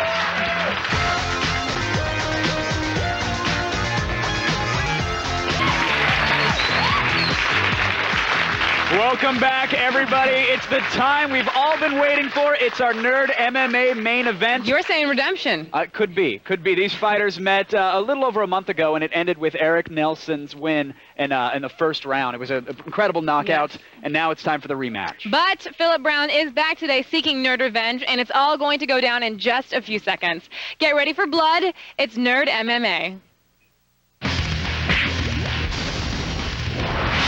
Nerd MMA. All right, let's go over the ground rules once again. During the actual fight, each of the 6 rounds is worth 1 point. No kicks or elbows while the fighter is down. No striking to the throat or groin. No eye gouging or fish hooking. And if a fighter gets knocked out, the fight is over. We learned that already the first time. And here are the rules for our nerd challenges. No copying, no asking the crowd for help, no fatties. Very important. Here's the tail of the tape for Philip Brown, 19 years old, 5'10", 165 pounds, and the guy loves God of War, and apparently he's very into Star Wars as well. All right. And here's his competitor, the reigning Nerd MMA champ, Eric Nelson, 23 years years old, 6 foot 1 inches, 155 pounds, likes Halo, Heroes, and manga. All right, for our first nerd round, we're going to start things off with famous weapons from gaming history. The fighters are given boards with famous weapons from gaming history, and they've got to match them. That's right. So, I mean, we're seeing things like the Spartan Laser, Lancer from Gear... Well, I'm not going to say from where. Yeah, don't we'll say get it. to it. Let's go to Joe in the ring for round one. Let's get it started. All right, fighters, let's go. The bell has rung. Round one is underway. All right. Kevin, do you think you could do this? Is this something you could do? Yeah, I could. I think this is pretty easy on the nerd scale. I mean, things like the gravity gun or a dead giveaway. Well, the Zelda sword at the... Yeah, if anybody puts the Zelda sword under anything but Zelda, they deserve to be disqualified. Yeah, and so basically the player or the fighter who places the most weapons in the correct spot wins the challenge, obviously. Now, what we learned from the last time, though... Eric Nelson has managed to completely destroy the board. Rather than ripping off the weapons and rearranging them, he's chosen to rip off the titles. But here's what he needs to understand. Like we learned from the last fight, the nerd challenges mean a lot. Yeah, they definitely, they mean can a lot. make or break the Lewis fight. lost the last two fights, or last two rounds, but he ended up taking it because we won all three nerd battles. Eric is just going to Hulk smash the entire presentation, I think. He's mixing things around.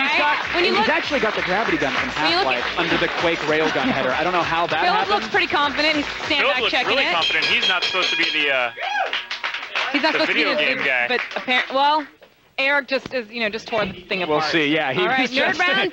He would Nerd be round the is angriest over. Kinko's employee ever. He would just break everything that people brought All in. right, well, that nerd round is over, so guess what it's time for? It's time to get physical. That's Here we go, right. folks. It's the rematch that nerds across the country have been waiting for. Remember, their first fight ended in a first-round knockout.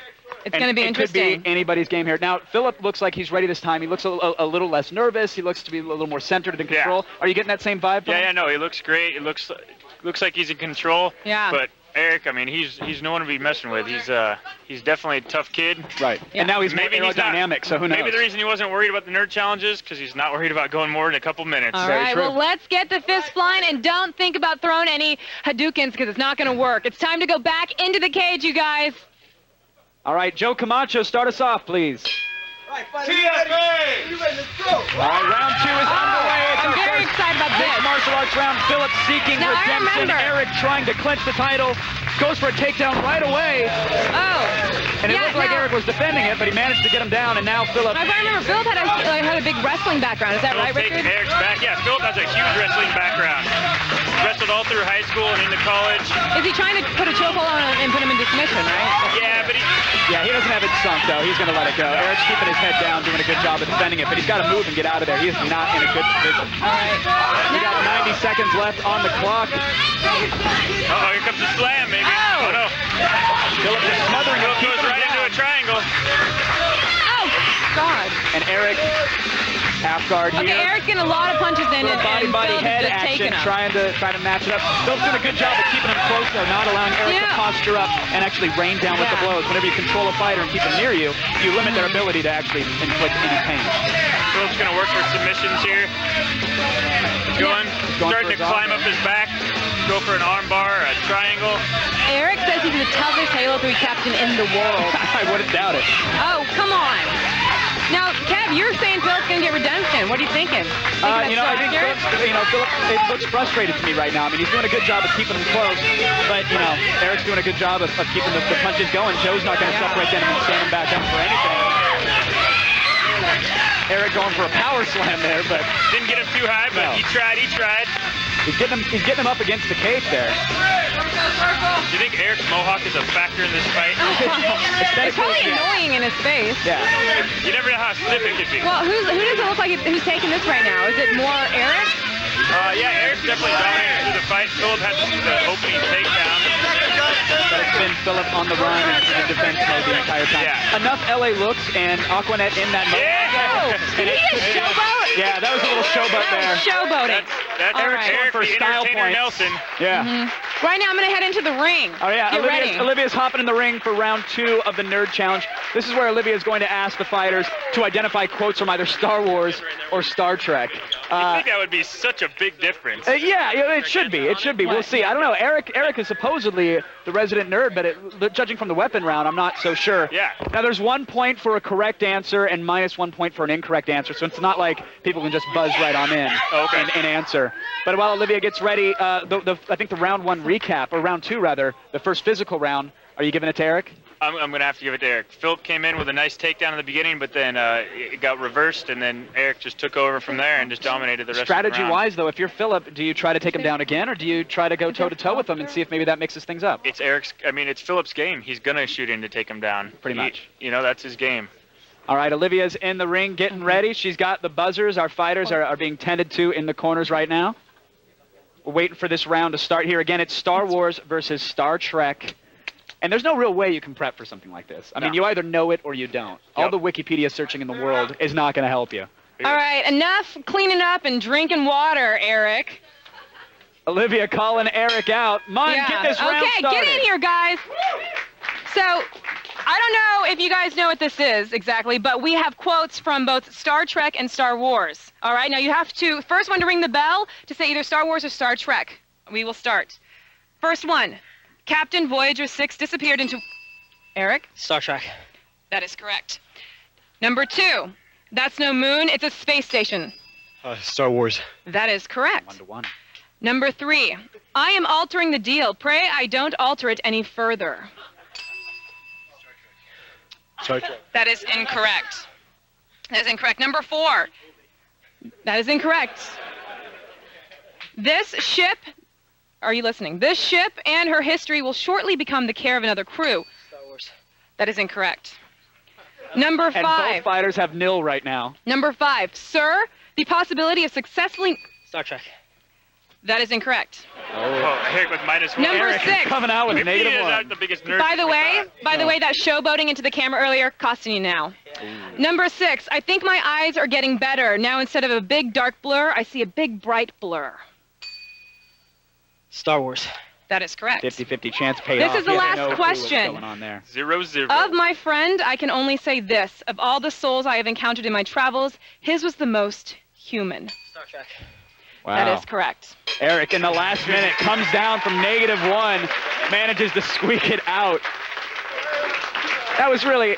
Now, how much of that do you think he knew, and how much do you think he was just blindly guessing? I think it was 50-50 guessing. Yeah, definitely. There was a moment where Eric was down -1 in that round. He managed to squeak it out. So Eric takes round 3. I feel bad for Philip, because, he lost last time. I'm really rooting for him, even though I like Eric. Well, Eric was down -1, and Phil just hung back. Maybe his strategy didn't work because at the very end. Well, apparently he's a huge Star Wars fan, too.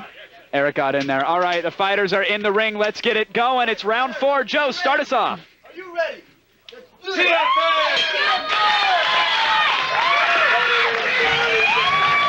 Round 4. Philip popped there. Eric looked stunned there for a second. He did.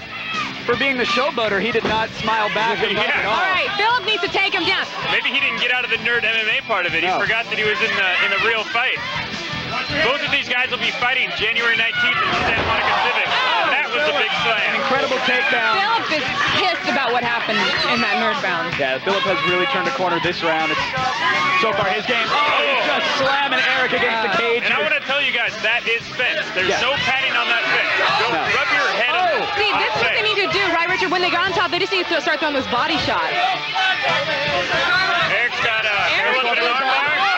Philip slams him to get out of it. Eric did not give up the... Oh, did he give up the arm? No, he gave it up. He gave it up. He's good now. All right. He's out of there. And Philip's on top. Philip needs to go in or out. It's not good to have one arm in and one arm out. That's when you get armbar, triangle. Philip's got to decide what he wants to do here. Yeah. He did a good job toe-to-toe. I'm surprised he doesn't stand up and just let it fly again. So what does Phil do here to maintain staying on top and to actually take this down? Eric's got the armbar again. He's got the tries to slam him and get away. He does and he flips. Nope. Philip does a good job of flipping as well, but the fence is in his way. I think Philip's sort of in a reverse cowgirl right now. Well, I think they're both in their own reverse cowgirl. Yeah. Oh! Eric ends up on top here. Wow, excellent reversal by Eric. Is he tapping? Oh, no, he's showboating. Eric is such That a little... might have been a tap-out, but that was just a fanny swat. That All's was fair in just love and war. 15 disrespectful. seconds left. Joe That was Camacho going around. Come on. Really nothing Philip can do from this. He's kind of wasting his leg strength. Yeah, So he's I guess he can get a reverse triangle. And with 3 seconds left, Joe's not going to stand him up. That's the end of the round. Hey, that was a good round, guys. That was a great round. Incredible round. Well, we're back now, in... Eric's reversal at the end, was that enough to turn it for him? No.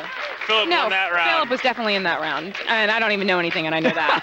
Yeah. But here's what's exciting. We have our last nerd challenge, and this is really cool. We're going to have a solar system, and you have to put planets in order. Levenschnup is the secret. Is that what it is? That's all I'm going to say. Wait. That's all I'm going to say. Oh, say it again? You can't say it again, can you?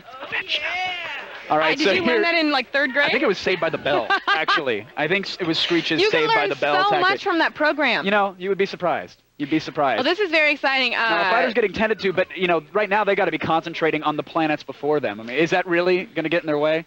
I have no idea. Right now, they're not worrying about the planets yet. They don't even know what's going on. They're just trying to recover. I mean, that was a hard round. They definitely came out and stepped it up that second round. Well, time is over for recovery, guys. We got to get back into that ring for the Solar System Nerd Challenge. Can we get this thing started? All right, the bell has That's rung. it. The corners have to clear Get in out. there. Philip and Eric have got to get in there and put those planets You in guys order. got to get in.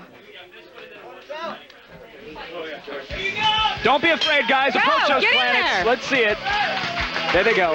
Now, if they had played Solar Quest when they were younger, they'd have a clear advantage. It was the monopoly of the Philip galaxy. has lost the planet. Yeah. That's okay. He's got a friend on the side. I don't know if we're allowed to have friends on the side, but I'm just glad that Eric is not eating the poster board. Well, I think it's nice that we put the name of the planets on them, not just the picture. True, true. All right, Eric is putting, he's got Saturn before Jupiter there, and Eric and is he done. ended up on Neptune. But Philip still Eric has does more not look time to confident take. at all. No, Philip has more time to take, make sure he's actually doing it right. Maybe Eric just got it done, figured he lost it already, just take time to rest. Yeah. Okay, that's it. Well, if Philip managed to get any planets in the right order, I think he won that round. I didn't get to see his board we're going close to take enough, down but- the boards. We're going to tally the results. But right now, got to say, enough of the nerding. It's time to get back to some real-life bludgeoning damage. Yeah, let's do it. No armor class can protect you from the final round. There's no 20-sided die that you can roll that's This is going a to get you a 1-minute saving round, throw. by the way, a Like, 1-minute No round. moving Uranus around. This is it. This is the real deal. Poster board or in the ring. 1-minute Uranus round we're is in going trouble. into. Last fight. All right, here it is. We're going to go back into the cage. Referee Joe Camacho. Last round. Here we go. And this is what What's it all going to comes happen? down to. What do you think is going to happen? Redemption or epic fail. It's This is Mark. Spinning kick two, shoot in, do a reversal by Eric. Both fighters doing a great job. Philip trying to posture up here. You're calling for redemption, maybe. What's happening? You never know. It's very close. It could come down to the nerd rounds, which is what we love here on Nerd MMA. They're back up against 30 seconds remaining. Eric throwing big knees in the midsection. Phil needs to throw this. He needs to flip it over. There he's doing it. He just did it. Oh, Philip no, he needs to explode here, or else it looks like he's going for the arm. He's giving it up. He's just hugging him close. Richard, if you're Philip, do you think you've got it one up the nerd rounds, or why isn't he throwing some headshots here? Why aren't we seeing anything? He's trying to go for a triangle here. He's trying to get one of Eric's arms out. You gotta flip it over. He may have the triangle here. Eric will not tap out, though. He will get passed out.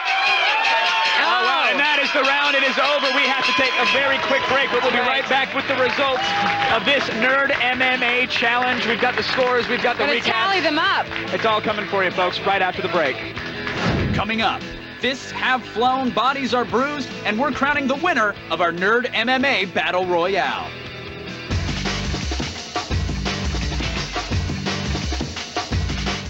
Viewers agree. Attack of the Show is the source for everything you care about. We really do know what you want. Attack of the Show, next on G4.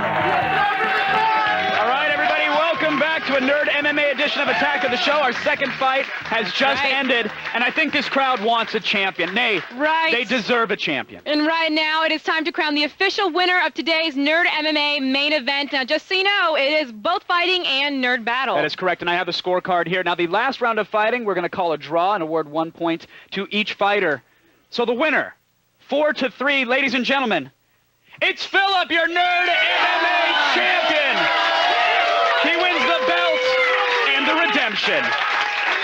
It was well thought, but it was actually the nerd rounds yet again that decide our winner and the winner of the motherboard belt. Yes, son. So there you go. So Philip, how does it feel to actually have this belt? He's awesome. I really appreciate being a nerd. No, honest to goodness, I think it takes a lot of nerd to become a nerd, because there's a lot of people out there who just don't like you because they just can't be like us. They're just jealous. And when you add athleticism into it, it's just a really good package, you know? Unstoppable. Unstoppable. Congratulations. Well, I thought I'd be happy, but I'm actually sad for Eric now. All right, that's all right. You'll come on back if we do it again, right? Yeah, I'll be back every time you guys do it. Maybe you'll brush up on the Half-Life weapons and learn the gravity gun this time? Yeah, no, I knew them. It's just they're backwards. I hear you, man. Well thought, everybody. Thank you guys so much. Go to G4TV.com/AOTS for everything you saw today and more. Take care, everybody. Good night.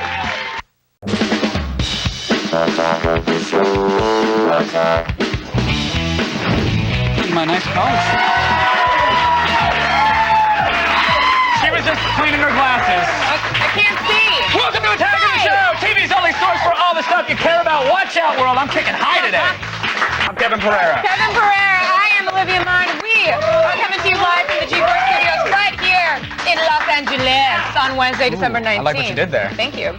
On today's show, after 10 years of delays, Duke Nukem could finally return. Believe it or not, we'll have the new trailer for Duke Nukem Forever when we go around the net. Plus, that's my line. Action icon Chow Yun-Fat is set to take on the role of an anime icon. You will find out who he's playing and other movie casting news in the feed. Then we're live by satellite to Japan to see the future of cell phones, interactive toys, and other insanity. If it's cool, it was probably made in Japan.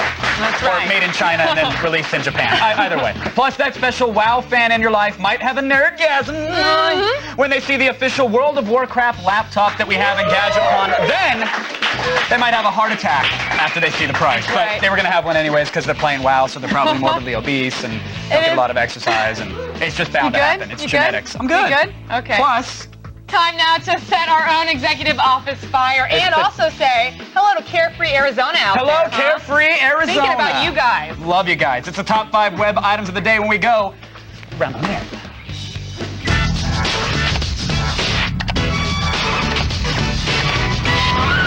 Today's number 5 item is living, breathing proof that people hurting themselves while being filmed is not a phenomenon limited to America. It's universal. It's so funny every time you say it like that. America. It is. Now, this video comes to us from somewhere deep in Eastern Europe, which is currently in the year 1997. Here's a cool guy in stonewashed jeans trying to show off his log topping These jeans are cool.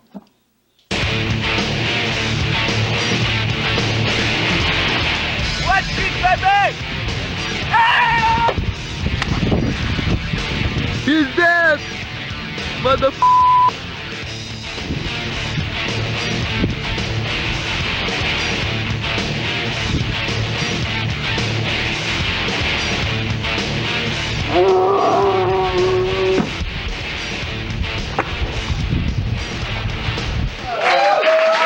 Can we... Hold on. Just once more, like Please. for posterity's sake.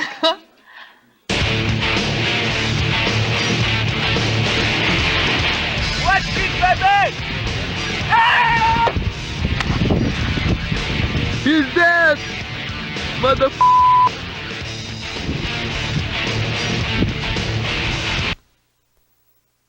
cups. Little cuppage. Perfect way to start around the net, am I right? Right. Am I right? Or start off anything, really. True. Now, keeping the international flavor, today's number 4 item comes to us from Japan, one of the most dependable sources of around the net material. Yes, this is from the show Haneru no Tobira, which, like, I just know it as the Japanese show where everyone dresses up like bugs for some stupid reason. But here they're attempting a traditional Japanese sliding screen door, or a shoji. Shoji. Yeah, shoji. Thank you. They're trying to slide it for distance. Those who fail have a fittingly unusual punishment. Onegai shimasu!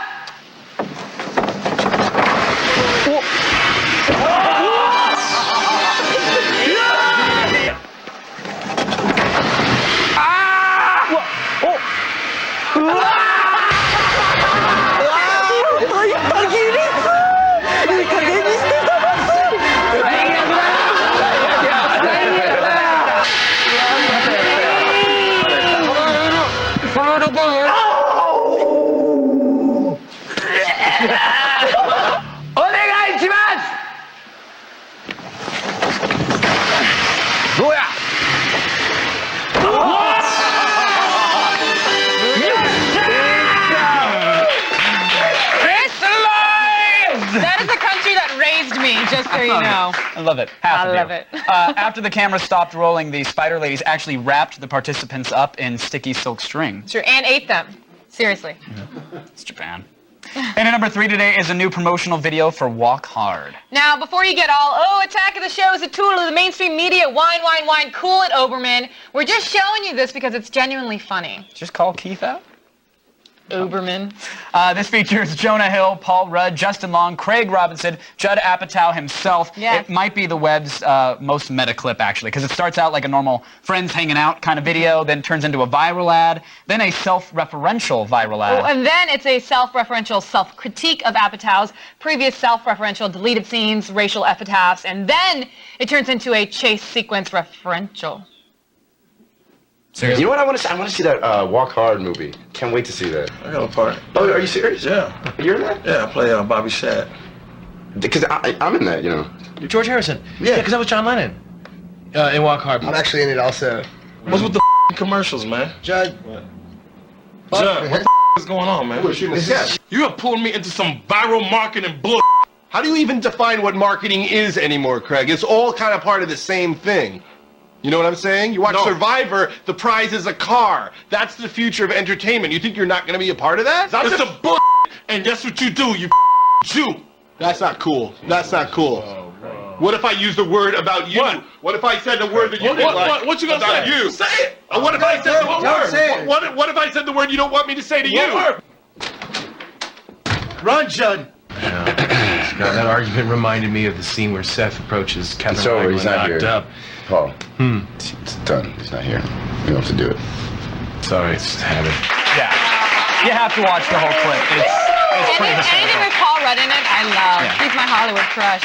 We do hope this is the beginning of a new series of videos where Craig Robinson chases Judd Apatow all over Los Angeles. Yeah, best movie promotion ever. Ever. That's a big statement, and that is in the history of ever. Well, I just said it because it scrolled on the screen. Oh. Now I say this. And at number 2 today is the world's first internet release for a major motion picture. Yes, well, a motion picture. I'll just leave it at that. Or a Jackass 2.5 hits the webs today. It's a full, completely new Jackass movie made of leftover footage from Jackass 2. It's available for free on blockbuster.jackassworld.com. That is until December 31st. So here's a clip of the boys' rendition of a classic scene from King Kong meets Beauty and the Beast. The second thing we shot for Jackass number 2 was a bit called Beauty and the Beast. And it's an idea Preston wrote where we dress him up as a gorilla and we man up as the damsel in distress. And we stand him up on top of a building, or in our case, a porta potty, and fly airplanes at him and crash him into him. And, you know, he's the big King Kong. Hello, I'm Preston Lacey. This is Beauty and the Beast. Big gorilla, save me.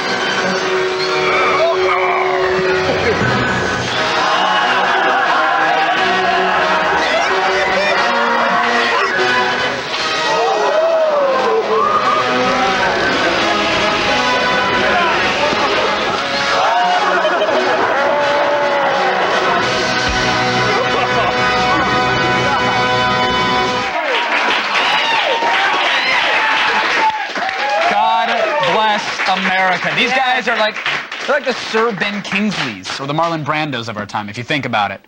Except for the whole shoving things in their butts part. Other than that. Other than that, yeah. Which, Brando, I don't know. We don't have footage that we know of. Not that so we it know could happen. yeah. Jackass 2.5 will be released online soon, and the DVD will be sold at retail stores. Chill.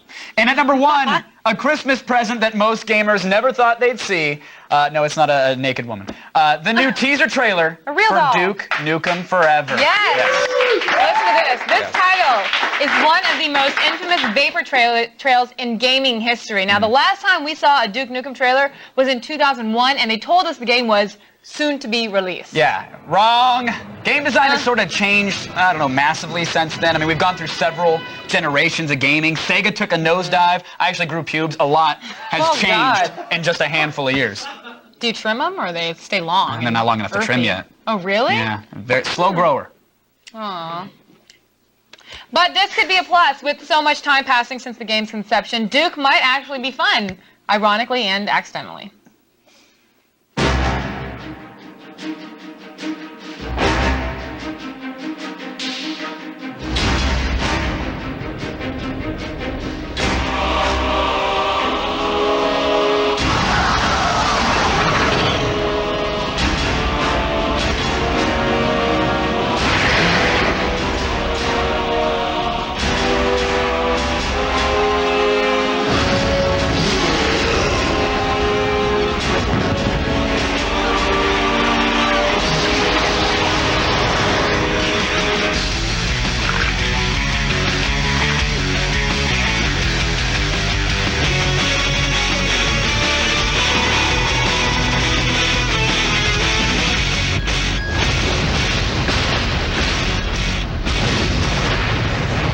I'm looking for some alien toilet to park my bricks. Who's first? To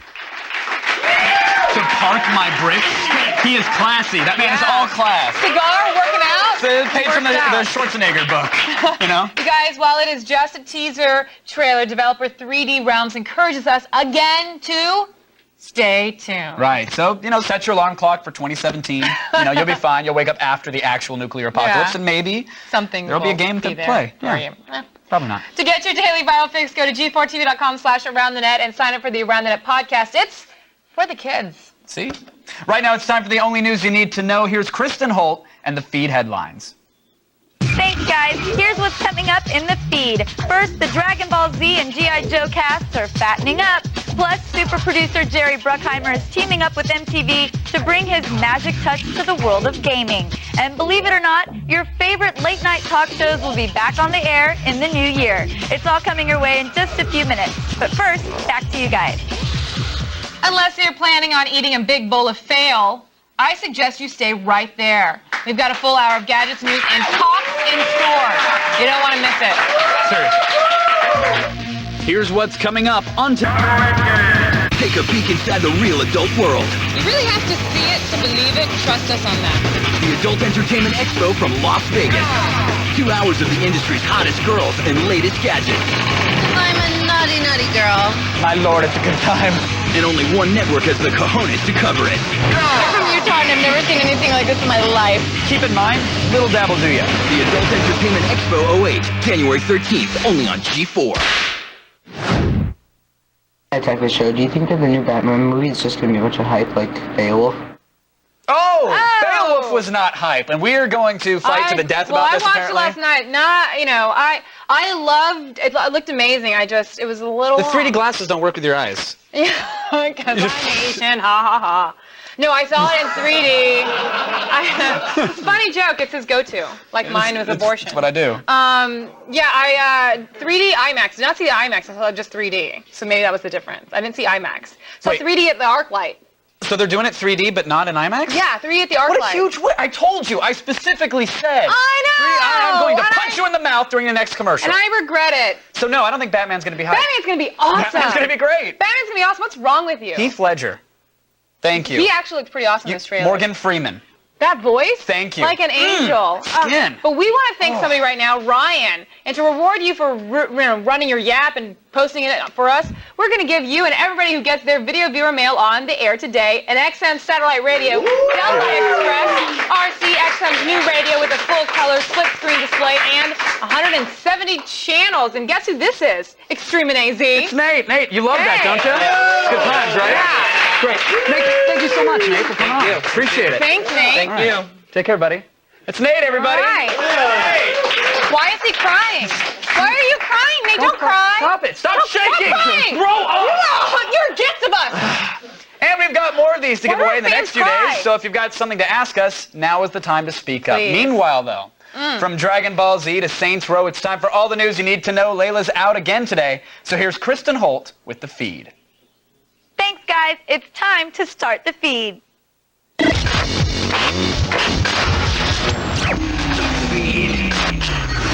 The G.I. Joe and Dragon Ball Z movies have found more cast members. International action superstar Chow Yun-fat will play Master Roshi in the Dragon Ball film. He joins Buffy alum James Marsters and Poseidon star Emmy Rossum in the live-action adaptation of the popular cartoon. And in other casting news, actress Rachel Nichols has signed on to play Scarlet in Stephen Sommers' live-action G.I. Joe movie. The film has also found its Storm Shadow. The conflicted ninja will be played by Korean actor Byung Hyun Lee. Dragon Ball hits theaters in August 2008. G.I. Joe should be out sometime in 2009. MTV is teaming up with the super producer behind Pirates of the Caribbean to make video games. Pirates and CSI producer Jerry Bruckheimer and MTV Games have announced that they will be partnering to create original games based on new ideas. Earlier this year, MTV acquired Harmonix, the developer behind the game Rock Band.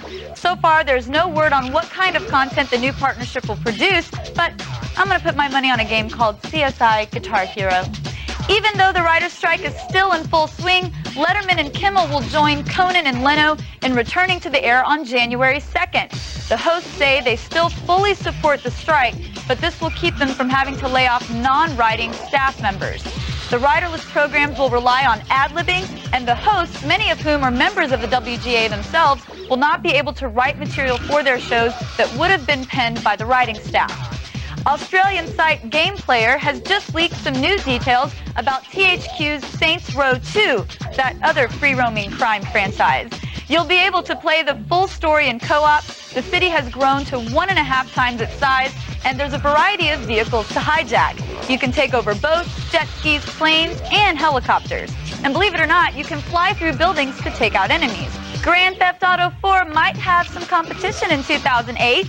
And finally, Peugeot has developed a new virtual reality system made for testing and prototyping cars that provides an experience so close to reality that engineers can feel the car they're designing without actually building it. The 3 stages of the system are the cave, a virtual car that you view with polarized glasses, the CAD-wall projection system, where you see the entire exterior of the car, and the hollow bench, where you work on the model in 3D as if you were building Legos.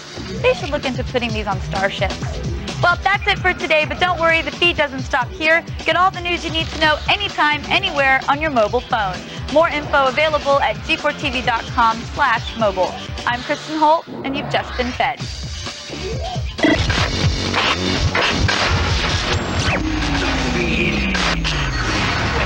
Kristen Holt. Walk hard, the Dewey Cox story joins Hollywood. 4.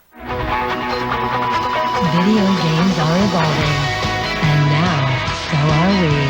Introducing the all-new X-Play. Now with news, reviews, cheats, demos, interactivity. The all-new X-Play, January 14th, only on G4. If you love great TV...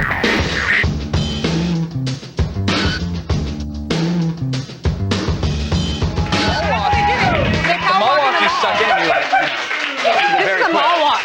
That is not a mall. That is an old power walk. That's a ship-shaped power walk. But they power on a Royal walk in Caribbean the mall. cruise.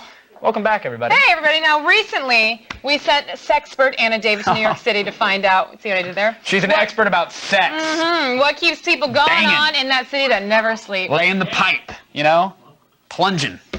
Getting elbow deep. Remember we talked about bringing the show to here? Yeah, that's right. For some strange reason, people like to open up about their sexual hang-ups in public. So if you're interested in drunken sex, or you hate condoms, or if you want to know if you're with a Wow. faker, who cares? STDs over there. What's up? Then consider this an early Christmas present.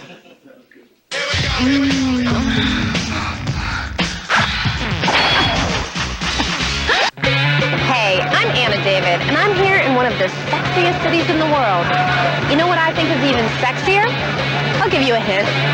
It's in your pants.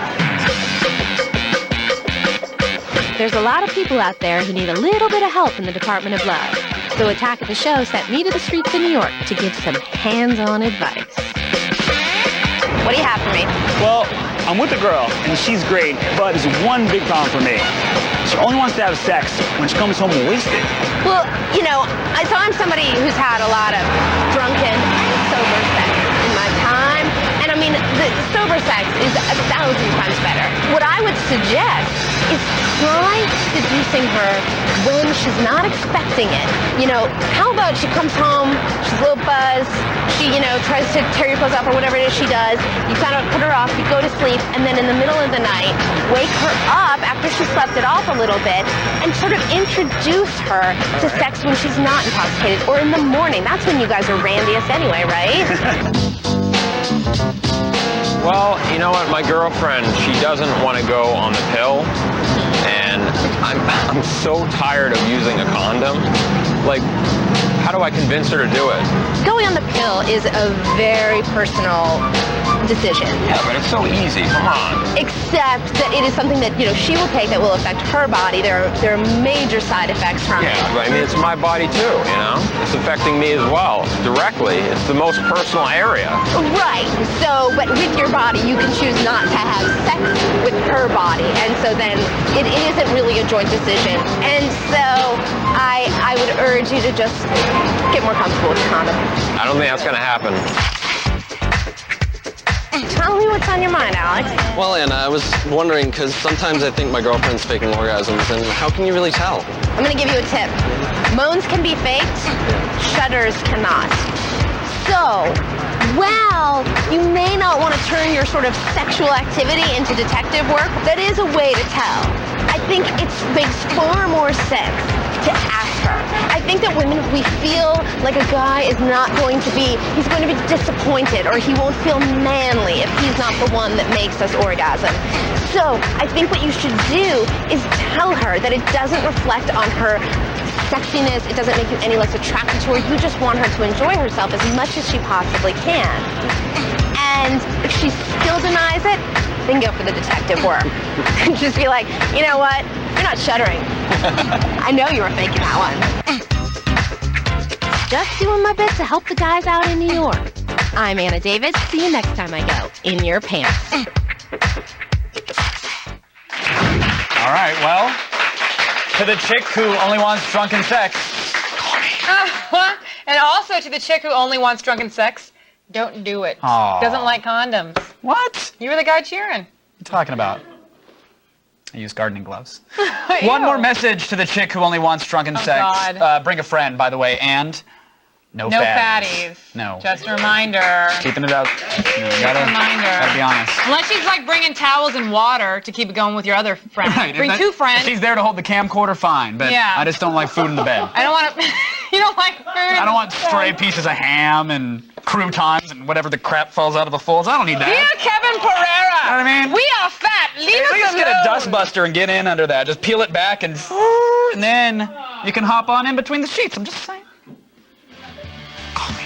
Just because the holidays around the corner doesn't mean we're slacking off. We're still mean. There's tons more shows. I love you, ABC family. Goodbye. We are adding some depth to your video.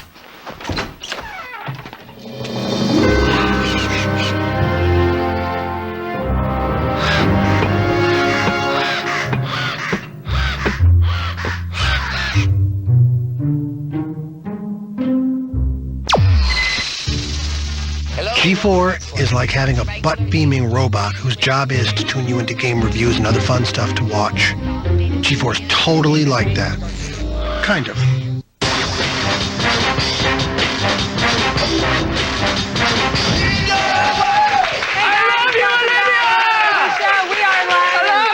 Often indifferent to other cultures. Right now, let's go over to Kevin, who's working on changing that. Yes, thank you. You're done with your holiday shopping, and now it's time to treat yourself to a little something futuristic and mind-bending. We're live with Attack of the Show's Tokyo-based correspondent, Michael Kieferl, for a segment we like to call Made in Japan.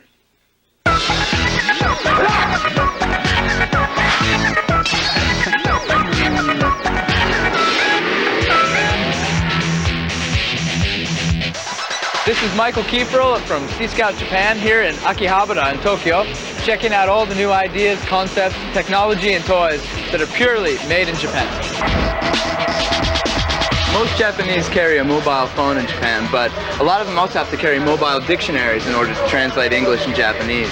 This phone from KDDI is a world phone designed for business. Using the scanner, you can put the red box over a word, any word in English, and it will instantly translate it in the level below into Japanese. Docomo's released a series of phones that have an accelerometer inside, so they basically act like the Nintendo Wii, but on a smaller scale and a more portable scale. There's several games. There's bowling, there's a Crash Bandicoot game, there's also this fishing game. By reeling back like this, the Panda moves his pole back, and you cast into the water when you see a fish, and then you can reel it in. A girl from one of these maid cafes gave me one of these flyers. It's an advertisement that contains what's called a QR code that you can scan with your mobile phone. Scanning it brings up this web address, push access, and it loads up the website for this maidclub.jp. You can find the magazines on McDonald's hamburgers. They're everywhere. Joining me live from Tokyo, director of SeaScoutJapan.com, it's Michael Kieferl. Welcome back to the show, Michael. Hey, Kevin, what's up? Not a whole lot. I wanted to talk about some of the stuff that you showed off because I think these cell phones particularly are really interesting to me. What do you think actually separates like the Japanese mobile market from like a North American market? Like, why is the industry so radically different? I mean, there's a lot more cohesion here between the companies, so if there's something cool that comes out, like the QR codes, for example, then all the companies will kind of adapt it if everybody thinks that it's good. Whereas you have, a problem, I think, in America or in other countries where, they're kind of competing to do something themselves. Right. But there's a lot more we probably have cooperation separate codes for each carrier.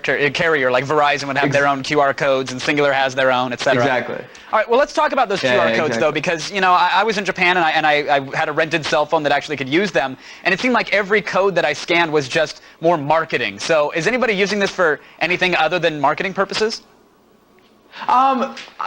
I mean, they say that 80% of mobile users have used QR codes before, but I've noticed that for myself personally when I use them, I most often use it from the computer. So for example, Mixi, which is a social network, or other kind of social networks and things online, to connect to their mobile site, they'll have a QR code actually on the screen, and you just scan it and you can go to the mobile site. Oh, that's cool. But I mean, they have them for everything, but honestly, I don't really know if people are using them as much as it appears that they are. Right. I guess it costs nothing to print it, so they might as well.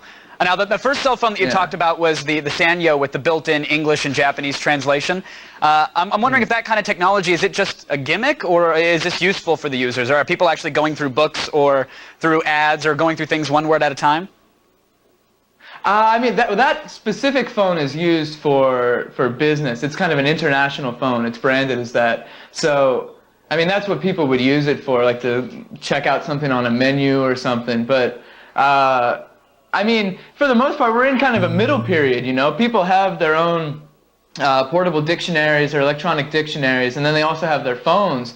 And eventually there will be a convergence of the two. So, I mean, I think that's what we're looking at more than anything. Absolutely. They even have speech translation now through NEC, where you can speak something into the phone, and then it will instantly translate it into your language. Oh, that's or cool. into another language. Yeah, I tried that on the phone that I had when I was there, about a year ago, but it still couldn't take me to the soap parlors. I don't know if that's a common phrase or if that's just for us foreigners, but it had trouble getting me to the red light district. But what about the phone with the accelerometer? I mean, is that phone doing anything that like the iPhone isn't? I mean, I know you mentioned the gaming support, but what else is it actually using that accelerometer for? I mean, there's a couple of little extra like fun things on it. Basically, like my phone doesn't have it, but I mean, you can write a mail and take it and go like that, and it will send the mail, basically. Okay. But I mean, I think for the most part, it's for what they call chokkan games. So. I saw that on a site. I was checking out the cell phone. It said it came preloaded with all these Chokon games. Is that like a style of gameplay, or is that like a platform for games? A Chokon, I wouldn't know how to translate it exactly. It may be kind of intuitive game or sensory game, I guess. Okay, so a game that's custom designed to use that extra input method then. Exactly. It's for the accelerometer. Oh, very cool. Now, I want to get to something that you just picked up off the streets, literally, of Japan. It's the Sega Ocean. Like, what exactly is this thing? Is it just an interactive toy, or is it a meditation tool?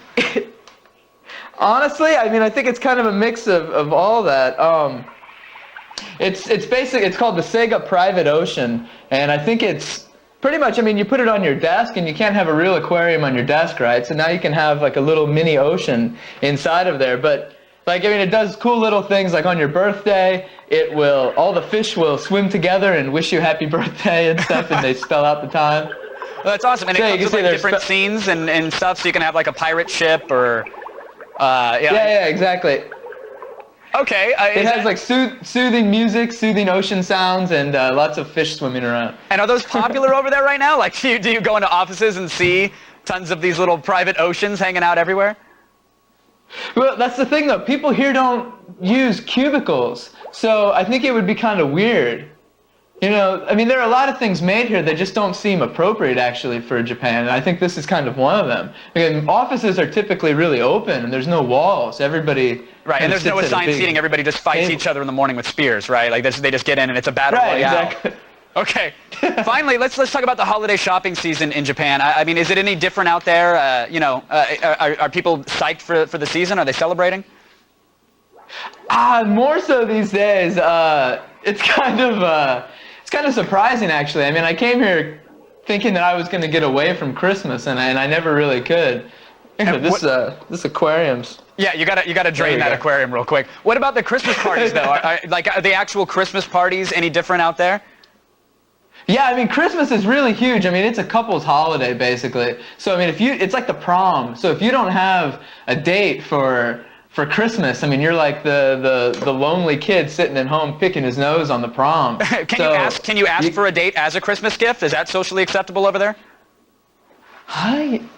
You know, that's actually a really good idea. I could try that, but we'd have to find out where the red light district is. But I went actually to a maid Christmas party like 2 nights ago, which was really bizarre, actually. It was hosted by we were guests of NHK and of this maid cafe called Candy Fruits. And so they had like a maid fashion show, and it was like a whole fashion thing. We have a video of it on our website and stuff, but got some CDs. They had this maid pop group that was there, and some maid J-pop to celebrate the holidays. There's nothing better. I love it. I put it right next to my Clay. Yeah, we have Christmas video album. of it. It's really interesting. All right, Michael. Everybody needs to go to the site and check it out for sure. Thank you so much for joining us again, Mike, and really have a Merry Christmas and a Happy New Year. And please don't kill any dolphins. All right, let's go over to my favorite import, Miss Olivia Munn. If you guys don't want to be naughty or be on that naughty list or the D-bag list for that matter, stay right there. We'll have more right after this. Dolphins. Coming up, take... Got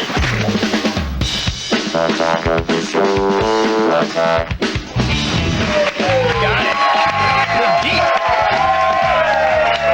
Hey, everybody. Welcome to Attack of the Show. We are TV's only source for all the stuff you care about. It is official. Kevin does have mono. Thank you. Olivia Munn. Thank you, guys.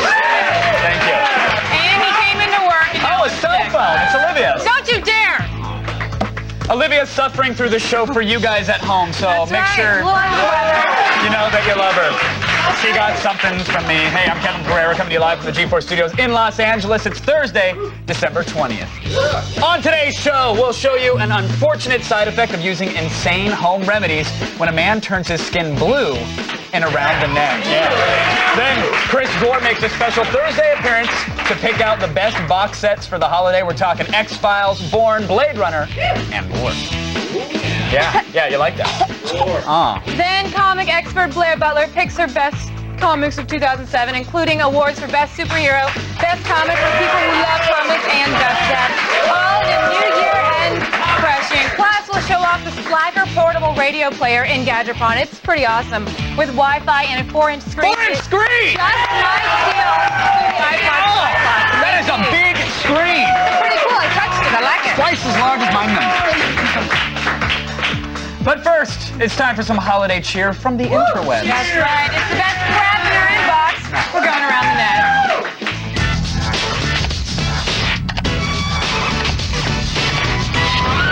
Well, with, Christmas and New Year's on the horizon, the internet has been a little slow lately. Not doing so hot. And since holiday cheer is in the air,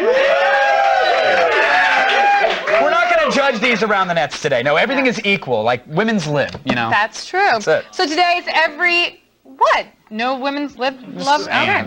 So today, listen to this. Every around the net is number 5. And in our first video today, we see an excited dog that almost ruined Christmas. Hey! Open it! What is it? What is it? It's Magnum! Oh my gosh! Are you okay? Little girl! Oh my god! He stabbed me! She scared me!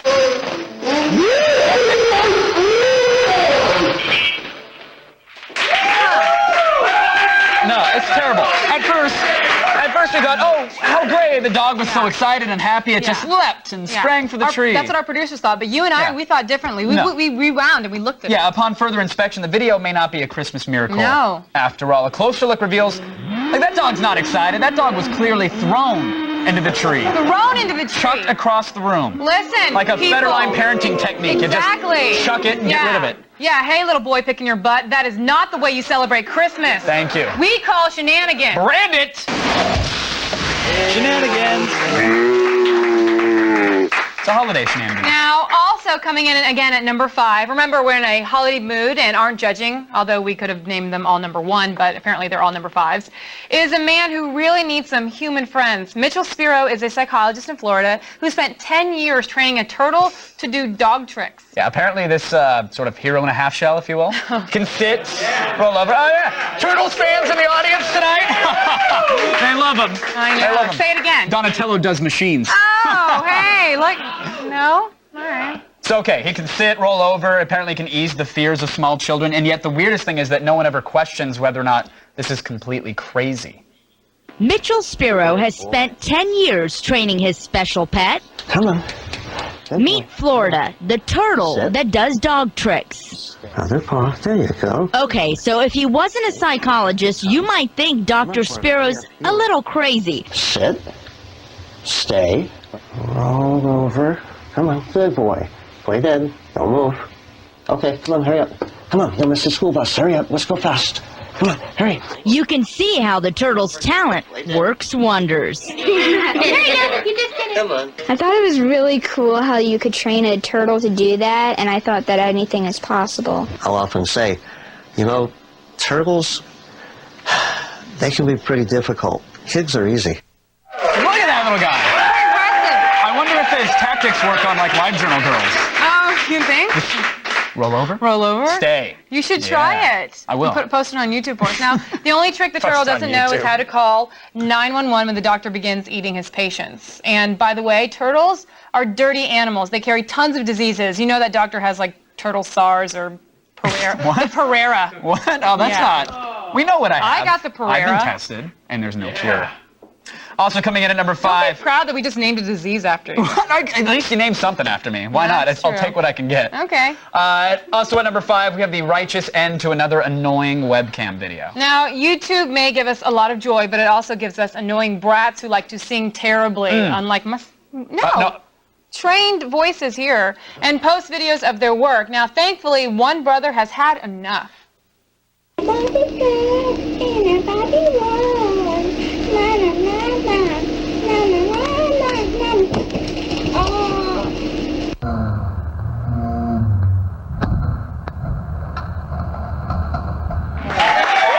Yes!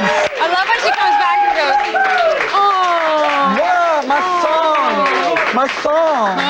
That is what should happen to like 90% of people on the internet, Yeah. especially on YouTube. Can we let's just do it again. Let's see it again. One more time.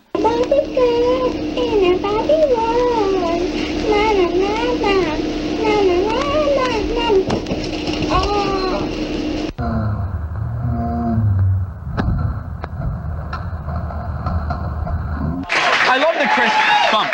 You know, just it's bad enough you're singing Barbie World, but if you don't know the words and you have to la la la your way through it, you deserve a pillow to the face. Spectacular, Big Brother. Well done. Coming in again at number 5 is the new trailer for Hellboy 2: The Golden Army. Yes, maybe you heard the collective nerd gasp in your neighborhood today. Yep, exactly. Guillermo del Toro is back in the director's chair, and the highly anticipated trailer was released today at noon. Maybe it's the cold wind that chills you to the bone. It's the unnerving sense that there's a world around us we cannot see. It's not your imagination. Now, humanity's only hope. Officially, we do not exist. Is our government's best kept secret.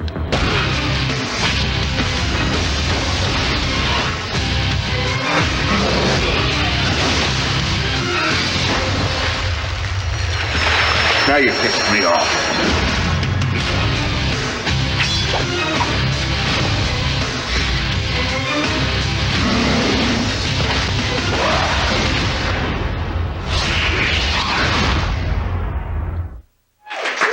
Hellboy 2. Some people kind of like the first one. You think? That's a good log line. Everything is number 5 today, so that's on our list. Thank you, Hellboy. So Hellboy 2 is scheduled to hit theaters in July. All right, finally coming in again at number 5 today, in our holiday cheer, non-judging around the net, is the sad and yet hilarious tale of home remedies gone wrong. Now, we're going to give you a little history lesson here. It's what I like to do. Colloidal silver is basically a liquid with tiny silver particles in it. Oh. Prior to 1938, it was used as a cure-all remedy, but knowledge grew, and we learned that while silver does have some antibacterial properties and is still used as a disinfectant, long-term internal use shows no real benefits. Also, can slightly discolor your skin. Believe me, it's not makeup or paint. Paul Carrison's skin is a deep blue-purple color. The 57-year-old started making the transition from fair skin and freckles to this about 14 years ago. The change was so gradual that I didn't perceive it. What Paul did was use a substance called colloidal silver, made by extracting silver into water with an electrical current and drinking it. It's billed as something that'll cure just about everything that ails you, and Paul swears by it. After it turned your skin blue, you're still drinking it? Yes, but much less. Whatever the cause, Paul Carrison says it's not easy living life as a blue man. Of course it's not easy living life as a blue man. He looks like Papa Come on, he can go perform at the Venetian and make a lot of money. What are you doing with the blue shirt? Oh yeah, he's wearing a blue shirt. Like, come on. That's like when you know, parents dress their twins in the same outfit. Yeah. Like, don't wear the blue to bring out your blue. I wonder if he's healthy.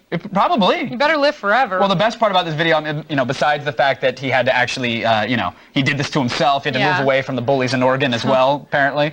But it's his girlfriend. Right? Right? Look, there's a lady who sees some azure-tinted naughty bits, and it's going on every night, and is totally cool with it. You've got yourself a winner there, buddy. Hang on to her. She loves the blue balls. No one else wants your blue ass. To get your daily viral fix, go to g4tv.com/aroundthenet and sign up for the Around the Net podcast. Unlike Santa Claus, it is very real. Yeah. Right now, it's time for the only news you need to know. Here's Layla Cayley. He's not real. And the feed What's headlines. wrong with people? Thanks, guys. Here's what's coming up in the feed. First, it looks like a major source for secret Apple News has been silenced for good. Plus, you'll soon be able to view your favorite NBC programs over at MySpace. And an EcoBoat attempts to break a world record using human fat as fuel. It's all coming your way in just a few minutes. But first, back to you guys. Stay right there. Tag of the show has just started. We've got gadgets, the latest DVDs, and all the rest of the crap we got to get done before the end of the year. We'll be back. Here's one on G4. We are back, we are live, and we're looking at the stuff you guys made at home. It's time for User Created.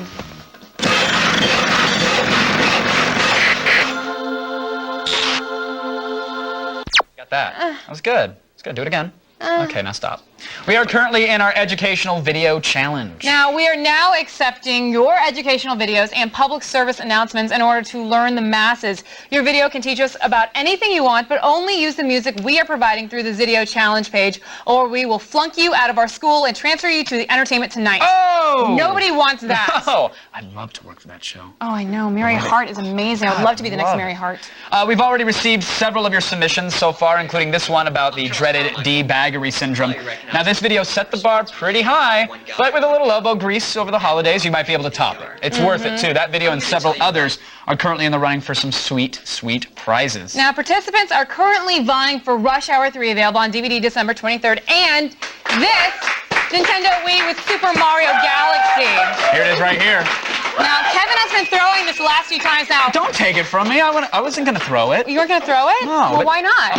Okay. That's the one you guys get sent to your... What? It is worth more that we threw it. Here. And as with our previous challenges, you'll Like win. them booing at me. Who are you? If you win, you'll be eligible for the user-created grand prize early next year, a 1080p 58-inch Samsung Plasma. I cannot wait to chuck that across the studio. That's right. We can write it off. Don't worry if your mom couldn't find you a Wii for Christmas. You'll get this broken one. Just get your cameras rolling and learn us a thing or two. Go to Zydio.com/user-creator for the full rules and details. But before you guys get to work, sit tight because right now we have the big stories of the day. Here's the only news you need to know. Thanks, guys. It's time to start the feed. Nintendo here in Hollywood. The Feed with Layla Kaylee. The long-running lawsuit between Apple and rumor site ThinkSecret has finally been settled. ThinkSecret posted leaked information about the Mac Mini and iWork suite, and Apple sued to get the rumor blog to give up its sources. Today, the suit has been settled, and ThinkSecret was able to keep its sources a mystery. The site's owner expressed happiness with the deal, although the site has since ceased to operate and was forced to shut down. While irritating the folks at Cupertino by leaking new product information, ThinkSecret was one of the best sources of Apple information on the web and a fan favorite. Alright guys, MySpace launched a new primetime channel yesterday that will integrate content from NBC Universal's Hulu as well as offerings from MySpace TV. Along with MySpace content such as Quarter Life, the page will present streaming episodes and movies from Fox and NBC, including Heroes and The Office. They'll also be featuring older shows that are no longer on the air like Arrested Development, Buffy the Vampire Slayer, and even Kojak. Loves you, baby.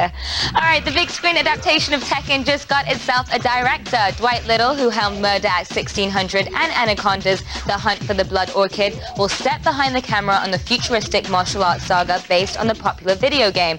Little told Variety the 3D fighting series has enough storyline to provide the template for a martial arts spectacular. The film begins production in February. The USA Network has cancelled their sci-fi and supernatural thrillers, The 4400 and The Dead Zone. 4400 series creator and executive producer Scott Peters confirmed this news on the USA Network forum and revealed that he figured it out ahead of time since the studio ordered all sets, wardrobe, and props to be sold off. You don't need mutant powers or psychic ability to know that when the studio is selling the stuff, you're cancelled. Alright, after a brief shutdown, the website for Rock Band has returned and better than ever. The game's community site has just relaunched with a ton of new features, all of them geared towards social networking. You now have a friends list, can write about your exploits in a personal blog, display pictures of your band rocking out, and can even link in your Xbox Live or PlayStation Network profiles. The leaderboards are up, so let the battle of the bands begin. And finally, the fastest eco boat on the planet will soon attempt to break the around-the-world speed record using fuel made from, wait for it, human fat. Pete Bethune, the New Zealand skipper of the ship called Earthrace, underwent liposuction and donated enough fat to produce 100 milliliters of biofuel. 2 other larger volunteers also had the procedure done, making the total of 10 liters of human fat. This unusual world record attempt is scheduled to begin in Spain on March 1st. How bizarre. Alright, that's it for today, but don't worry, the feed doesn't stop here. Stay tuned to G4 all day and look for the feed ticker at the bottom of your screen. We'll have all the news you need to know as it happens. I'm Layla Kaylee and you've just been fed.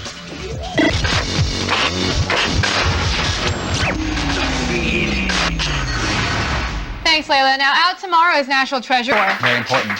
Now it's time to hear from our very own superheroes in the army of monitor heads. Here's Justin.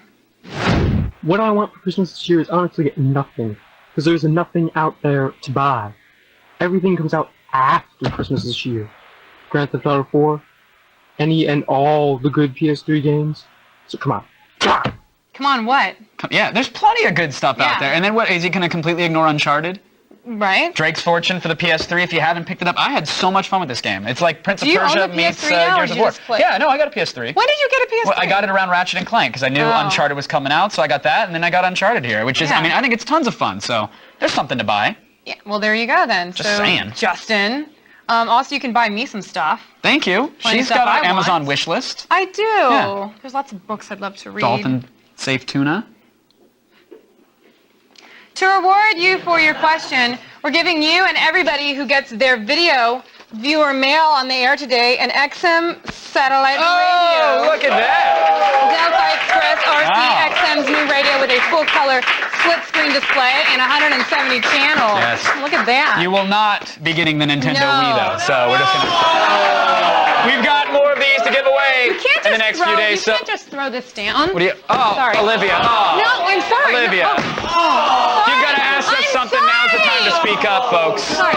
Okay. Oh, now she's just playing with it. Kevin, catch it! So this Christmas, G4 is going to be good to you, even if no one else will. Our giveaway special, free stuff, returns for the free holidays. stuff. Yeah, I think You'll we give get a away Wii for free stuff. Morgan Webb and myself will lead you through the newest and sweetest swag, and then we'll give it all away. So watch the show, log on to our website, g4tv.com/free stuff, plug in the secret codes that you find during the commercial breaks, and stay tuned to see if you've won. Here's the best part. G4 is sending one lucky winner and a guest to Japan, plus 100,000 yen to buy whatever you want.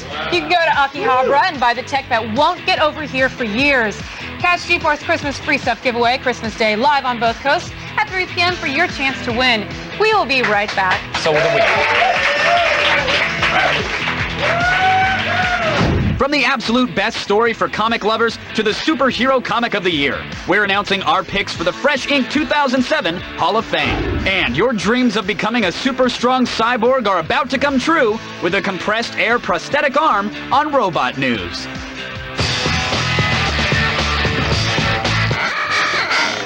From robots to comics, time now to go over to our resident comic book expert, Miss Blair Butler. Oh, thank you guys so much. 2007 has been an incredible year in comics, and today I'm running down my favorites from the best death to the best superhero. Here are the Fresh Ink Awards for the best comics of 2007.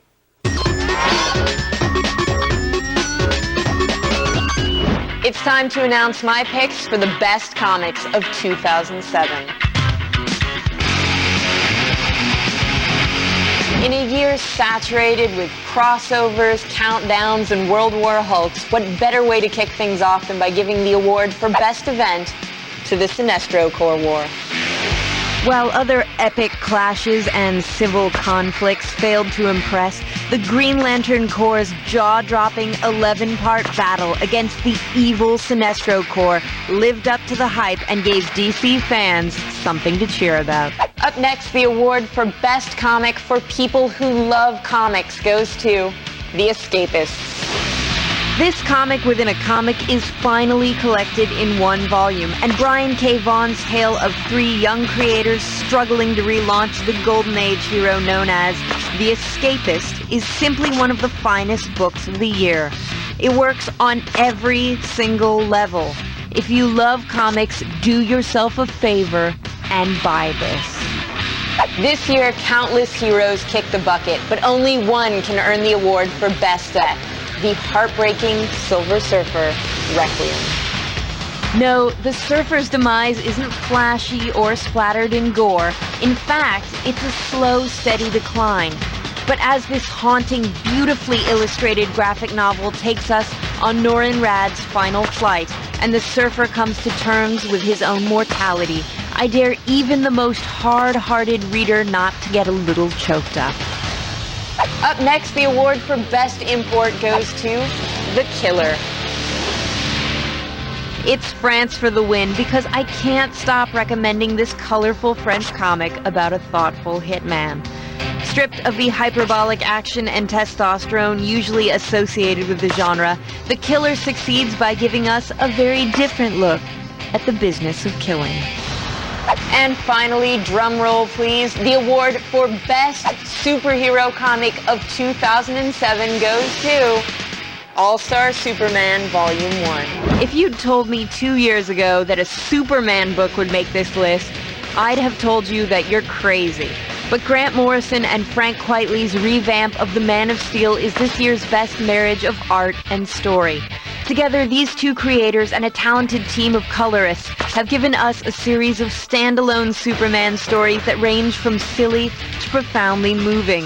The final story in this volume is a towering achievement that takes every lame Superman cliché, from time travel to super dogs, and combines them for a sobering look at loss and the fragility of human life. That's the best of 2007. I can't wait for 2008.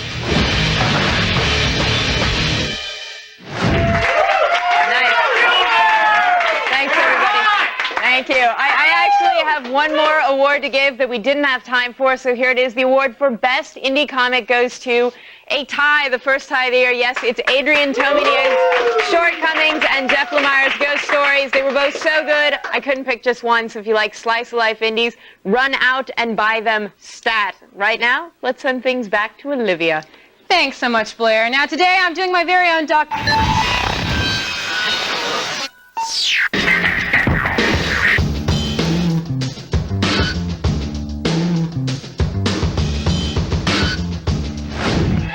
All right, today we're highlighting collector's edition DVDs that are perfect gifts for dads, brothers, deadbeats, cool girlfriends, whatever. Film expert Chris Gore is here, and that means it's time for some holiday DVD-ders Day.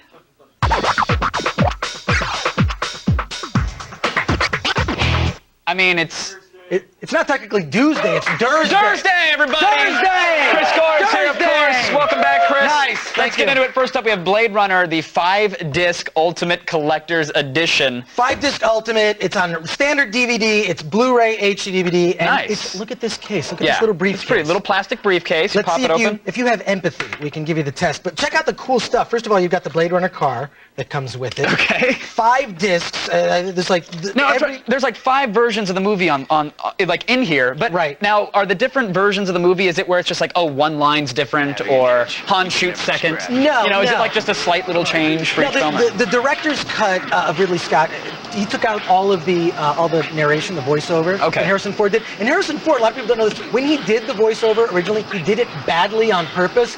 Yeah, here we are.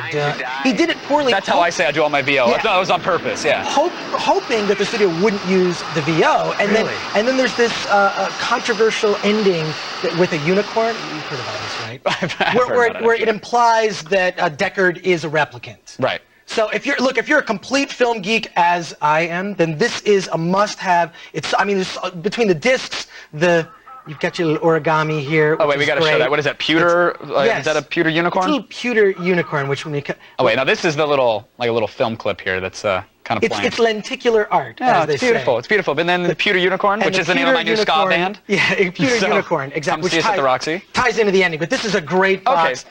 Very cool. For someone like me, it's awesome. Definite must for a Blade Runner fan. Absolutely. All right, now up next, we've got the Jason Bourne collection. Jason Bourne collection. It's all the movies. It includes an extra disc that has extras on it that haven't been seen in any other incarnation of the DVD releases. And, of course, your Jason Bourne passport. Right, the TSA's worst nightmare, the oversized Jason Bourne passport. Which, oddly enough, it's funny, do you know that passport pictures in Germany, you cannot smile?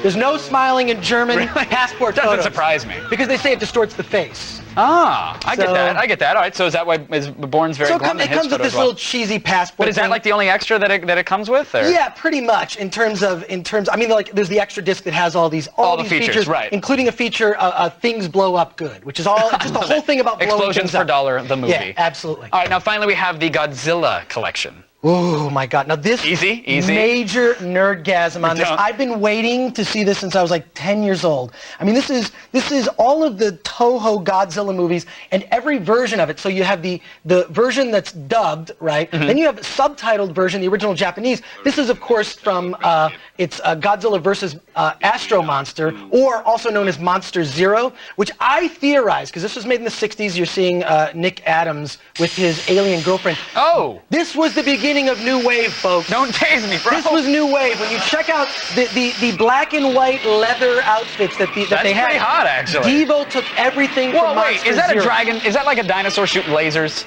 Oh, well, no, that's Ghidra. Okay. Or as they call him, King Ghidra. But was he shooting lasers out of his mouth? Because if so, I need to borrow this box set. You have to get the box set because you see each incarnation of the movie and some behind the scenes, including a whole documentary about the men inside the suit. There's all the controversy about the guys who, they have the digital Godzilla, then you got the man in suit. I'm a big fan of the man in suit. It works when it's shot correctly, and the original Toho Godzilla movies are the best of the bunch.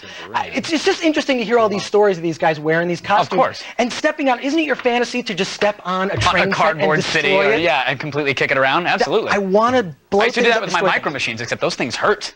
My no proper Micronauts. foot protection? Micronauts. Can I put you on the spot real quick? Put me on the spot. Is there a 2008 film you're looking forward to? Anything you're looking forward to the most? Absolutely. Dark Knight. Heath Ledger is the Joker. All right. I saw the IMAX I Am Legend, saw the first 5 minutes of the movie, that sequence. Yeah? Enough to sell you? Unbelievable. Heath Ledger is going to be amazing. I cannot wait for that movie. I can't wait for you to come on in 08 and review the DVD box set. I'll be there. Complete with optional mask or bat wings or whatever the hell they're going to throw in. Chris Score, everybody. Joker Thank you for makeup. coming on. Thank you.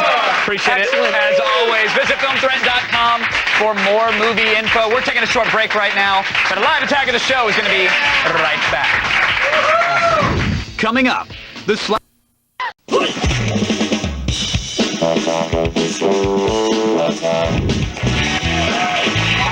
Everybody, welcome to Attack of the Show, TV's only source for all the stuff you care about. I'm Kevin Pereira. Yeah, I'm Olivia Munn. It is Thursday, December 27th, and we're coming to you live from the G4 Studios right here in Los Angeles. On today's show, it may be the greatest moment in the history of Attack of the Show because it's all about me and Kevin. Yeah,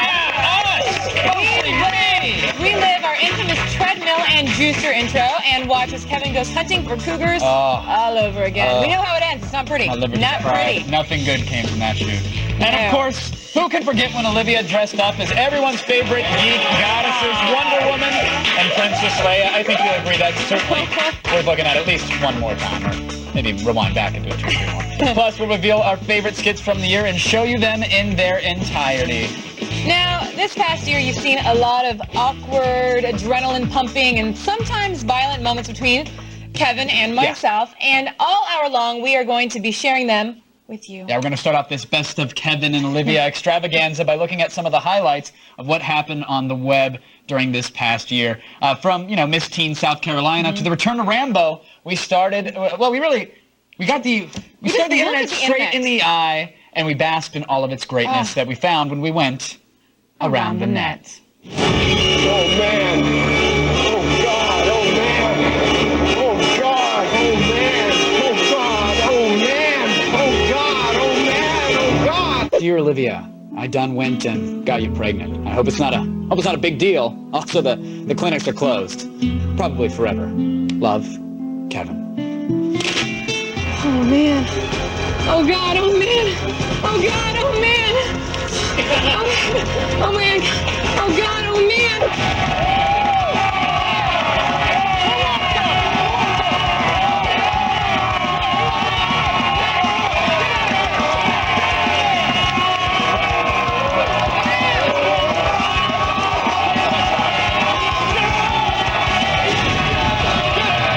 This little guy has a bit of drama and flair in just about any situation. We love him for it. That's right. Do you want to give it a try? I would love to. Try it out. Go ahead. Okay.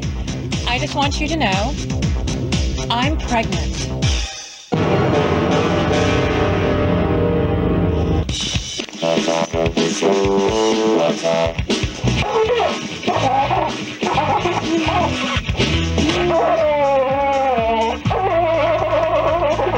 Hi there. I'm Kevin Pereira. Hey, everybody. I'm Olivia Munn. We're here to speak to you about a serious issue. A fifth of Americans can't locate the U.S. on a world map? True. Did you know that some U.S. Americans out there in our nation don't have maps? Also true. So please donate your used maps of all nations, such as, and the like, for mapsforus.org. Oh, no. Hold on. This one's up. Oh, that's shoulder blade. Hold on.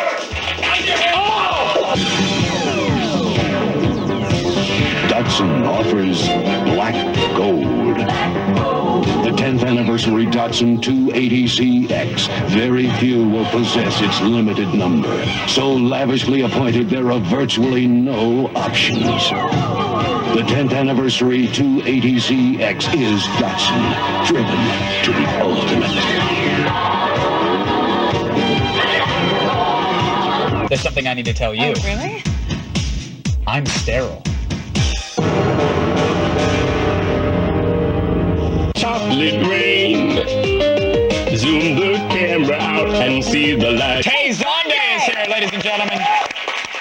Tay, how you doing today, sir? Hey, fantastic. Hey, Tay. Can we get you could you give us like a sing-songy attack of the show that maybe we could use in the show one day? Oh, I don't know. You know, like what? Attack of the show. Attack of the show. Go! Oh! Thank you! That was good.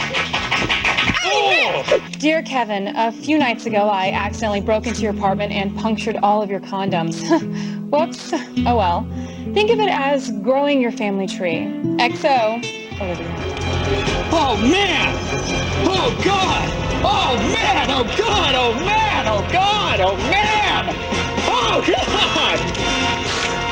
You broke into someone else's house. I totally don't use condoms.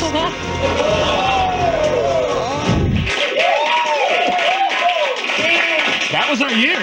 It was around the nets. Yes, I around the gotta say, nets there. funny stuff, but I took a poll and apparently I shone a little brighter than Mr. Oh, Pereira. no. Check the margin of error, princess. I mean, I gotta disagree. You may be unpredictable and attractive or whatever. I have substance, and I'm the demographic. So I think you Okay. just got pwned. Okay, you know what? Hold on. Throughout the show today, we will award points to ourselves for our clips. Whoever has the most points at the end gets the respect. You deal?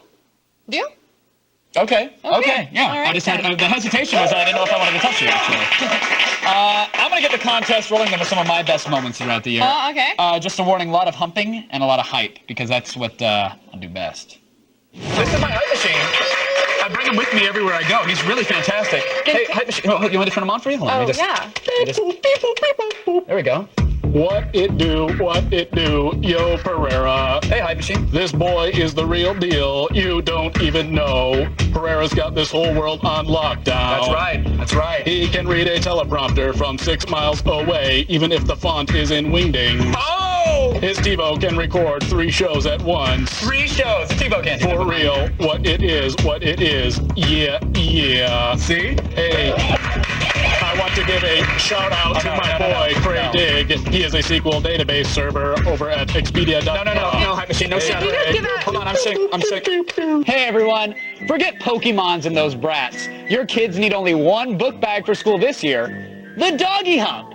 Made from real animal fur and containing the latest vibration technology, the Doggy Hump will accurately simulate a sexual assault from your beloved family pet. It's cute, fun, and always unpredictable. And hey, don't worry about where the children are after school. This guy will make sure that they run home. Oh, someone's a little wound up. You know, there's some great information here. But do you know the facts about the washlet?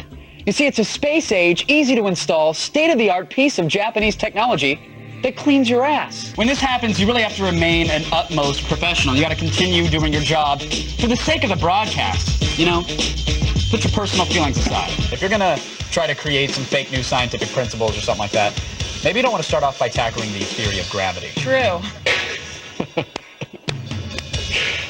That's a good joke. The washlet is a toilet seat that sprays your ass with a stream of warm water, but that's not all. It also keeps your ass comfortable with a gently warm seat. Oh, and it dries your ass as well. 1、2、3、4、5。1、2、3、4、5。1、2、3、4、5。 Hayden Panettiere's 18th birthday. She's legal. Yes. She is legal. Yes, the sexy, indestructible cheerleader from Heroes turned 18 last night. Now she can smoke cigarettes, buy pornography, and register to vote, hopefully in that order. Yes, more importantly though, very important, she's now eligible to receive a special message from me. Thank you so much. Thank you. Hi, Hayden. How are you? It's me. It's television's Kevin Pereira. Thank you, sweetheart. So listen, you're 18 now, which is great. It's really good. It's a special day for you. Happy birthday, sweetheart. But let's cut right to the point. I'd like to engage in sexual intercourse with you, preferably within the next 72 hours and unprotected, if you like to swing that way. So tonight, let's say 10 o'clock, why don't you meet me inside the restroom at the IHOP on Wilshire? We'll get at least 5 minutes of complete, sexy, sanitary privacy. I guarantee it's going to be worth it. And if not, sweetheart, I'm treating for waffles. Because I'm Kevin Pereira, and I'm a gentleman. Ass. Ass, ass, ass, ass, ass. Ass.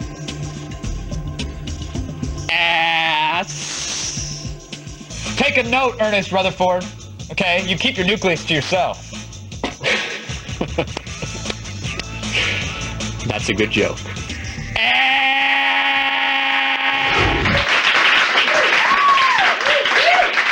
I think that mashup pretty much seals the deals for me. You know what I mean? It'll bring home a Pulitzer as well, I bet. Oh, I'm sure. I think so. I'm going to give myself 10 points for that, actually. Oh, 10 so let's points. just hang it up. I'm going to be modest. I don't think it was a mashup of my best, but, I mean... Okay, you know. okay. So We're missing a couple one-liners, maybe a couple two-liners. All right, well, that's 10 points to yourself. Yeah. Now it's my turn. Okay. Okay, here we Great. go. Press I'm gonna record go on your now. D... Sorry? Press record on my DVR. Yeah, that's right. Everybody at home, here is me at my best and at my worst, but look, in the end, my worst always comes off as my best because, you know, it's cute. I'm a girl. That's how I roll. This is what I mean. Hi, I'm Olivia Munn. You've probably seen Attack of the Show, but you probably have no idea what goes on into making an episode of Attack of the Show. Sadly, the secret ingredient is cruelty. Hey! Hey! Don't hate! Don't hate! Don't hate! Don't hate! What? Don't hate! Okay, Olivia, calm down. Don't hate! Don't hate! I don't know why you're doing this. What? That's not a good look on you, Olivia. Soulja Boy up in it. Oh. Watch me lean and watch me rock. Superman. That oh. Then watch me crank that RoboCop. And 3, 2, blow off! Oh! In seconds! Now, official Ben Draith used this term to describe an extra violent sacking of the Bills' Jim Kelly by the Jets' Mark Gastineau in the year 1986. First of all, Olivia Munn, televised dissemination of misinformation. Because I've seen you in bikini shots, and I've peeked in the dressing room a couple times. Like, there's no extra flesh thing on that. No, I used to have a tail, okay? I had a tail, and I do bikini shots, and I was modeling, so I had to take it off. But it's not that big of a deal. I actually keep it on my mantle, and I'm proud of it. It's, you know, it's my tail. What? Sure, I mean, you got, you know, transforming vehicles today, and maybe, you know, jetpacks tomorrow. Oh, whoa. Probably. Wait, who's this? Oh, this guy right here? Oh, that's Neil Jenkins. He's the managing director of Gibbs Technologies Limited. That's him right there. Oh my gosh. Could you excuse me for a moment? Yeah. Sorry. You all right?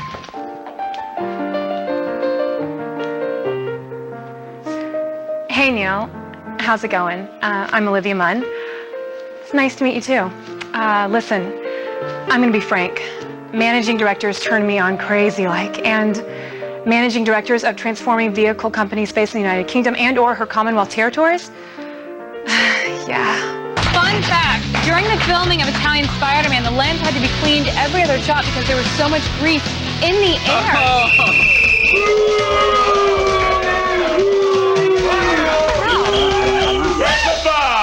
Munn, for perpetuating poor-related stereotypes, failure to recognize the rich and beautiful culture of Rome, and generally getting all up in Italy's thrill. 10-second Mike Penalty Munn. Around the net number 2, intro goes to Ferrero. All right, no. That's good. Actually, sweetheart, they can't. Your mic. There was a 10-second mic penalty, so they're not going to hear you. Don't worry about it. Come on, show it. They want it. The people at home want it. Go for it. You've been working out. Yeah. Just for a second. Yes, just for a second. Here it is. Okay, ready? Yeah. Okay. Let's go. Yeah, there it is. Take that, Europe. Yeah, you like my ass now, don't you? Now, Pendergrass has a history of controversial calls. 6 months ago, he called a foul on Olivia's graphic and inaccurate description of oral sex on In Your Pants. And it appears he's reached a decision. Upon further review, the nation of Singapore did indeed have it coming. Yes! Yes! Reverse the penalty on Munn. 30-yard penalty against the nation of Singapore. All right, thank you. Pendergrassing, we're thinking.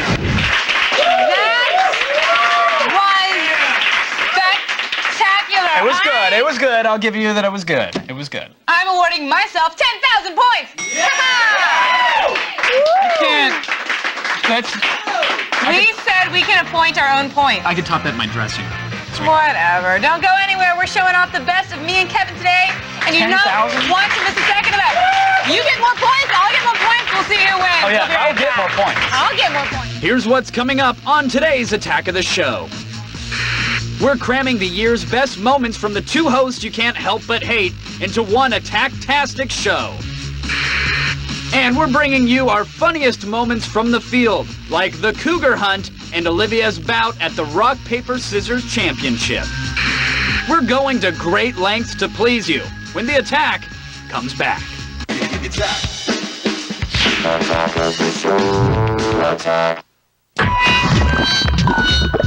Video games are too violent. You need a good kick in the head. Adam vs. Adam starts in 60 seconds.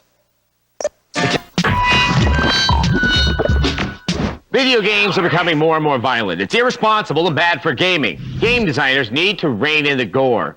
Slow down there, Jack Thompson Jr. There is no evidence that violent video games are harmful. In fact, some studies suggest that actually the simulated violence is therapeutic. Well, it's clearly done wonders for you. Games like Manhunt 2, which is nothing more than torture porn, use violence in place of innovative plots, characters, or gameplay. Regardless of its harmful effects, it's just lazy, and it makes the whole industry look bad. But in many instances, the violence gameplay is itself innovative. Well, blood and guts are a poor substitute for true drama and excitement. It's like a movie that flashes boobs at you and calls it a romance. But I like boobs. You are a boob. I'm Adam Sessler, and this guy is an idiot.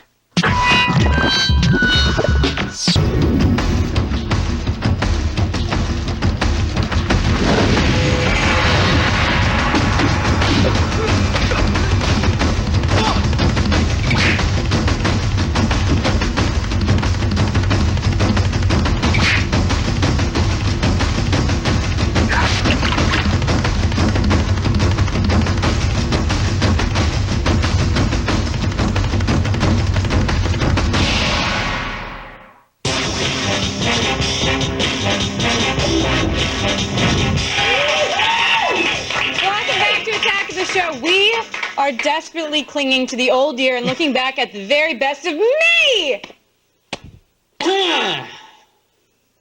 And you! Thank you. Whatever. You know, we're lucky, actually very lucky, to Yeah. Live in a land of abundance and plenty. That is so true, Kevin. Yeah. We joke all the time, but we really... truly blessed. Really are. Thank the Lord.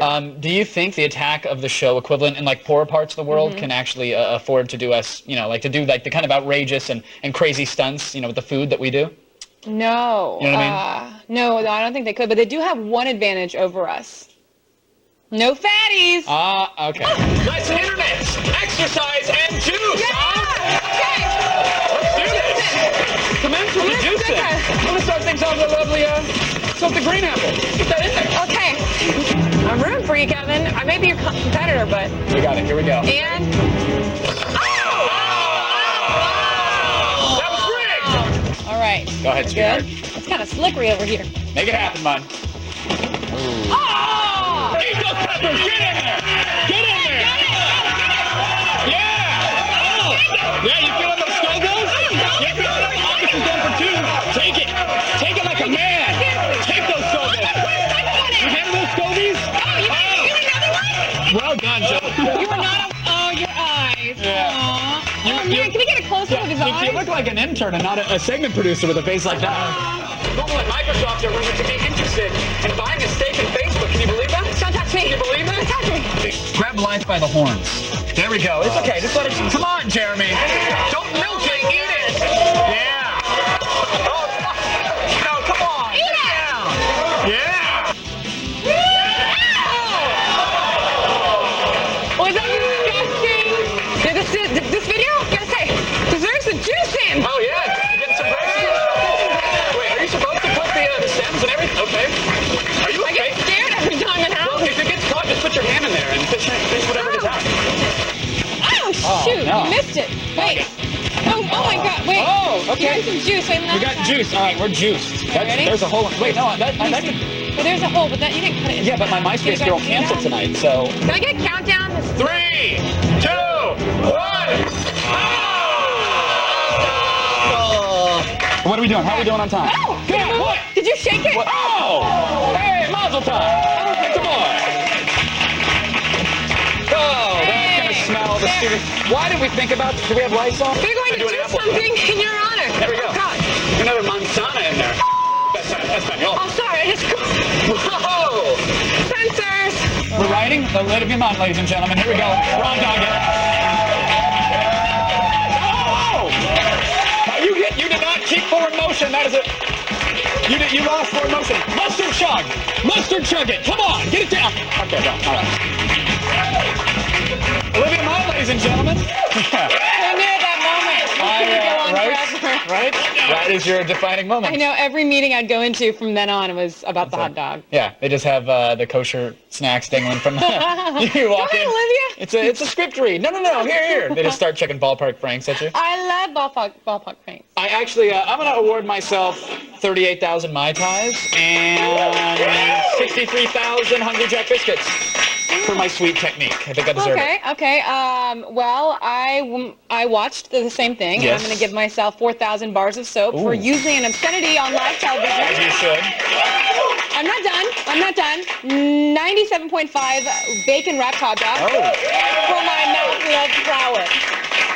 All right, well, if we're awarding on that, I'm gonna give you 40 million points for that mouth love. Really? That was... Worth every one. I canceled my Reality Kings pass and just have been looking at your animated GIF. Really? Yeah. Well spent, Yeah, Mr. Pereira. Still ahead. Spoiler alert. I win everything. RoboCop crashes a Civil War reenactment, and Olivia shines as a sexy slave Leia in our best moments from the field. And we love to make you laugh, so we're showing off our favorite skits like Wonder Woman and Legiticorp.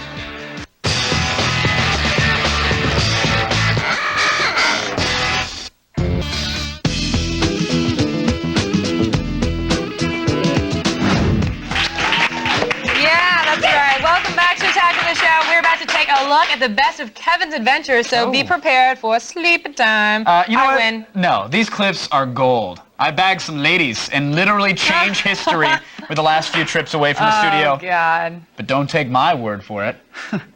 Run it. If you want to kick some real ass, you got to hang out with the guys here at the International Fight League. Look, I bent a horn, first of all. It's all bent. Second of all, the woman at Big Five did not lace these things up. Totally. Getting that nice and tight. Right in the Belgian.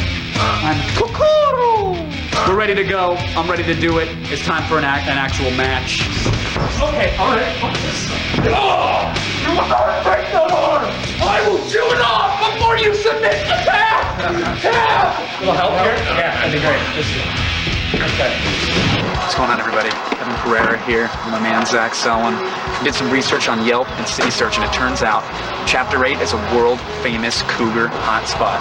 All right, we got the cameras on the inside. You're going to see it all go down. It's Cougar Hunt 07. May the best man plan to go down.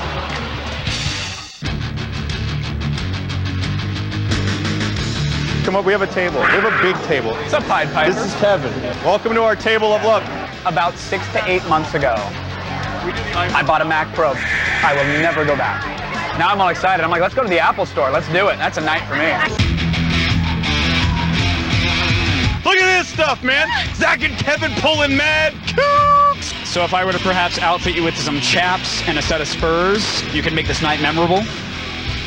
I'll make this night memorable without that.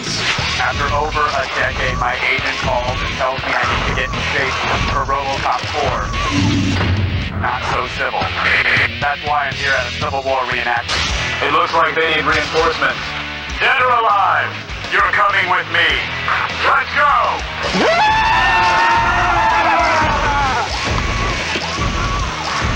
Cool, I'll be right there. You know, I've learned a lot today. Like, there's really not much difference between killing people in separatist America and cleaning the streets of old Detroit of megalomaniac drug dealers. In the end, people are just people. Only some people have far better weaponry and hygiene. But until next time, go see RoboCop 4, Not So Civil. It's coming to a theater near you. That was awesome. I liked your Mac line. You got a Mac. It wasn't a line. I was just being a huge douche. Like, I talked to her about the benefits of OS, like running Leopard and having Unix under the hood. It was great. So here's the question. You lost points there, but how many points are you going to give yourself now? Well, frankly, I think I get bonus points for playing like the nerd favorite RoboCop. Massive points, of course, for using some Mac lines on the ladies. And I think a bonus for the time travel and meeting Abe Lincoln. So I'm going to give myself 5 mil.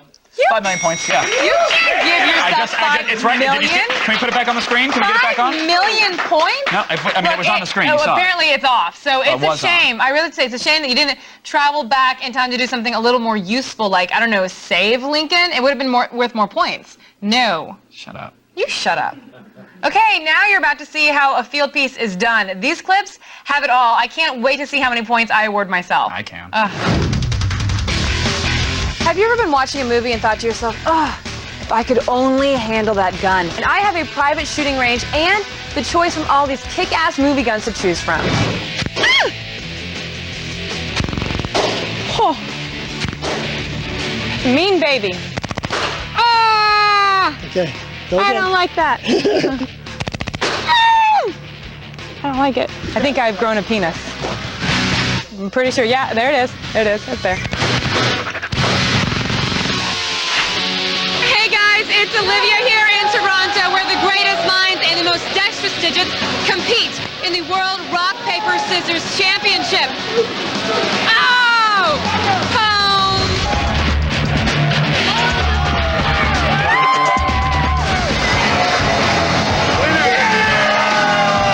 I go to the next round.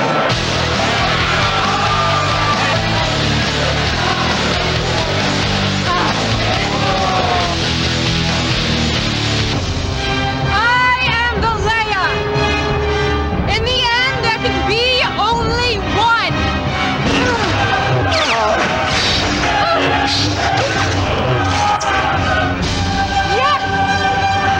I am the last. You even killed the youngling. Yeah, well, they should have ducked. Olivia? They need you back on set. What? And they need you in regular clothes. Oh. And I think the police are looking for you. Oh. Sorry. Okay. All right. According to Google, there's over 11,000 hits for me as Slave Leia, and giving each hit the standard 1,000 points for every one. Whoa, wait. That is Wait. 11 million points. Suck it, Pereira! Suck it, Pereira! You know what? I have actually worn a metal bikini several times. It's very uncomfortable, so I guess you deserve some of those. I'll give you that. Thank you. Yeah. Thank you. Now, we know you love video games, so please pay attention to me while I give you this very important promotional message Wait. about the ultimate video game show, X-Play. Are you going to promote X-Play? I'm going to promote X-Play. well, okay, I'm just Little listening. X-Play time right now. Starting Monday, January 14th, X-Play levels up from its current all-review format to a bigger, badder game machine. Oh, it's like selling back a PSP and getting a 360, right? Yeah. Give me another one. Yeah, the all-new Daily X-Play will cover the entire gaming industry with up-to-the-minute breaking news, previews, Adam and Morgan's brutally honest game reviews, and so much more. You can catch the all-new X-Play starting Monday, January 14th, right here on G4. Just check out g4tv.com/xplay if you want more info and updates. Now, when we're back, I will resume beating Kevin like he was a rented mule. FYI, you're supposed to be rented mule, just so you know. Ever wanted to see a host dressed as a cat? We've got it. Plus Olivia kissing a girl as the lesbionic woman. And we share our personal favorite skits full of superhero twins and red rings of death when we come back.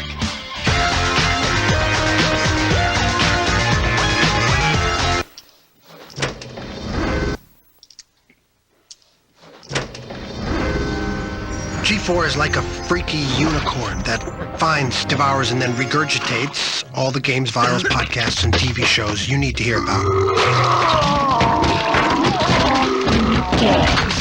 There's no stickiness or acidic puke smell with the magic hurling. Everything just smells kinda plasticky. Anyhow, G4 is like that. Pretty much.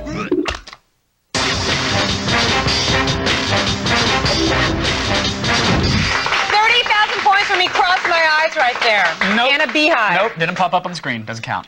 Welcome back to Attack of the Show, everybody. It's as good as your holiday leftovers. And like family get-togethers, you should really be drunk if you want maximum enjoyment. That's true. We are. Now, if you guys are just joining us, Kevin and I have locked horns in an epic battle to determine who is better. Currently, I'm about to destroy Kevin with my sketch work. And look, I'm not just a host or your best friend. I'm also a superhero and villain and partially robotic alternative lifestyle proponent. Lesbo. Olivia Munn seems like just another exotically beautiful TV personality. No one realizes that behind the smile is the soul of an ancient Greek goddess, thousands of years old. And she has a magic lasso. This is a magic lasso.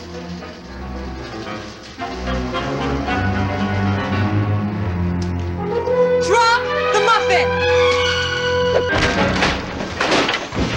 Hi, I'm Wonder Woman, superhero, celebrity, and your guide to office safety.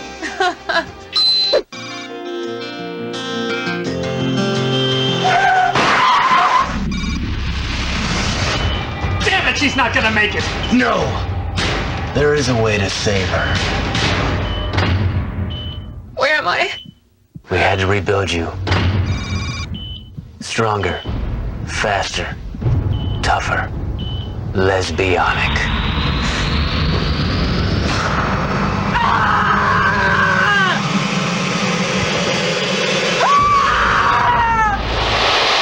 I'm not even attracted to you anymore. Olivia Munn. She's one hot mama with a penchant for digging up inside info. Shoot anyone who comes to that door. What if it's Kevin? Especially if it's Kevin. Cobra Commander, second command. She is a merciless killing machine. Destro. His only loyalty is to the evil woman he loves. Together, they represent the darkest threat mankind has ever known. If there exists such a thing as pure evil, this is it. Well, I'm off to work. Have a good day decimating the jaws and bringing about a fascist Armageddon. Cobra! Cobra! Cobra! All right, goodbye. Oh, okay. Olivia Munn. I'm sorry, I was just polishing my bra. What up? That's not really appropriate battle attire. Okay, well, it's either this or the cinnamon bun hair braid, so what do you want? Hey, I'm not complaining, buddy. Very well. Yeah, I think you missed a Did you little. get that? Yeah, let me get that. Somebody! Somebody help me! Help! Okay, great. Thank you. Thank you so much. Thank you for coming and helping me. Oh my God! Mon?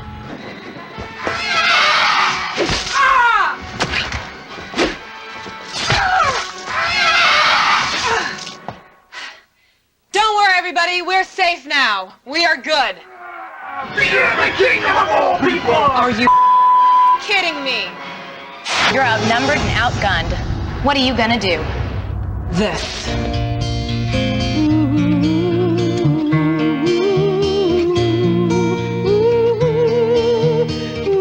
FBI, freeze! Drop your weapons. Drop the gun.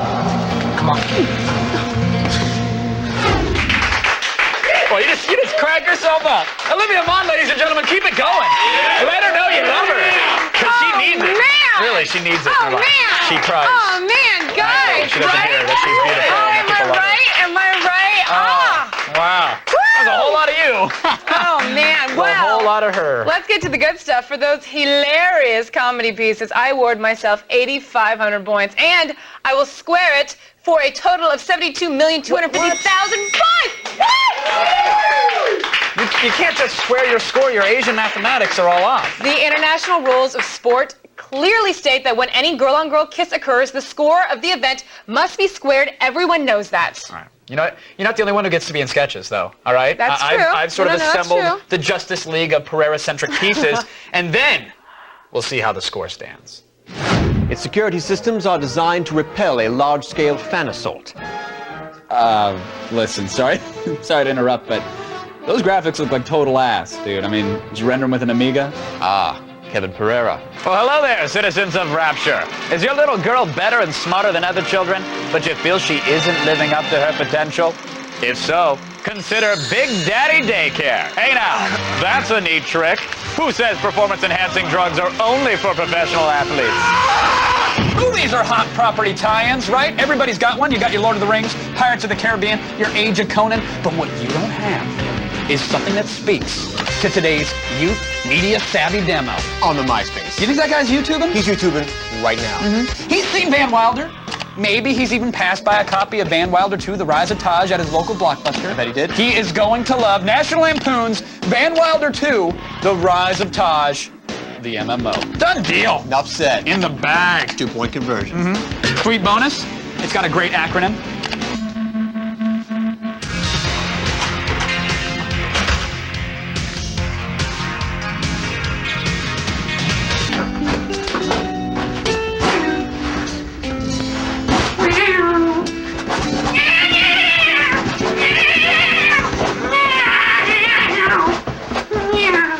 I mean, I have superpowers. Right, yeah. No, I mean, I really do. Okay. I think, like, I can melt this ice with my bare hands. Here, watch. Just give me a second. If I just, all I have to do is concentrate. It's like a Portuguese heat genie, and you can see it starting to melt. Now, look at it getting everywhere. It is. It's ridiculous, right? Isn't that? Yeah, it's pretty awesome. That's actually. I thought you checked the No, I did. PowerPoint. Hang on. I specifically asked about that cat every damn time we do this. You know, it's a problematic slide. Give me a Well, no, minute. it's a problem because you play too much Minesweeper. Minesweeper is fun. Ooh, Minesweeper MMO? Mine flag, don't. No, hey, Born, where are you? I thought we were going to lunch. Check your inbox.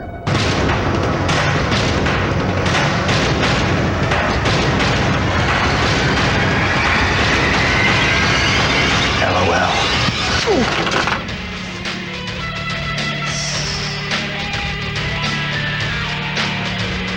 This whole thing is my bad. I'm not gonna lie.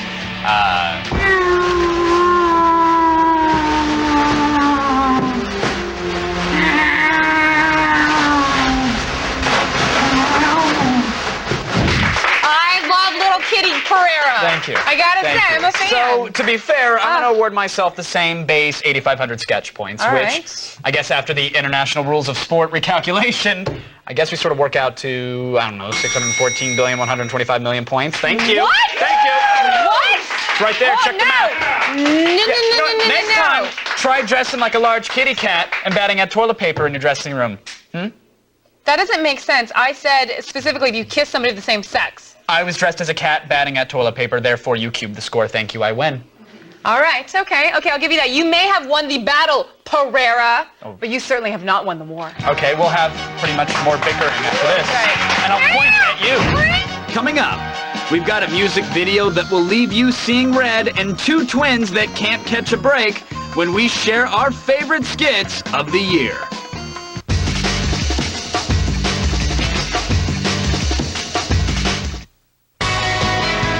Video games are evolving, and now, so are we. Introducing the all-new X-Play, January 14th, only on G4.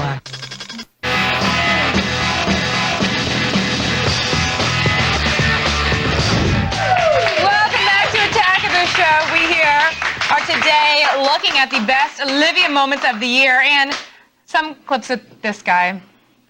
Hi. Like, say what you will, man, I had some amazing life-changing moments this year. Really? And I will shame you once and for all when I show you my favorite moment of the year. It was a music video about a problem that too many of us have had to face.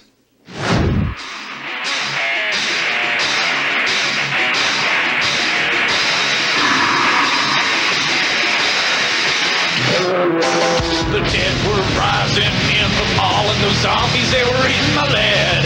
That's when I earned an achievement, so I pushed the gem and my Xbox, it just went dead.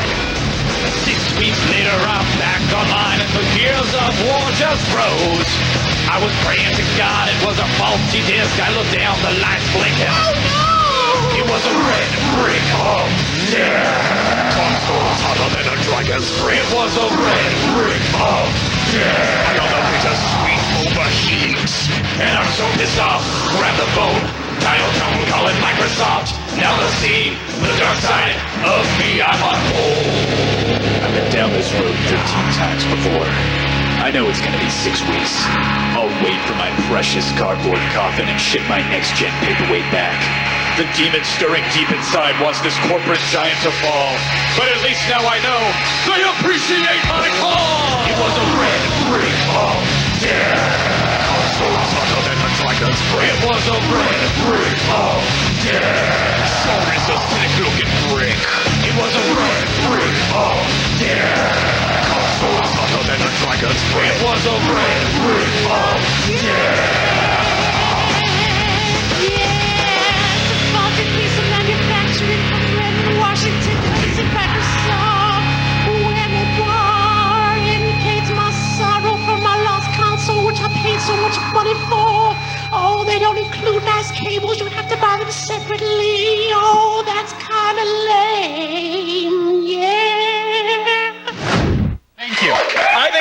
that speaks for itself. And you know, I know we're doing this whole point system, but the red ring of death is beyond points. I can't possibly put a number on that video. I'm giving it a damn cookie. That's what I'm doing. A cookie for me and the video. That doesn't even make sense. I want a cookie. Oh, sorry. I made you a cookie, but you know what? I ate it. Yeah. Yeah, you think it's funny? Thank You you. guys out there think it's funny? Well, Kevin Chuckles and laughs. Clever with his little video, but it's time to settle this fight once and for all with my favorite moment from the year. It's an update on some superheroes who aren't in the limelight anymore. Check them out. We have that ability, as you know, as you guys probably know about twins, you can finish each other's Sandwiches. sentences. It was the late 70s, you know, late 70s. We were just on top of the world. The most popular part of probably the greatest collection of superheroes ever, the Justice League. So what happened? Why'd you get kicked out? People probably realize that turning into water is lame. I mean, it's water. How lame so is this that? is my fault. You're still blaming me? Because you make it sound like I chose this power. At least I don't need some kind of helper monkey with a magic bucket to carry me around. I can walk on my own. So what happened to Gleek? Oh, he died. Yeah, he's dead. Oh yeah, and turns out that bucket of his, pretty important. Solomon Grundy's on that roof! Quick! Wonder Twin, power, activate! Form of water. Form of... Oh, crap. Are you kidding me? Hey, help. So, yeah, you know, finding work has been a little rough. We have a very specific skill set, and the jobs that we can get aren't all that amazing. So as you can see, I think our qualifications really speak for themselves. You turn into water? Yes, sir. Yeah. You? I turn into animal. Oh, wow, that's neat. Can you use a mop? Shut up! But we do find ways to stretch each dollar. Well, you especially. Oh. You're really good at it. You really are. Hey, you guys have money for the cable bill from last month? Because I'm just saying, every time I come in here, you guys are watching Animal Planet or the Weather Channel. I think it'd be nice if you chipped in once in a while. We totally put it on the table back there, right behind you. Oh, great. Thanks, guys. Yeah. No, I appreciate it. Guys, I don't see any money here.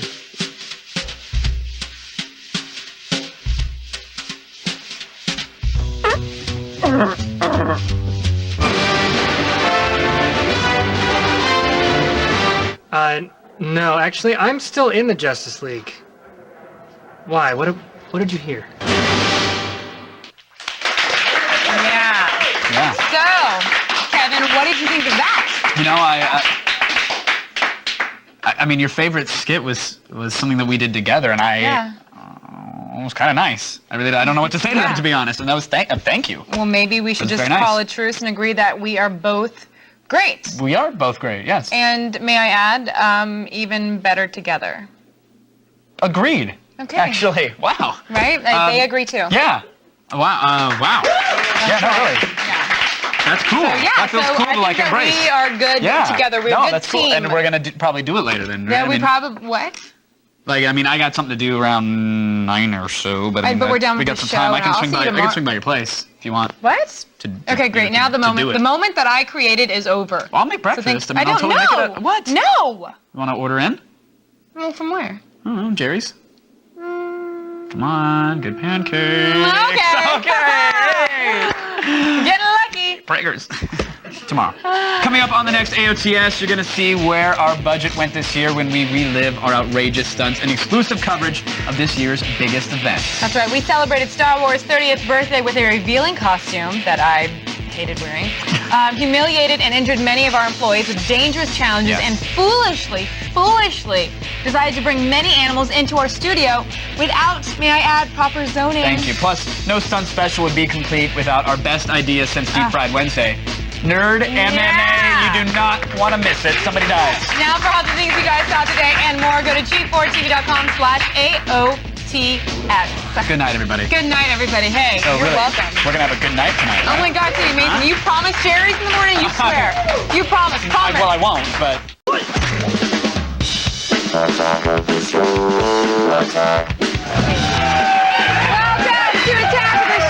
are TV's only source for all the stuff that you guys care about.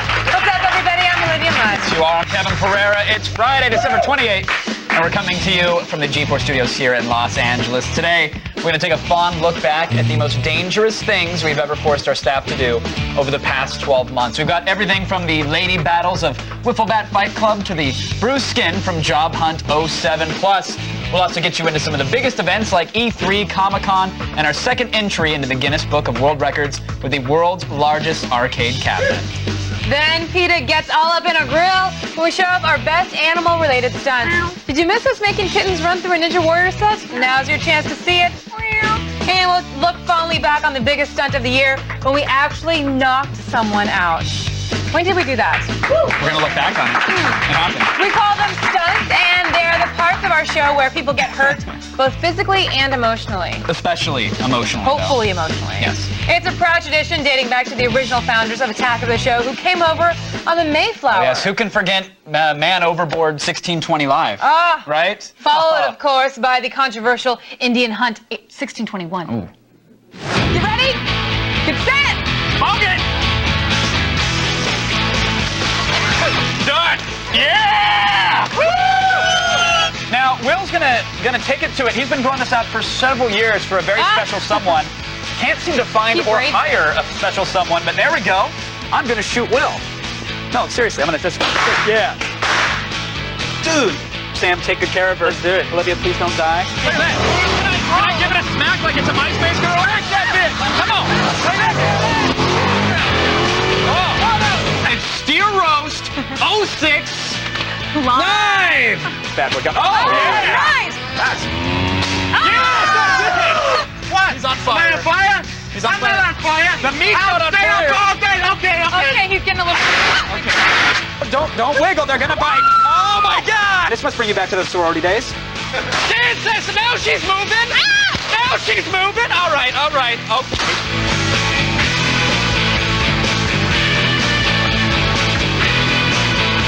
It is the Wiffle Bat Fight Club.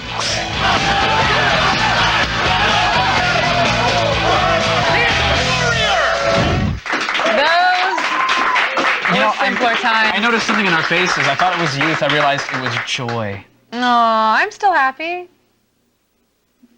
It's fun working here. Simpler times. Yeah, simpler times when we could actually create snow in Southern California, spitting in the very face of God himself, if God had a face, which I'm not quite sure if he has a face because he had a spirit or a being or actually the father of the world. And the bottom line is that it's not good TV if it's not blasphemous. That is true. Yes. Or if it hurts someone's feelings. That's always good. That is good as well. Putting a bunch of ladies in skimpy outfits, though, and making them hit each other with bats, that, however... is great television. Thank you. Because it's time for...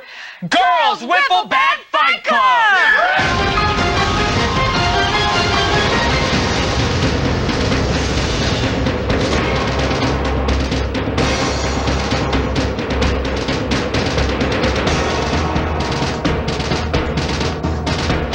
Okay, ladies, this is for the championship of the world. Fight!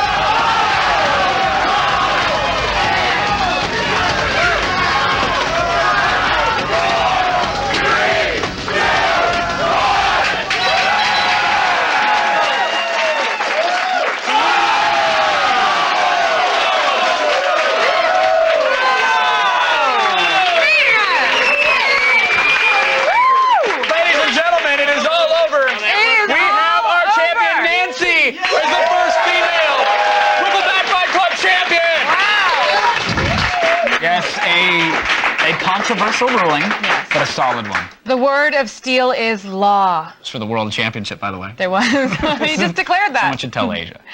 Some of our most truly inspirational moments happen when we set our sights on our own staff and then shoot them with air rifles. Yeah, Job Hunt was such an event. One of the finest of 2007, really, when we forced 2 of our show's producers to compete in everyday office tasks under fire. It's now the moment that, well, at least we've been waiting for all week long. Our 2 associate producers, Steve and Jeremy, are about to battle it out for a promotion. That's right. It's time for Job Hunt 07 Live.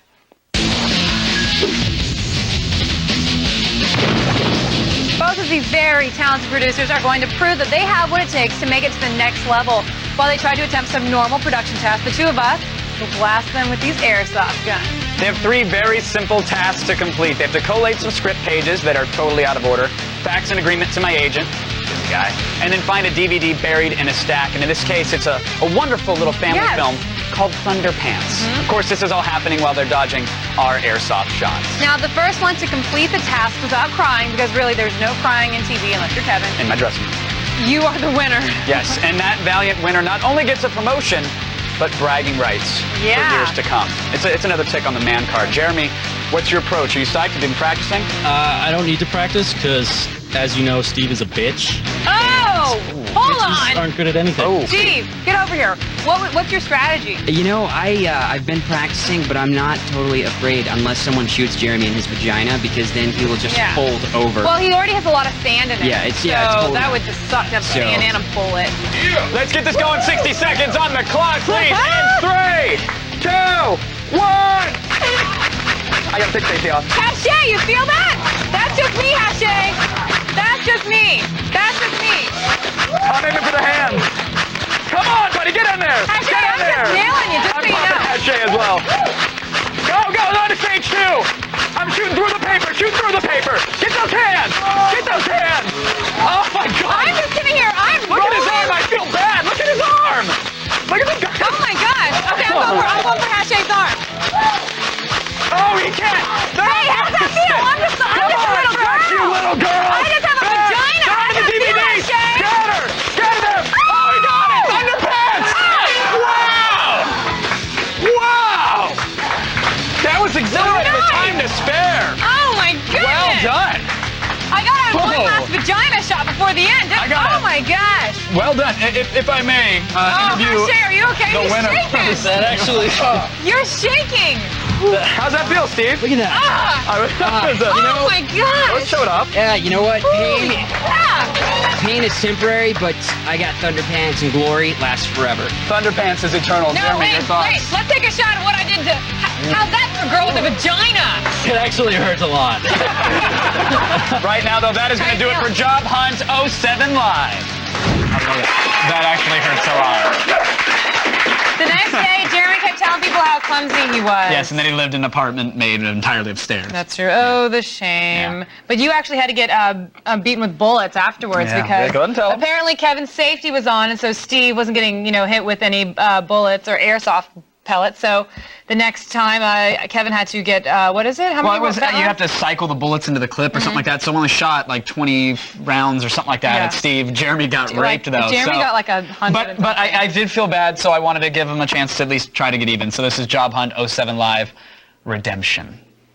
I had an epic fail on Friday. I was Explain very what disappointed. happened. Airsoft guns, these automatic ones, they have a little wheel that needs to be rotated on the bottom of the magazine. And if you notice, all I'm doing is I'm rotating and pulling the trigger at the same time. Exactly. And you have to spin this little lever or this little reel to feed bullets into the gun. Well, in the heat of the moment, Jeremy! I totally forgot to do that. And as such, Steve was only shot a handful of times during the competition. Jeremy, though, received like a plastic pellet raping. Yeah. And I don't know if his bullets are still there, but 84 bullets. And that didn't seem fair. It didn't seem right. So to make amends, I said, Jeremy, it's only fair that you unload on me. That's right. Now, Jeremy, let everyone see your war wounds. He really got shot up. I actually hit the man 84 times. Look at that. Wait, turn it inside. Flex There those it guns, is. buddy. So, Jeremy, are you ready for redemption? Yeah, I'm ready. All right, well, you have 15 bullets, which is how many Steve took on Friday. Great idea on Friday. And you came up with it. And it's now time for redemption. So, on my count, everyone, begin shooting. In 3, 2, 1, fire! No! That's not good! Get his arm! arm with your arm. Yeah, okay. So right now, Ken, you gotta shoot low because you can't really. Are you done? Are you out of bullets? Good job. Yeah, 1, 2, 3, 4, 5, 6, 7, 8, 9, 10, 11, 12, 13, 14, 15. Yeah, well done. All right. Were you trying to make a J? Yeah. Yeah, he was. Well done, Jeremy. All right, I think we're good now. That did not feel good at all. See, we do treat our staff right after we shoot them. Yes, all's fair in love and television. That's right. Stick around, everybody. We'll have more examples of things you definitely should not do right after this. Here's what's coming up on today's Attack of the Show. We're building, breaking, and beating down our greatest stunts into one explosive package. It's big, bad, and record-breaking. We're showing off the largest arcade machine you've ever seen. And we're not going down without a fight when we bring you the first ever Nerd Mixed Martial Arts Showdown. We put our lives on the line for your approval when the attack comes back.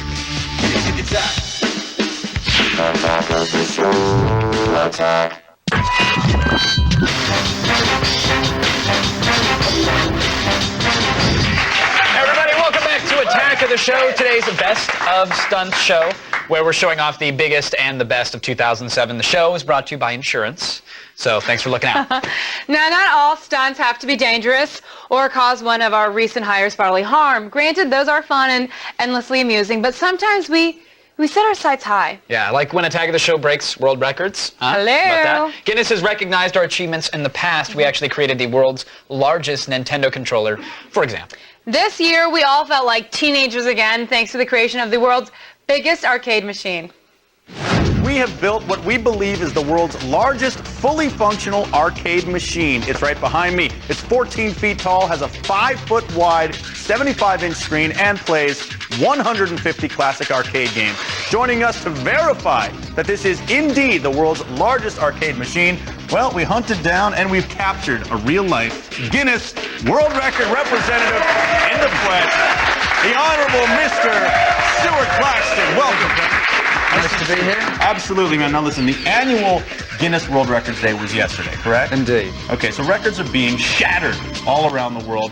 Looking at this thing right now, I know you haven't seen it with the naked eye. Do you think we have a shot at the latest world record? Yeah, I mean, most definitely. Just by judging by the sheet that's needed to cover this thing, I think you're in good shape, and it's a great way for Attack of the Show to be part of Guinness World Records Day. You guys, it has been covered up all show long, so I think it is just about time to rip the skirt off this giant beauty. Kevin, you on one end? Don't I got call the me other. a giant beauty. Now the moment is upon us all. Can I get a drum roll, please? Okay, ready? And... Here we go. 2, 1.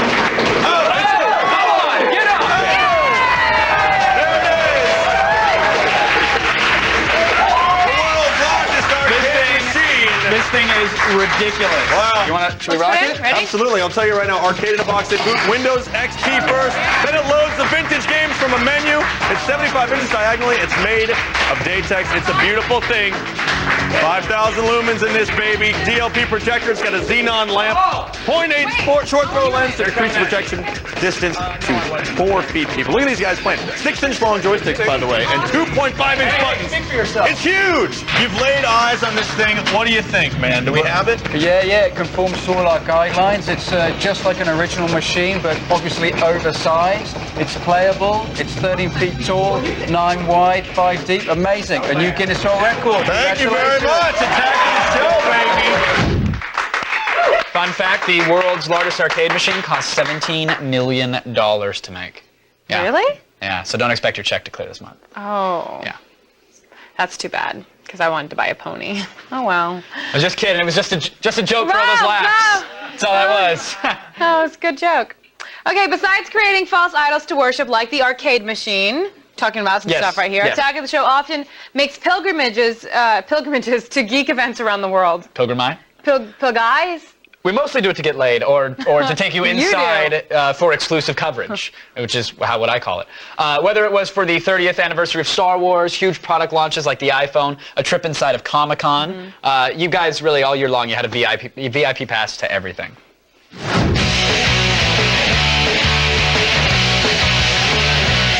We are coming to you from the epicenter of the year's biggest pop culture event. From Iron Man to Watchmen, Doctor Strange to Dr. Zoidberg, we will bring you all the live interviews, breaking news, and announcements in movies, television, comics, and Kevin, there's so much more. A ton more, Olivia. Celebrities, fanboys, and superheroes have all made the pilgrimage here to San Diego to kneel at the altar of all things nerd.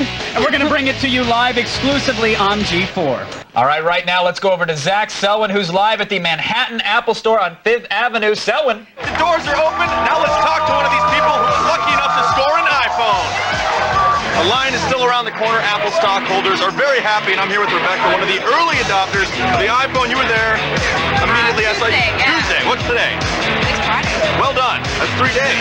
I've been waiting a long time. The entire Star Wars universe has converged on this one building for their biggest party ever. Star Wars has turned 30. Come on. That's right. Happy birthday. And for the next 2 hours, we're going to bring you all the big announcements, celebrity interviews, and inside info on where Star Wars is headed for the next 30. Now, one of the cult favorites of the Star Wars franchise, of course, it's Billy D. Williams, played smuggler Lando Calrissian. Now, we recently sat down with Colt 45 himself to pick his brain about his Star Wars memories and so much more. Do you think Lando should have been a little bit more featured? And, Definitely. I was looking for him to really save the day in a much bigger way. Welcome, everybody, to E307 Live. It's okay to be excited. It's only the biggest week in gaming. We will be your all-access pass to this exclusive event with hands-on demos of the most buzzed-about new games, plus exclusive interviews with some of the biggest insiders in the business. We'll see you guys later in another 30. Thanks again, everybody. We got really dressed up for E3. I liked it. I thought it was nice. It was our Men's Warehouse. You guys, so many events, so much contact with the unwashed masses. It was great. We'll be doing even more globetrotting next year, so hide your daughters. We'll be at E3, AEE, CES, any event really that has an E in it, we'll be there. It's on our calendar. Stay right there, you guys. We have animals, guest hosts, and road trips coming up. Don't worry. We cut all the boring stuff out. You're going to see only the best of 2007. We're taking a walk on the wild side with animal hijinks from turkey chases to katana kittens coming up. And we hit the road at the risk of our own to bring you home-wrecking, pool-smoking stunts from around the nation.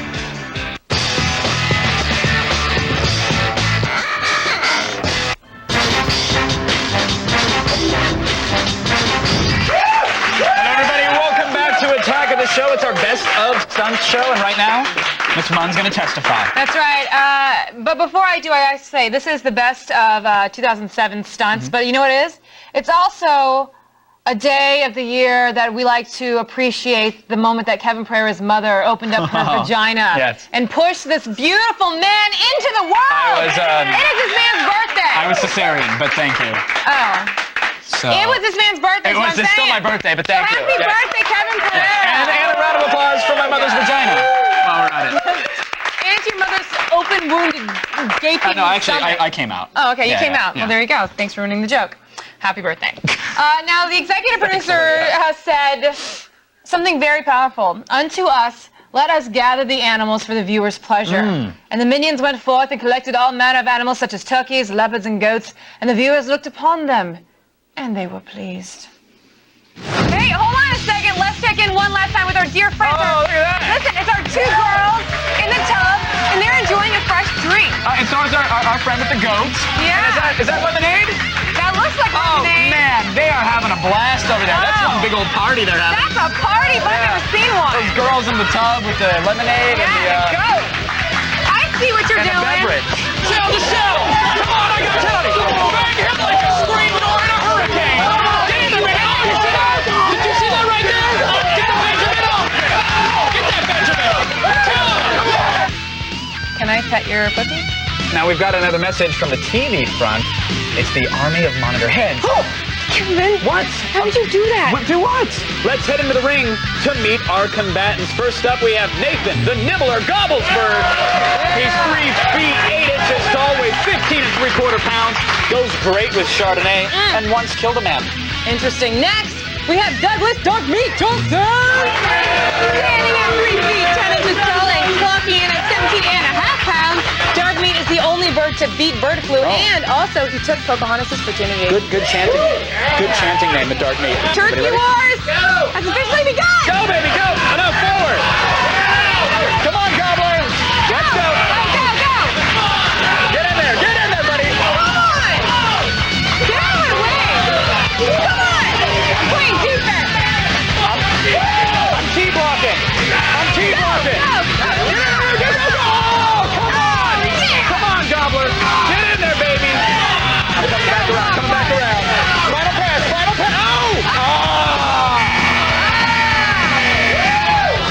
exciting.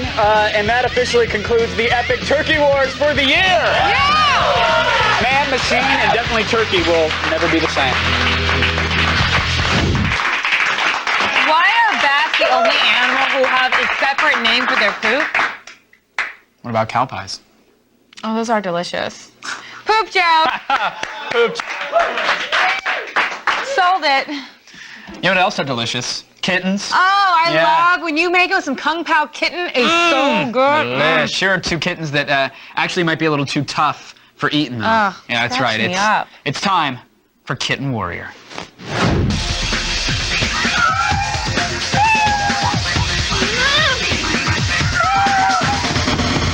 It's time to put our first challenger through the course, Olivia. I believe you and Yes. Frisky Phil are up first. All right, let's get 60 seconds on the clock, please, and you'll start when I say go, which will follow 3, 2, 1, and go. 最初は障害物です。これました。次はペルボール。ボールは何もできました。できました。次は取れる。全部できました。全部で。リベアちゃんの猫はすごいですね。すごい。 Yes, I am doing very good. Thank you. Oh, here. でも。 Oh, yeah, see, that's what happens when you get overconfident. しました。危ないバチ。ちょっと落ちたね。ちょっと食べ物落ちたね。 Eat the food. 慣れている。何もしてないね。オリガイちゃん。ね。Oh. No, wait, I need more time. よくいますね。失敗しました。もうすぐ時間ですね。How do you say epic fail in Japanese? I'm sorry, because that was pure fail. I hope Mr. Fluffers is ready for you. 60 seconds on the clock, please. Where's my Mr. Fluffers? Come here, Fluffer Nutter. Come here. I was Come doing here, you really fluffy good until I ball got of love. cocky. All right, in 3, 2, 1, go! 障害物です。これまっすぐ。これはまっすぐ行ってボールに行ってできますね。できました。次は危ないトンネル。どうするかな。どうする。ビチョはすごいですね。You want to go back? Where'd you go? どこに行くんです。どこに行く。 Focus on the spoon. Focus on. You want the can? ちゃんとやってね。 Here it is. Do we get to each do it one more time? トンネル入らないね。 Oh yeah. トンネルもうすぐです。もうすぐ。 On this.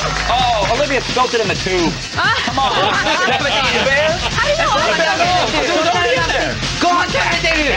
Whole can. Get it. Kevin, you have 10 seconds left. I'm not further than you. That's totally just doing this on its own. Coming right out of the tube. Look at that cat go. もうすぐ時間ですね。 Wait, let's keep trying. I'd yell at you, but you're adorable. Well, that's it for the first ever American edition of Kitten Warrior.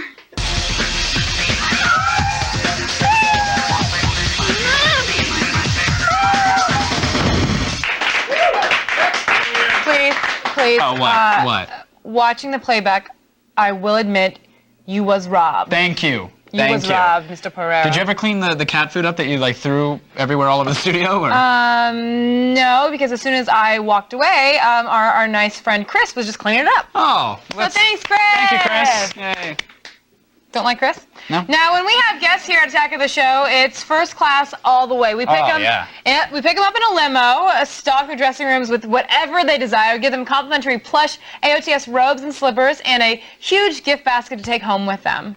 Wait, we do? No, they have to fight over the vending machine jerky just like the rest of us. Oh. My guest tonight stars in Fantastic Four: Rise of the Silver Surfer. Welcome to the show, Bo Garrett, ladies and gentlemen. There we go. Very excited today. Wow. Now I'll go for his groin. Oh wow.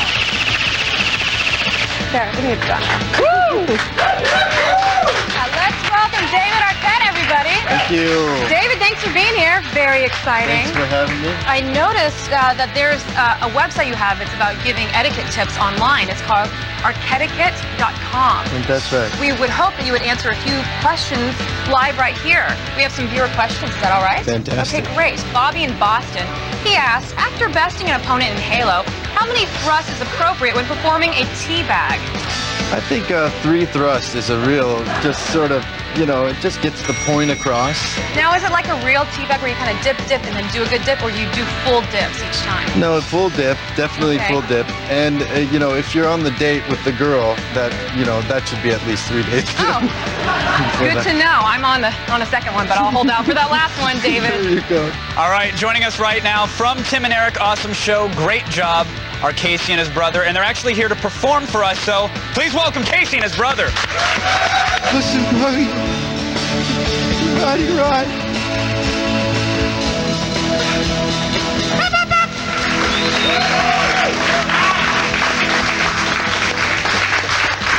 It's Tara Patrick, everybody. Welcome, Tara. Do you have a favorite position?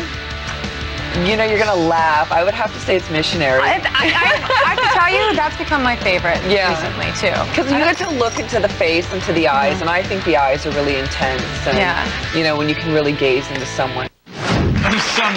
Some intense eyes. Yeah.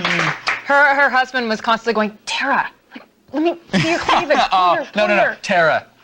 Yeah, there's so much of him. He kept going, scream Tara to us! Speaking of which, actually, G4's got the Adult World Unzipped. That's right. As we take you deep inside the 2008 Adult Entertainment Expo in Las Vegas. Hello, elbow deep. AEE is the largest convention of its kind, fulfilling all your adult fantasies. Catch this year's highlights in G4's 2-hour exclusive TV event as Kevin and I interview filmmakers, industry executives, and, of course, the stars. Yes, this is your chance to be there without the risk of actually having to admit that you are there. Yeah. Anna, David, and Zach will be there, too, as well, for educational purposes. That's right. Check out all the action on Sunday, January 13th, right here only on G4. So go to g4tv.com/AEE for info and updates. You guys don't go anywhere. We'll have more of the best and biggest stunts of 2007 right after this. We're taking chaos on the road as we show off the best stunts from our viewers' own homes. And no one's giving these geeks a wedgie as they battle to become the ultimate nerd mixed martial artist.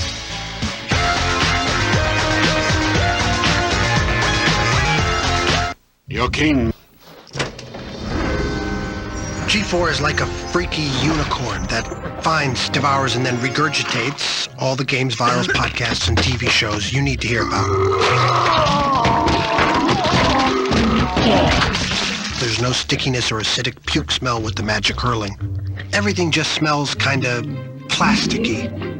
Anyhow, G4 is like that. Pretty much. We're going to make one of our production assistants try to blow up a condom over his head. He's angry. Keep going, pump it! Chris! You want to come with my keys? No, I kind of want to see how far I can go. Oh my God! Oh, God! Yeah. Welcome back to Attack of the Show's most dangerous days from the past year. I lived through them. Others were not so lucky. Should we have a moment for them, or? I'm okay. Okay. I spent the first week of December on the road actually visiting some of our biggest fans. I only barely survived the experience, though. Making pit stops at the homes of all the Attack of the Show fans. Right now I'm in Mount Pleasant, Michigan. Is that where the hell I am? Oh, yeah. AKA Captain Smee, and we've got some fun. I have two problems, the poster and the lack of a crew. So let's just get the pirates out here and solve them both right now.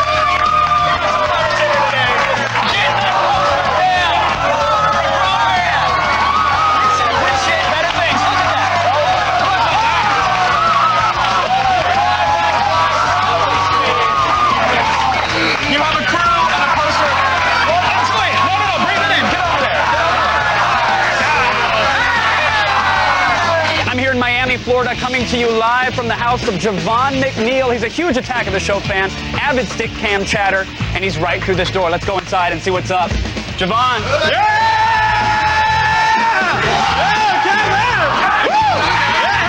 I don't trust the airlines with my packages anymore. Southwest, they scuffed my real doll, and they wouldn't reimburse me. So now I just send everything UPS, so if you don't mind. Now this, I don't know. Any idea what's in here? No, and I'm afraid to open it. Oh, I guess we'll see what's what are the happening. odds? Let's pop on into it and see what we got here. I don't actually remember packing that though, so I guess I'll just send it on back. I think I can take that. Do you want well, I can't just give it to you. I mean, I think, why not? and maybe your buddies would agree with me that, you know, a gift like this would deserve something back, like, you know, something to show that you support Attack of the Show, that you care about us. You know, like, I see this and I saw your surprise, right? Your eyebrows raised, and I thought 2 eyebrows is really just a waste, right? It's 1 extra eyebrow. He only needs what? 1 eyebrow. Javon, how do you feel about that? I mean, it's for Okay, another more. let's just get the whole thing. That's looking good. I really like this. This is good. I think that was worth it for What's going on, everybody? Kevin Pereira here, continuing my coast-to-coast odyssey for Attack of the Show. I've somehow landed in the city of brotherly love, where according to my completely retracted genitals, it's about 0 degrees outside. Blitz was telling me that Mama is she likes to collect things, sometimes a little too much for her own good. And he was hoping that the Blend Tech could help her eliminate some of the clutter in this room, right, Mama? What do you think we should toss in the old Blend Tech? I don't know. Mac. Bear.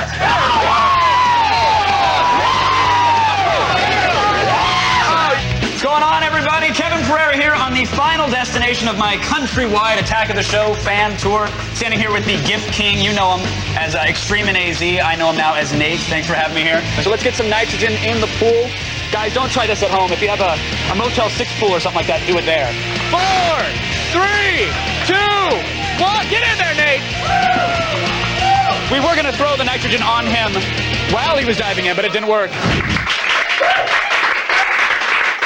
You didn't come back empty-handed though either, did you? Oh, no, I did not. I did not. Tell them what you got. You got bird flu, SARS, HIV? Actually, doctors are still trying to figure it all out, but they do know that the morning after pill cures it, so we're good. You got Good to something go. to fix yeah, it. well, I keep several by the I would bedside. love if there was a disease named after you. Oh, case of the capers? The case of the capers.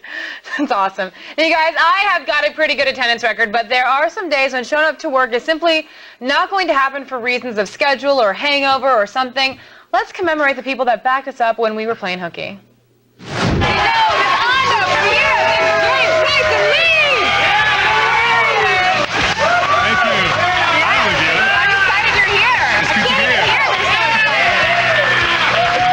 G4! I know, just so you know, my idea to have you here today. Thank you. There you go. And you guys are welcome. Welcome back, G4. Alex is back. Thank you very much for having me. Everyone is so excited. 4,000 views on one Alex Albrecht back in studio. That's nothing. Nothing? I get like bazillion views on my home pages.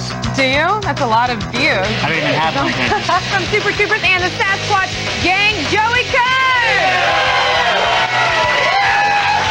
You may also know him from the Ralph on Sunset, where he likes to buy his groceries. Hey, Joey. Okay. I'm Olivia Munn, but that doesn't matter because filling in for Kev today is Mr. Chris Podwin. Just temporarily. Temporarily. Seriously, no. But you're now rabid email. Where is Kevin Pereira? No, they will love you just the same Really? because you're white and you put gel in your hair. Yeah, I do. Same thing. I do. I strategically dishevel my hair, like I don't care. As Kevin does. See, I have a very special guest filling in for Kevin since it is the International Day of the Ninja. There is only one person we could ask. You may know him from the world famous AskTheNinja.com, or we might know you from the Ralphs across the street. You don't know where you know me from. Yeah, we might not even know you. You probably don't know me until it's too late. It's That's the right. Ninja. But it's International Day of the Ninja, big It time. is. Ninjas all around the world just going crazy, killing everything they see. Go to the two-shot for a second. We'll do this right now. All Right this, right? Okay. Nothing. You see that? Can I get you? That's sure, absolutely. Okay, ready? Yeah. Can you move your arm so I can get Sure. you? Oh, okay. Now that was. I'm gonna be honest with you. That was kind of hard. That wasn't very nice. That was a heck of a punch right there. Folks out there, do not mess with the moon. No, it's actually mine, but thank you. That's right. Today I'm making it move. All right, whatever. You know what? I take it back. It's mud. Because I don't want you to punch me again, basically. It's okay. Thanks for watching the show. That was a nice shot. Yeah. I'll give you that. Do you want me to actually punch you? Look, I gave the ninja the benefit of the doubt and avoided the face, but you know my name, Kevin. Don't you know my name? You know my name, don't you? Olivia. Olivia what? Olivia Munn. Yeah, that's right. So why would you say Moon? Why would you say Moon? It's not a funny joke. Witness the future of technology with CES. Suck it up, Prayer, and say it with enthusiasm. G4's inside look at the motherboard of all tech shows. Come on, excited. They're actually flying us out of town to do this. We'll You better be excited. I'm so tired of flying. We'll highlight the newest innovations in electronics, gadgetry, and the world of gaming. Making Kevin travel. We will be at CES the moment the doors open, giving you 2 days of live behind-the-scenes coverage. G4 has your exclusive all-access pass to everything CES. I might call in sick. I don't know. Catch the show from Vegas starting Monday, January 7th, only on G4. Just check out g4tv.com/CES for info and updates. You guys don't go anywhere. We're about to wrap up the day with fighting. Yeah, highlights of G4's most beloved event of the year, Nerd MMA, on TV's only source for all the stuff you care about. Coming up, two of the biggest, baddest nerds battle for everlasting geek glory during the first ever Nerd Mixed Martial Arts Challenge.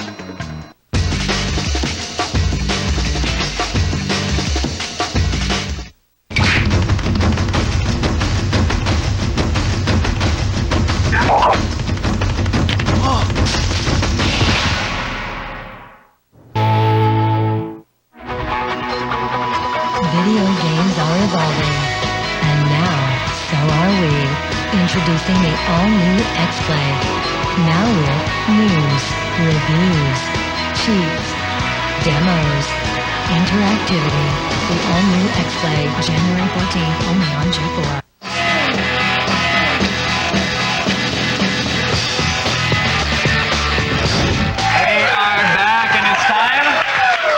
Time for some bloody violence. Now, one of our favorite things that we have ever done here on Tag of the Show is Nerd Mixed Martial Arts, where we had MMA fighters compete against each other in the ring and in geek challenges. Well, that was what was supposed to happen. Here's the tail of the tape. Yeah.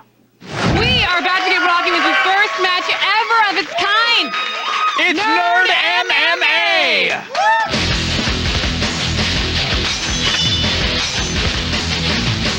Now, the match will alternate between the two events, a physical fight and a mental challenge. This is unlike any event of its kind, and in the end, we will find out who is the ultimate nerd in mixed martial arts. Here are the fighters, ladies and gentlemen. First up, it's Philip Brown. He's 19 years old, 5 foot 10 inches tall, weighs about 55, loves God of War, and is definitely into Star Wars. His opponent is Eric Nelson, 23 years old. He is 6'1" and 155 pounds. He likes Halo, Heroes, and manga. All right, and here we go. Round one of Nerd MMA is about to explode. Referee Andy Wang. Yeah, Philip's definitely in good shape here. Eric's looking good as always. Philip Brown on the right hand side of the screen. Eric Nelson on the left. Richard, Philip is definitely the underdog in this, right? No, Philip just has. He's a newbie. He's just fighting left. He's fought left. He's been training for ages, and he's got some serious training under his belt.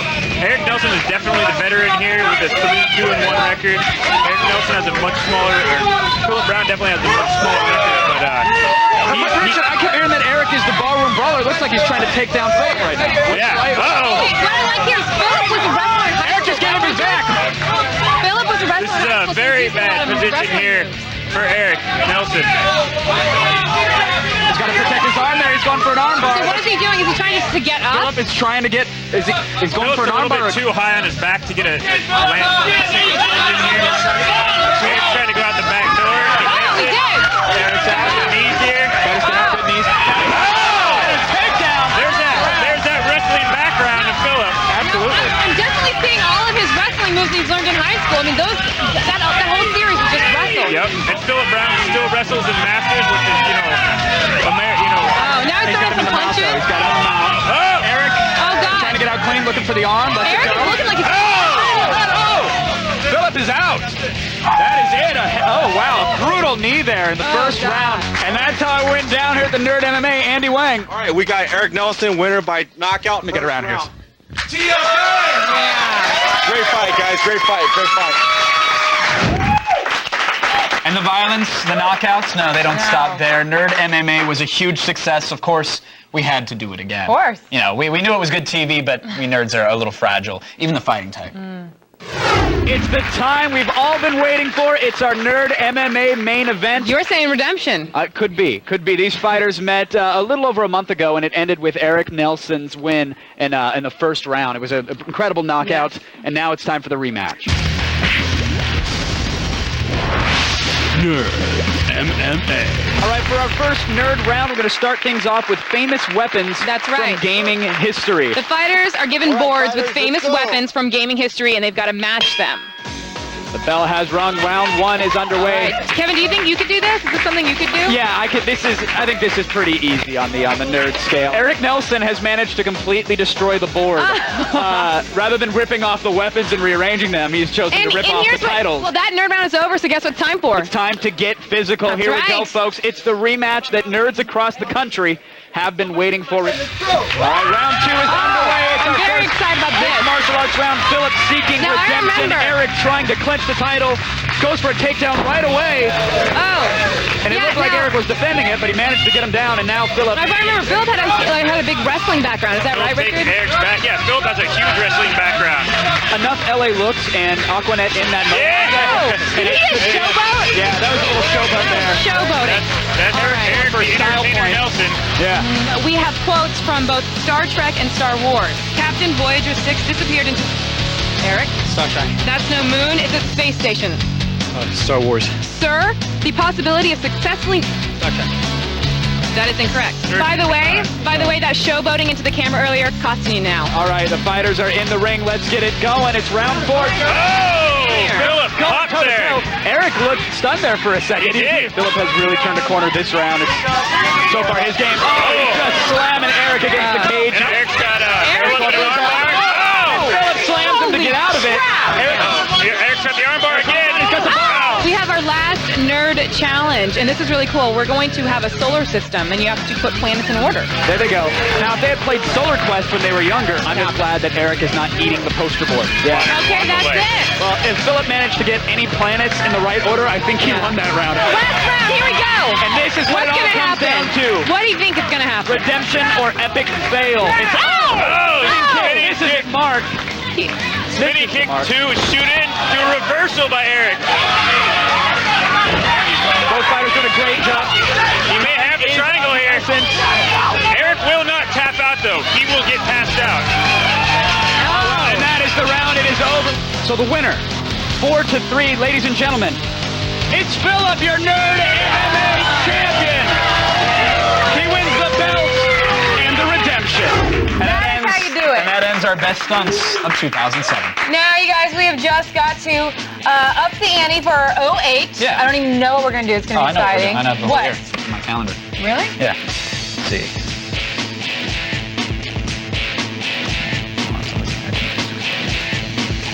Okay, you know what? Just make sure to tune in January 2nd, 2008. That's when we're coming back. We'll have a whole year of great stuff to do. Zach Selwyn stamped his passport in Hong Kong to check out a kung fu school, pick up some cheap knockoff electronics, and probably join some sort of underground crime syndicate. Join another one, you mean? Really? Yeah. And we'll head to Vegas for the World Series of Beer Pong, and we'll Yes. probably pick up a communications degree along the way. Probably. Do you Just think for I would win at beer pong? Yeah, actually, I could see you doing that. It's in your blood. Yeah. Go to g4tv.com/AOTS for all the things you saw today and more. Good night, everyone. See ya. I like your... I'm like...